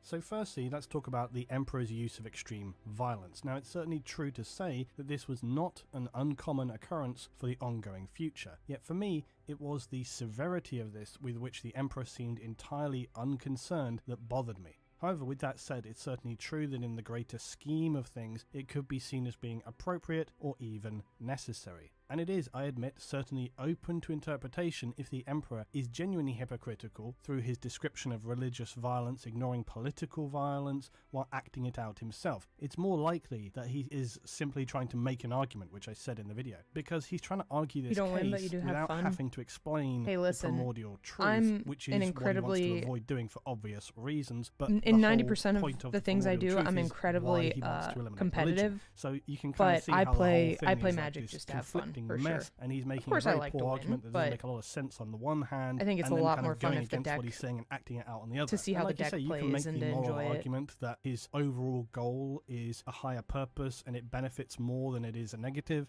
But within that context, I'm looking not at the grander picture from our understanding, but just in that specific space at that specific time. And I do feel it's worth reminding that the Emperor is a man who seems entirely unconcerned by disposing of anything as and when it becomes unnecessary or inconvenient for him. The Thunder Warriors being a good example. We have on the one hand this figure saying that he's going to be the saviour of humanity and lead us all into the light, yet at the same time he's committing atrocities left, right and centre that are as bad or worse than those that he's looking to eradicate. And again, we have to assume this is all in the service of some higher purpose, and based on the Emperor's say-so, just taking his word for it. Now, from the YouTube comments in the Emperor video, I'll thank the Son of Angron for highlighting that even his own Primarchs would later question the way the Emperor is carrying this stuff out. So this is an excellent quote from the Primarch Angron of the World Eaters, speaking to Leman Russ of the Space Wolves, neither of who are strangers to brutality or an appreciation for bloodshed. But listen to what Angron says. We fight for the same reasons men have always fought for land, for resources, for wealth, and for bodies to feed into the grinders of industry. We fight to silence anyone that dares draw breath and whisper a different opinion from ours. We fight because the Emperor wants every world in his hands. All he knows is slavery, painted in the inoffensive cloak of compliance. The very notion of freedom is a horror to him. Do we give choices to those we slaughter, a true choice? Or do we broadcast that they must throw their weapons into the fires of peace and bow down, faces pushed into the mud like beggars, Zyke, thank you for the Siege, thank you for the follow. Them. Sorry if I just butchered that. I also can't really read because I have for each time I wage war against worlds magnifying that glasses threaten on. the Imperium's advance, there comes another time where I'm told to conquer peaceful worlds that wish only to be left alone. I'm told to destroy whole civilizations and call it liberation. I'm told to demand millions of men and women from these new worlds to make them take up arms in the Emperor's hordes, and I'm told to call this a tithe or recruitment because we're too scared of the truth. We refuse to call it slavery. I'm told to bathe my legion in the blood of innocents and sinners alike, and I do it because it's all that's left for me in this life. I do these things and I enjoy them, but not because we are moral or right or loving souls seeking to enlighten a dark universe, but because all I feel are the butcher's nails hammered into my brain. I serve because of this mutilation. Without it, well, perhaps I might be a more moral man, like you claim to be, a virtuous man. Perhaps I might ascend the steps of our father's palace and take the slaving bastard's head. Now, bear in mind that's coming from one of the Emperor's Primarchs, albeit one who would become a traitor to him, but nonetheless, you can see that there are two different ways of viewing what the Emperor is doing. You can clearly see that his actions raise a few eyebrows, even among those who were literally bred for the sole and singular purpose of waging unending warfare. It's very difficult to dismiss that the Emperor's actions, as I said in a previous video, are not more than a little excessive and certainly considerably dismissive of the suffering of the victims that he is trying to essentially save humanity. It just seems extremely unnecessary. And I don't really accept this argument that it was a necessary thing that he had to do to reach these other goals. What, these people on these worlds who essentially hadn't really done anything other than just disagree, and their punishment is immediate slaughter? That seems incredibly hypocritical to me. But of course, people are going to come back to that old chestnut. The Emperor, oh, he's got his plan, he's got his vision. He understood what was at stake and he was going to achieve that because there was no option to do otherwise. Again, except that you're just taking the Emperor's word for this. He's just a one-armed man with an this axe. kind of imposed leadership on others is one-armed something that has never sat very well throughout humanity. And it seems that with the a best one-armed will guy in the world, with it's very hard an axe to like accept that his still unflinching pretty do or die terrifying for sure. approach. Maybe the stakes were simply much higher than any of us can understand, but let's put a pin in that, because after all, the future is hardly a place of peace and civility. Yet I would only say that if you're trying to make your case that you are the one true leader for mankind, maybe you would do better to convince people of that than just slaughtering those who disagree with you, because that, for me, it's not a very convincing argument.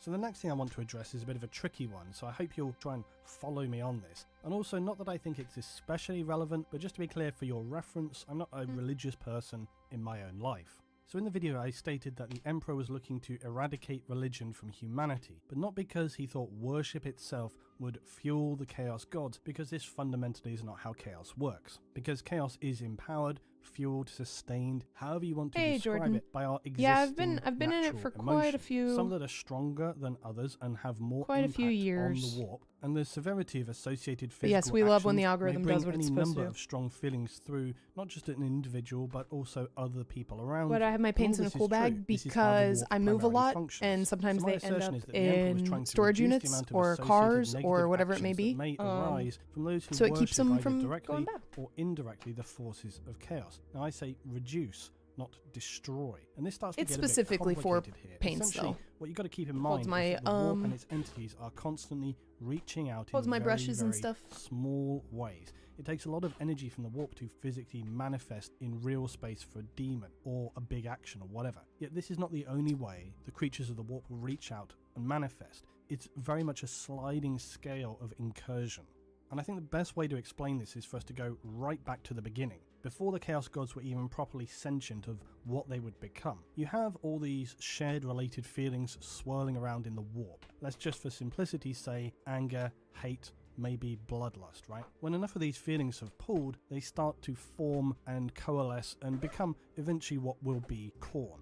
But before you get to that, this formation of powerful feelings begins to become somewhat Do I play it out? Not nearly as much as I'd like. Fully. I have. It's more of a driven sense of what it but is, what these feelings I, are when again, they are move a lot, combined, unfortunately. an So I've never been able to really desire for establish more, in a quite literal thirst for blood. an you might LGS the way say, I'd but like it's all to. still relatively But weak. It's my not plan going to is in the manifest fall, any when I warp move again, entities or to have do some that. grand plans. But what it could do is it might start to touch the minds of humans, but just in a very, very I have a small pretty way cool to begin Thousand with. Suns Imagine army. it's like a pinprick that makes you angry with your partner or friend. You know, just a These little I'm pinprick in the painting. mind. We did Maybe you a lash out at someone for no charity reason in front of stream, others. well, a set of But the charity point is, streams for the what last we're making month. a net gain in terms of And one of psychic the prizes energy to give away accumulated from was making a that fully very painted tiny, combat tiny patrol. impact. So that One is of the what I'm things working that on. Chaos is very much about is efficiency. It wants to expend as little energy as possible while achieving the biggest return it can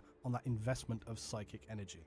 Now, if you follow that idea through, you can see how the warp reaching out with those very small impacts of negative inspiration would build and build and build until eventually it's a full-blown cascade effect. And this is when you see the horrific bloody wars of early mankind and the true birth of the where I'm first of moving the Chaos definitely has Gods, a ton, Khorne. so I'm super Medieval excited. times, horrific torturing But methods. You know, I you've got love, things like the love, wheel, love, where love they painting. lash a So person to the wheel, and they I read sort the of put books maybe too. wooden like braces in and around. So for and now, then a that'll guy do. with a great big sort of hammer or some other iron implement would just go along the arm, breaking every sort of few inches the bones, just smash, smash, smash, until the person was literally just like a jelly. These are the things that happened during that time. Horrific, nightmarish, often done in public, and you can see that all of that is going to drive and fuel and power the birth of a god like Khorne.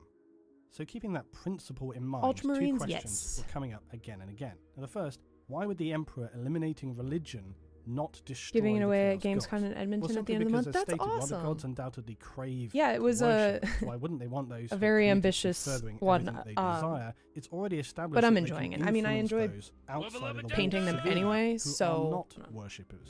I enjoy painting them anyway, and I was going to be streaming regardless, so I might as well stream painting it. And I think it's kind of fun. Whoever wins it will have gotten to see their combat patrol painted from the start.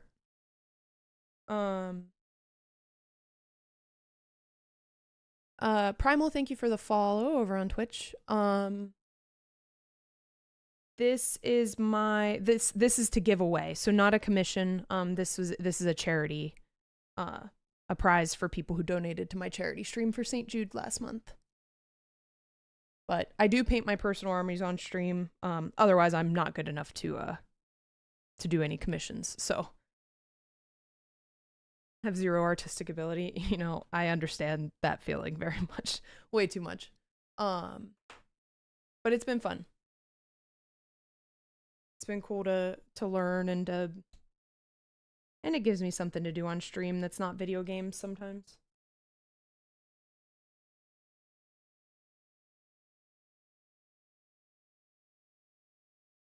So I'm going to try a different setup of the leather here. I'm going to do this Bugman Glow. And then I'm going to do a sepia wash over it. I don't know, we'll see. I want it to stand out a little bit more since I'm doing a bit darker of a base. But we'll see.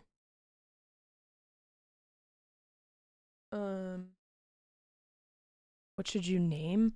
Oh, I don't know. I'm literally I'm the person who, like, the name randomizer in video games is for, because I can never think about it. I have like 2 or 3 different names that I use for my D&D characters, and that's it.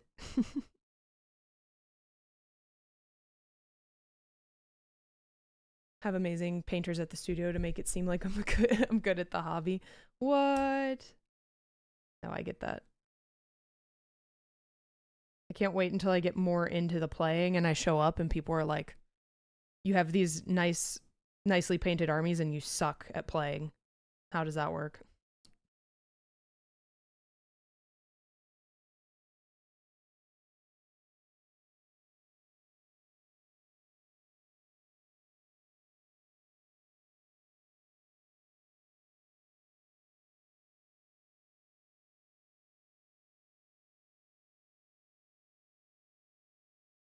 Okay. God, I keep bringing this up and then I have to put him back down and it pulls my hair.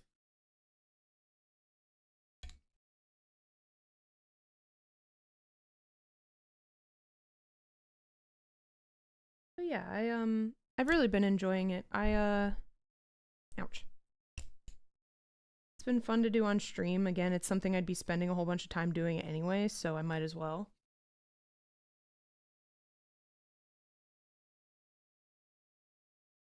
But yeah, we do a whole bunch of video games and stuff on stream as well.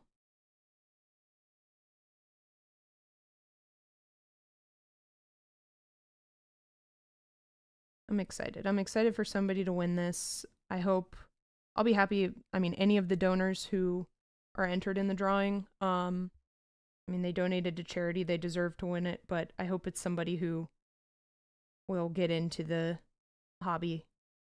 That's why I picked Ultramarines for the combat patrol, because I figured if somebody wins who doesn't know anything about Warhammer, it's a good introduction.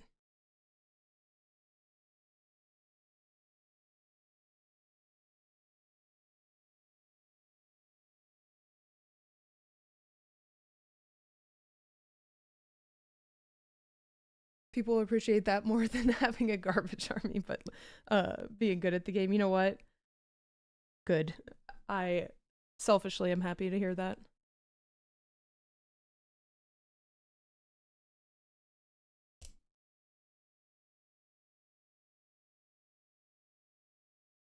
But no, it's been a really, really good hobby.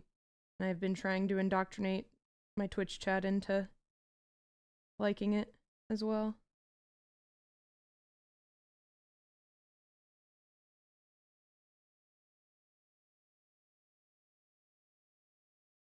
We've gotten a few.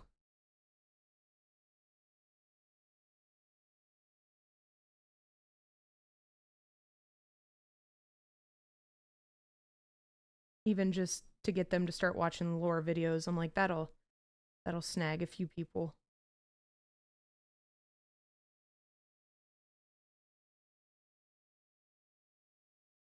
And I've been super grateful. Everybody, since I started to stream it, everybody who's come around has been really, really nice. You know, I don't claim to be a great painter at anything I do, but it is nice for people to be supportive.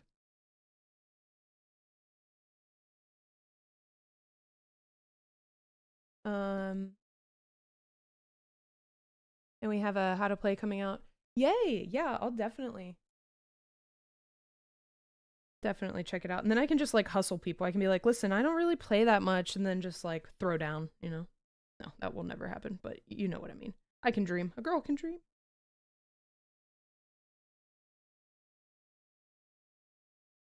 We were just talking about it with Magic the Gathering. Like, I play for the vibes, man. I'm competitive in literally everything else, but stuff like this, I'm like, no, I just enjoy being around fellow nerds and having a good time.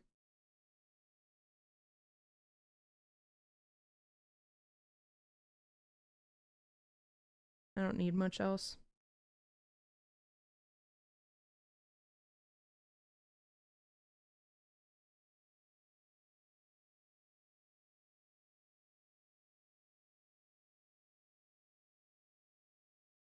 Take their lunch money. Yeah.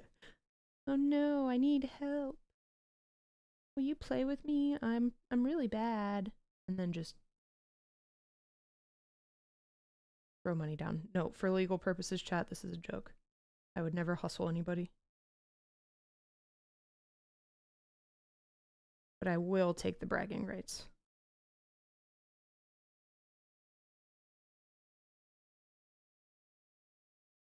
Honestly, I might like this as a base for this leather, because I can darken it up pretty easily.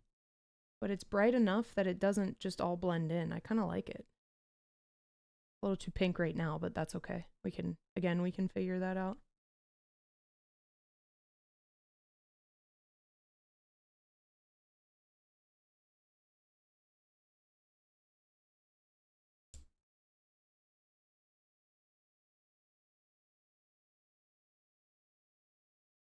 I'm just a girl, teehee. Do I watch much oh gosh.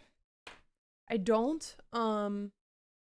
Mostly just because I'm either working my real job or streaming, but not for lack of interest, just for lack of time.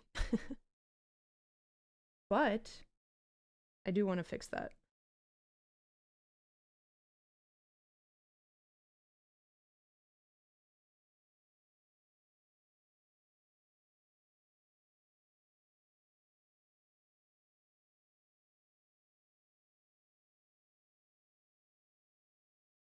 Okay.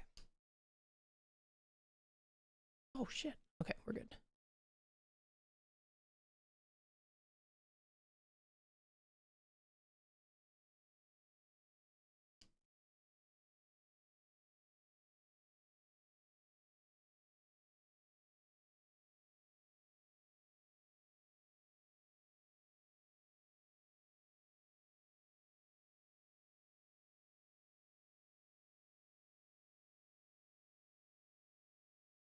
Yeah, I'm super excited to have paint on pretty much. I have it on 10 of the 13 minis, so that's nice. It's good to get it, actually start to see progress here.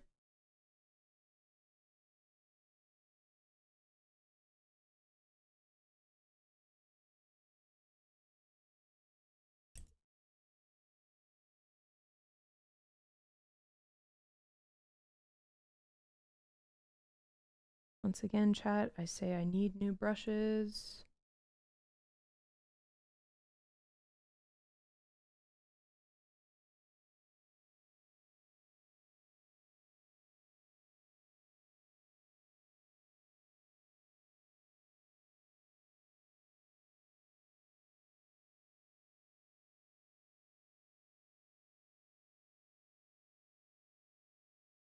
Giving me free reign to name the one-armed legend. Oh gosh. That's so much responsibility.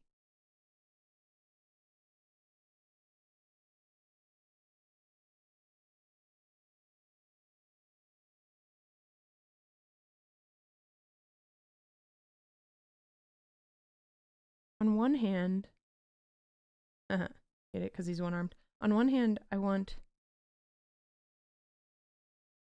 to give you a super silly name. But on the other hand, I feel like he deserves a badass name, you know? Like, on one hand, I want to tell you, like,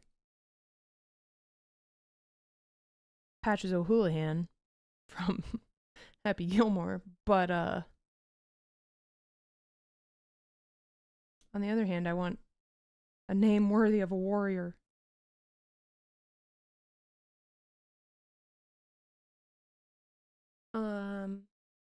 I'll have to check it out, Jordan. What's my grown-up job? I do clinical research at St. Jude in sickle cell disease.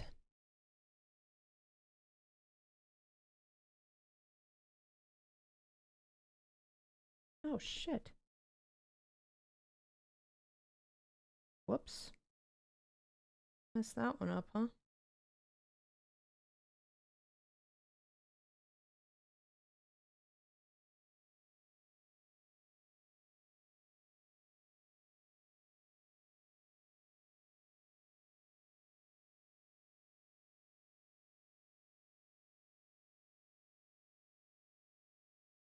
Must be rewarding. It is. It's a great job. I am very, very grateful for it. Get to work on some really, really, really cool stuff.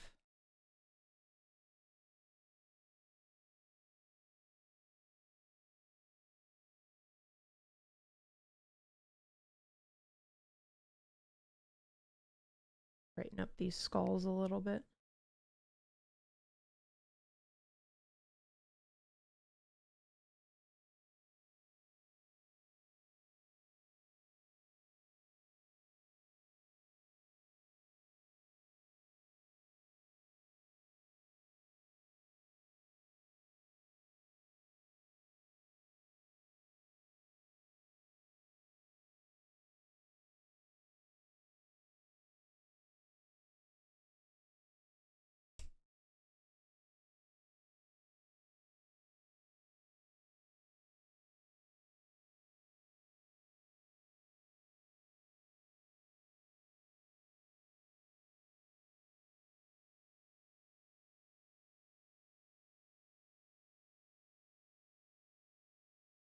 Okay. Holy moly. What did I... Oh, I need to go back over the...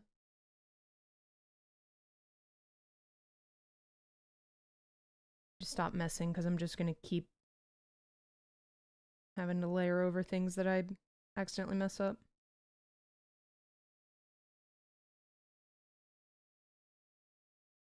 We're getting there, though, chat.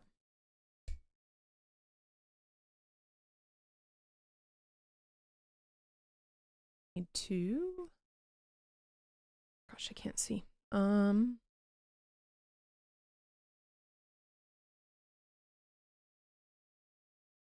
Foot's falling asleep. That's what I get for sitting crisscross applesauce for the 4.5 hours that I'm doing this.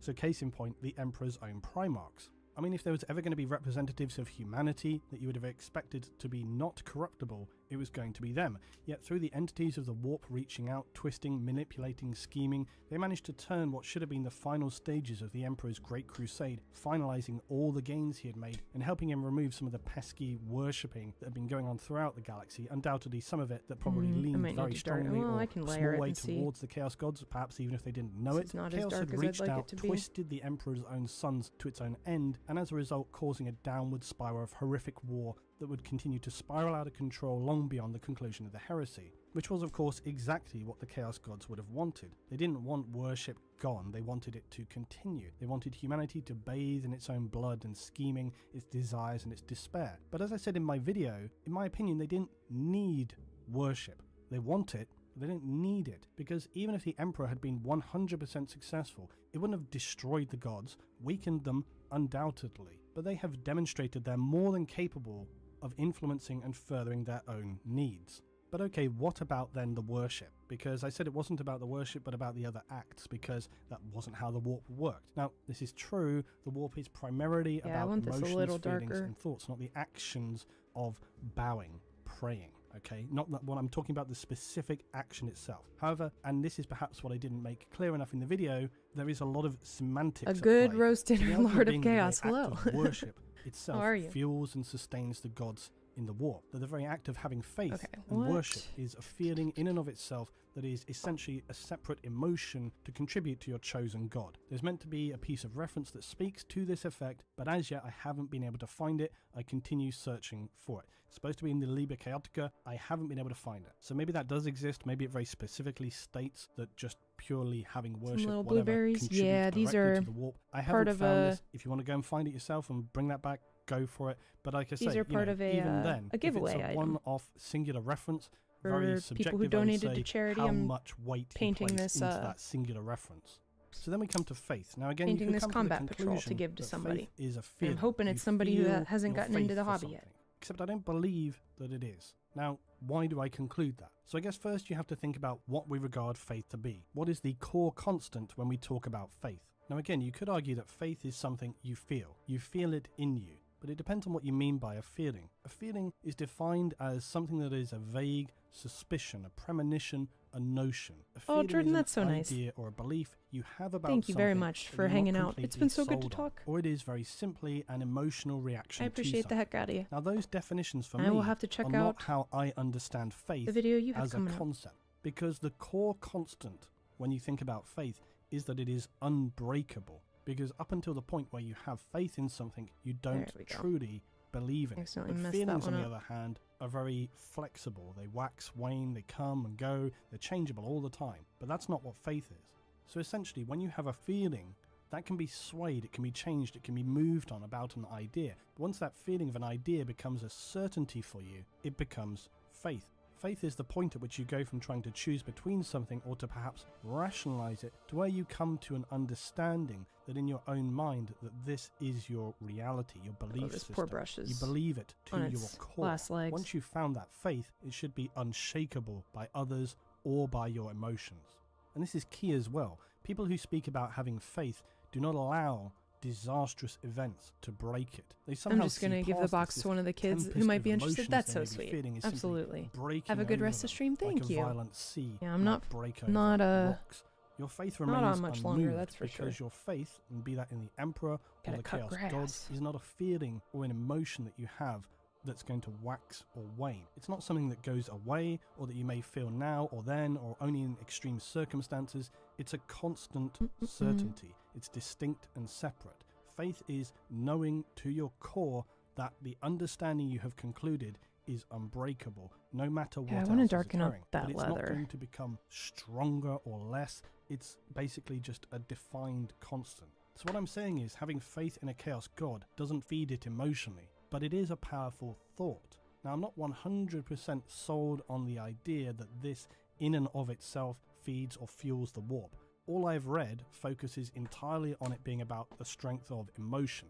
But is it possible that strong thoughts also focus your mental, psychic energy through to the warp? It's certainly possible. But even then, if you want to really break things down and get into the mechanics of what a thought means, let's say you're scheming to murder a person. You can plan out the very emotionless mechanical aspects. That's a thought. But the thought that I consider that would transition to the warp is the emotional part of that thought. So it's still related to an emotion. If you were scheming to take like a higher position, you wanted to get a promotion, or you wanted to steal somebody else's job, there are still many emotions happening there which are related to that scheming conspiracy. So even when we talk about this idea of, well, your thoughts, you might well be thinking about doing an action. Usually there's going to be associated connected emotions to that action, which is what you're wanting to do, and that's what's driving things forward. Tinder Music Mode Hotline, where we match your vibe. Joe, can you help me find someone to catch a vibe with? I might be able to find you a match. Oh, Tinder Music Mode helps you connect with people who share your music taste. Another day, another match. Just gotta put highlights and stuff, and then do the lenses, and I think we're pretty alright on this one. There's something to be said about another treatment option that might be right. Oh, and I have to for do the you. purity seal. Say yep to Vyepti. Hi. Ask your Yes, doctor I see if you. it's time to. Say yep to Hey. Vyepti.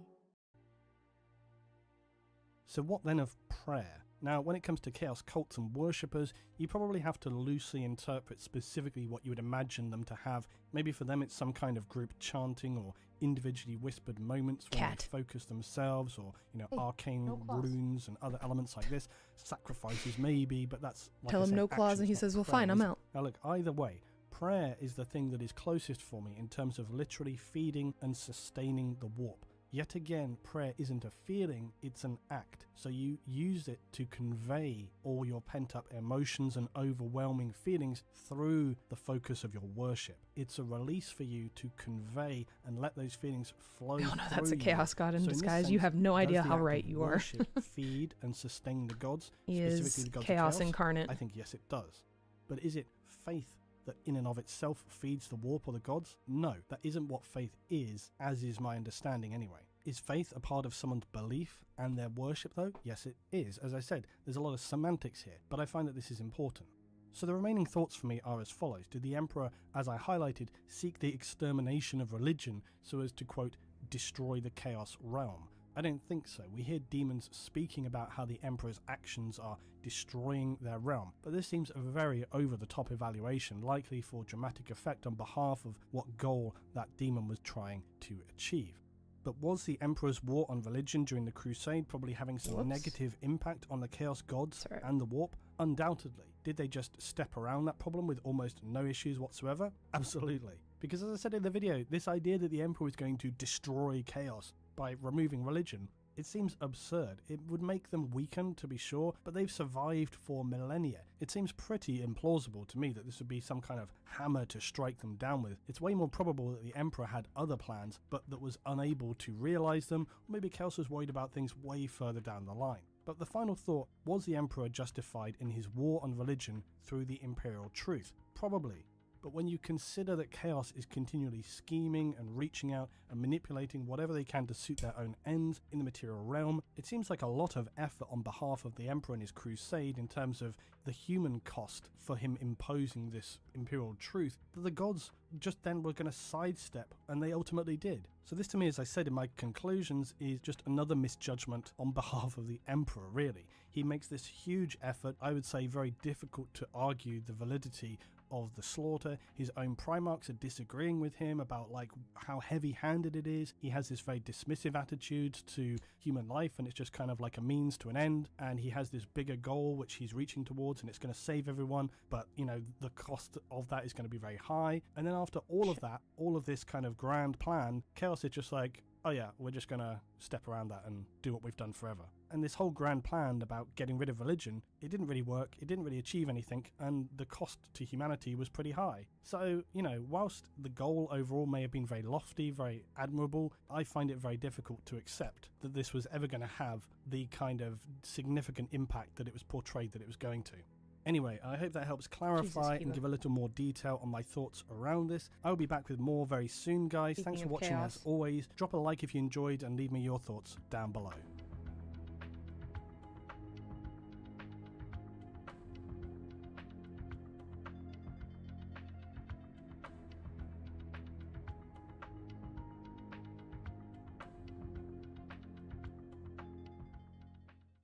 Shop for your new mattress your way with Ashley. Explore our wide variety of mattresses online or visit your local Ashley store to try them out in person. However you prefer to shop, Ashley makes it easy to find the comfort that's right for you. Shop Ashley in-store or online today. Hate mold lines, me too. Me too. At Sophia Almost as much Learning, as I hate we these believe brushes. in making education more accessible and affordable for everyone. That's why we offer online college-level courses that are transfer-friendly. We know students are real people with real challenges, but Sophia can be a real solution. Sign up today and fast-track your degree.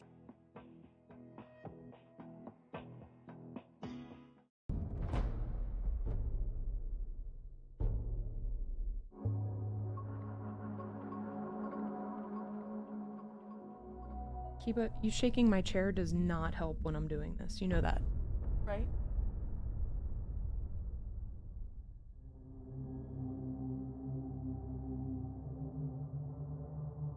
Two big ones going right down the side of your jump pack in your intercessory cap. Oh no. Your mom plays as the Gene Stealers and your dad, who's a Marine, plays as the Orcs. Oh, I love that. That's so fun.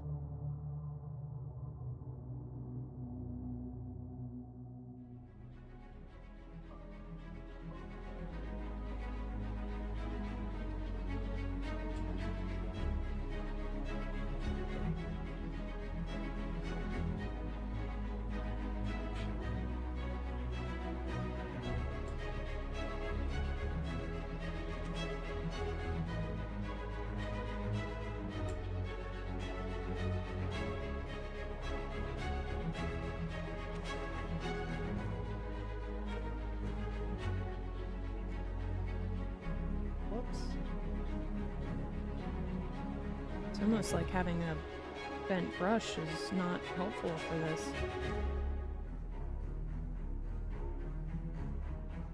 Within the darkness of the far future, many mysteries exist. Unknown horrors threaten humanity at every step, and the threat of total annihilation hangs over every world like an ever-present sword of Damocles. While humanity and the Imperium face these threats head-on, things have been ever worsening in the recent centuries as the galaxy entered the 42nd millennium. And so this raises the possibility that at some point threats could appear with such severity that they threaten not only the outlying worlds of humanity, but in fact Terra and the Emperor of Mankind himself. Or, given the current state of the galaxy with vast warp rips, who knows when further darkness might emerge and completely envelop more of real space. And this is not to mention, of course, the reawakening of the Necrons, who appear to be on the verge of fully realising their return to the galaxy, and the ever-threatening tendrils of the Tyranid menace. The Emperor, in his holy wisdom, while having of course faith in his Astartes that they would protect humanity, foresaw the need to create what is presumed to be something of a failsafe, and it is one of the most closely guarded secrets in the Imperium. And this is because it would be reasonable to say that it is likely that no one in the Imperium actually knows the true details of this secret, for it is known as the Terminus Decree. Now, on the one hand, thankfully mentions of the Terminus Decree are actually extremely minimal, which makes it easier to track down information about it because there is so very little of it. It's mentioned only in 3 Grey Knights Codex, and beyond that you can only forge speculative links to very small mentions in other books which may or may not be related to it. The Terminus Decree is simply a piece of parchment that is said to contain critical instructions given by the Emperor himself and sealed in an ancient lockbox. Its location is only known to the Grey Knights within their secret chambers on Terra, although it is rumoured to be the tomb of the Emperor's closest aide Malcador the Sigillite, and it was also said that only a Supreme Grand Master of the Grey Knights was bestowed with the knowledge of how to open it, because the box is locked by a golden seal. Interestingly enough, this matches exactly another golden seal found in only one other known location in the Imperium, the Golden Throne of the Emperor. It is said that the Terminus Decree must only be opened when all hope for humanity appears lost, and it is speculated that should this situation ever arise which will compel a Grey Knight Grand Master to unlock the box, the instructions contained within will enable some event of such a magnitude that they may hold the key to humanity's salvation, or for all we know, its complete destruction. It has been widely speculated that the Terminus Decree contains orders to kill the Emperor sitting atop of his golden throne, and thereby releasing him from his psychic prison and allowing his subsequent rebirth. It is then assumed that he would of course become the salvation for humanity.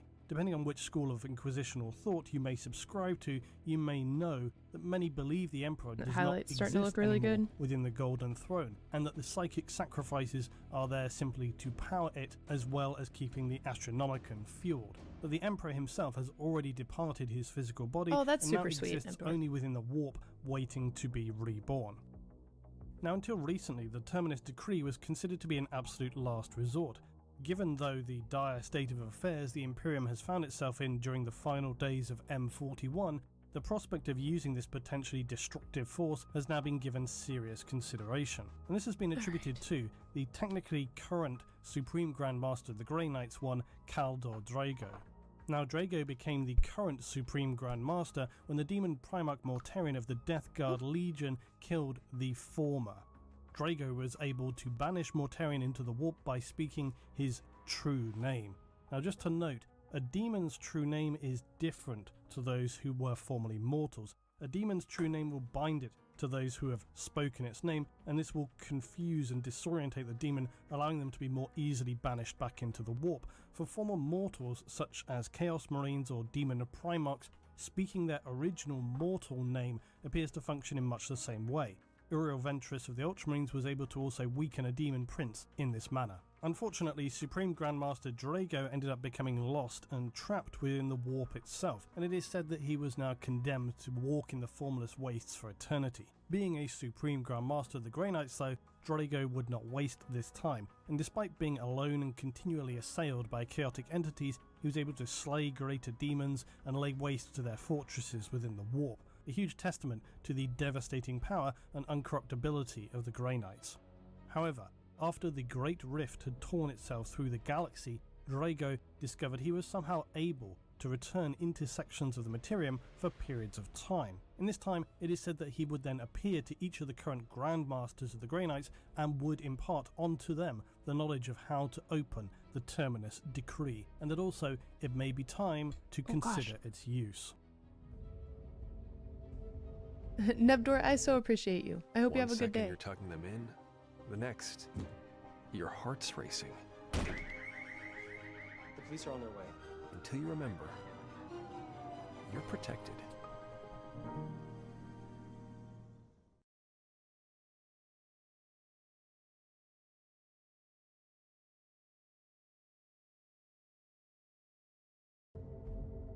So what is contained within the knowledge of the Terminus Decree?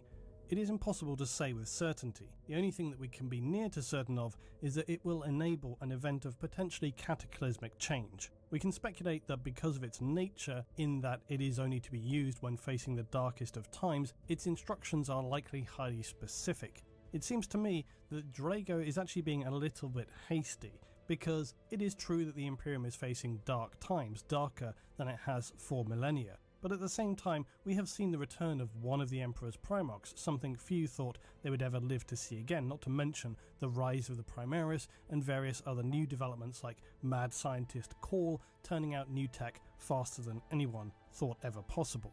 call is even, in my opinion, leaning towards raising contentious possibilities like reapproaching the concepts of technological exploration, and that this could become a new dawn of an age of humanity more in line with what the Emperor had originally wanted, that is to say, a society based on science and learning. Although that obviously conflicts somewhat with both the Mechanicus hardline and the Ecclesiarchy. So the beginning of M42 are contentious times, but the absolute darkest of days that warrant using the Terminus Decree, that's debatable. Of course, it would certainly help matters if we thought that Supreme Grandmaster Drago had any concept of just what the Terminus Decree contained, but there is no evidence of that either. So despite having no evidence of what it truly contains, when you run through the possibilities of what it could say, you find yourself coming back to the possibility of somehow removing the Emperor, or his complete death, to enable him to then be reborn again and again, because really, what else could you do within the Imperium to instigate any very major defense protocol that would save it other than this? Now, as I've noted a few times recently, it brings us to thinking about the differing ideologies of the Inquisition that I recently covered, and how some within the Inquisition consider that the Emperor has already long since left his mortal shell, now exists already on the spiritual plane of the warp, awaiting a suitable vessel to inhabit. On the other hand, knowing the Emperor is a perpetual, similar to the Primarch Vulcan, it seems more likely that the Emperor might simply manifest. As I noted again previously, the concept of what it means to be a perpetual is somewhat poorly defined in the 40k verse, and it is even less well defined the means by which they are seemingly reconstituted, for want of a better verb. Now, I should note that there are some significant spoilers to the novel Old Earth involving the resolution of Vulcan's journey from here on, so be advised. However, we do have some descriptions about Perpetual's regeneration in the Primarch Vulcan, when he was continually tortured by Konrad Curze, traitor Primarch of the Night Lords. Now, Curze personally cut off Vulcan's head, ripped out his throat. God, it starts to look so much better just by having the purity seal. Separately, he had Vulcan eviscerated, shot with hundreds of bolters at close range, left in the vent shaft of a starship engine, and even thrown into empty space naked. Now, each time Vulcan died, his body would regenerate completely, leaving Curze absolutely furious. Vulcan was finally able to escape by teleporting himself to Macragge, or at least its upper atmosphere, although he then became burned to a charred corpse by re-entering the atmosphere. Over a series of days, Vulcan's body again began to regenerate, eventually returning him to life. Now, until this time, Vulcan had not fully understood we're his gonna put powers, do the but lenses real finally quick, having and then we're realised gonna be them, done. when Chad. he would fight Curze again, Yeah, he was paint- able to or I use gotta his cut powers of grass. regeneration when he focused mentally upon this. And so he was even able to regenerate from decapitation actively, extremely quickly, and so he was able to continue fighting. This is where the complex figure, though, of John Grammaticus enters the fray. Now, John Grammaticus is a very difficult figure to explain in short. But simply put, he is another human perpetual who was part of what would be called the Cabal, and this was the curious Cabal which is sometimes mentioned that sought the total destruction of chaos, and I will likely have to cover this, probably soon enough. The Cabal really believed its goal was the complete destruction of chaos by any means necessary. They believed it to be the most damaging thing, and so they thought that by allowing Horus to be victorious, that this would actually enable the destruction of chaos, because they believed that once humanity itself was totally destroyed as a result, then this would ultimately also lead to the destruction of chaos, because once humanity is out of the way, there's nothing left to feed chaos, and it should kind of burn itself out. Ulthran of the Eldar would speak to John Grammaticus and explain to him that this was not so, or it was not certain, that this would likely not lead to only the destruction of lenses humanity, I've but done in a likely while. also I'll the obviously fall put of the some entire extra galaxy. Grammaticus would not kill later, Vulcan, but through a series of events, he would end up in a deep coma. That's As what I I've say, done there in a is a while, and then I lot messed it more up. to this story and the story of John Grammaticus, but that's for another day. This Father's Day, celebrate the dads who taught us to love the outdoors with Bass Pro Shops and Cabela's. Right now, save 10% on special Father's Day gift cards. The perfect gift for your next adventure together. Voted America's best outdoor retailer.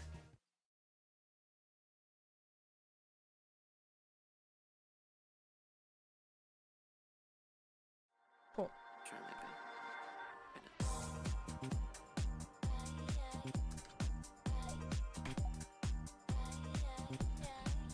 Try music mode now on Tinder. All right.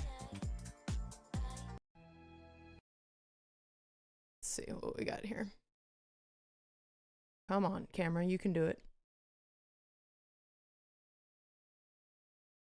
Come on.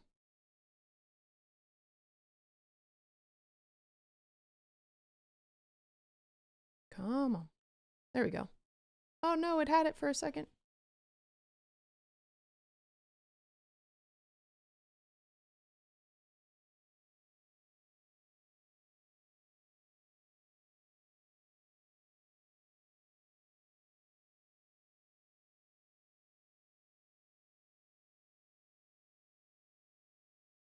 There we go. Look at him.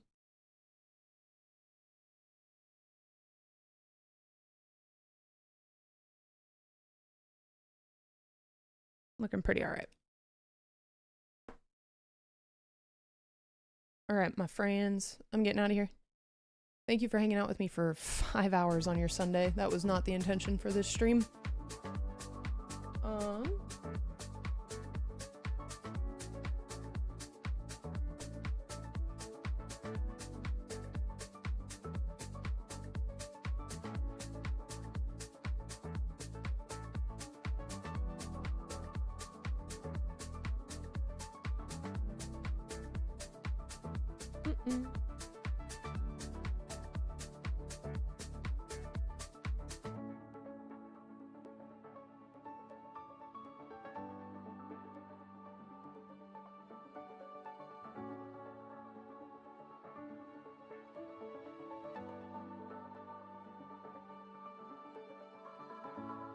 Okay.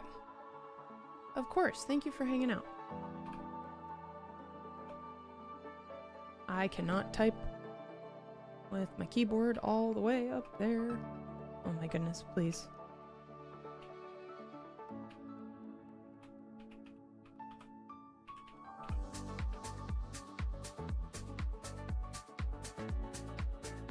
Okay. Go hang out at Davy's stream. Go tell him. Flip, if you could let him know, I'm sorry I have to raid and run right away. I am very late to cut grass, so I don't want to get in trouble. Alright, love you guys. Have a good night.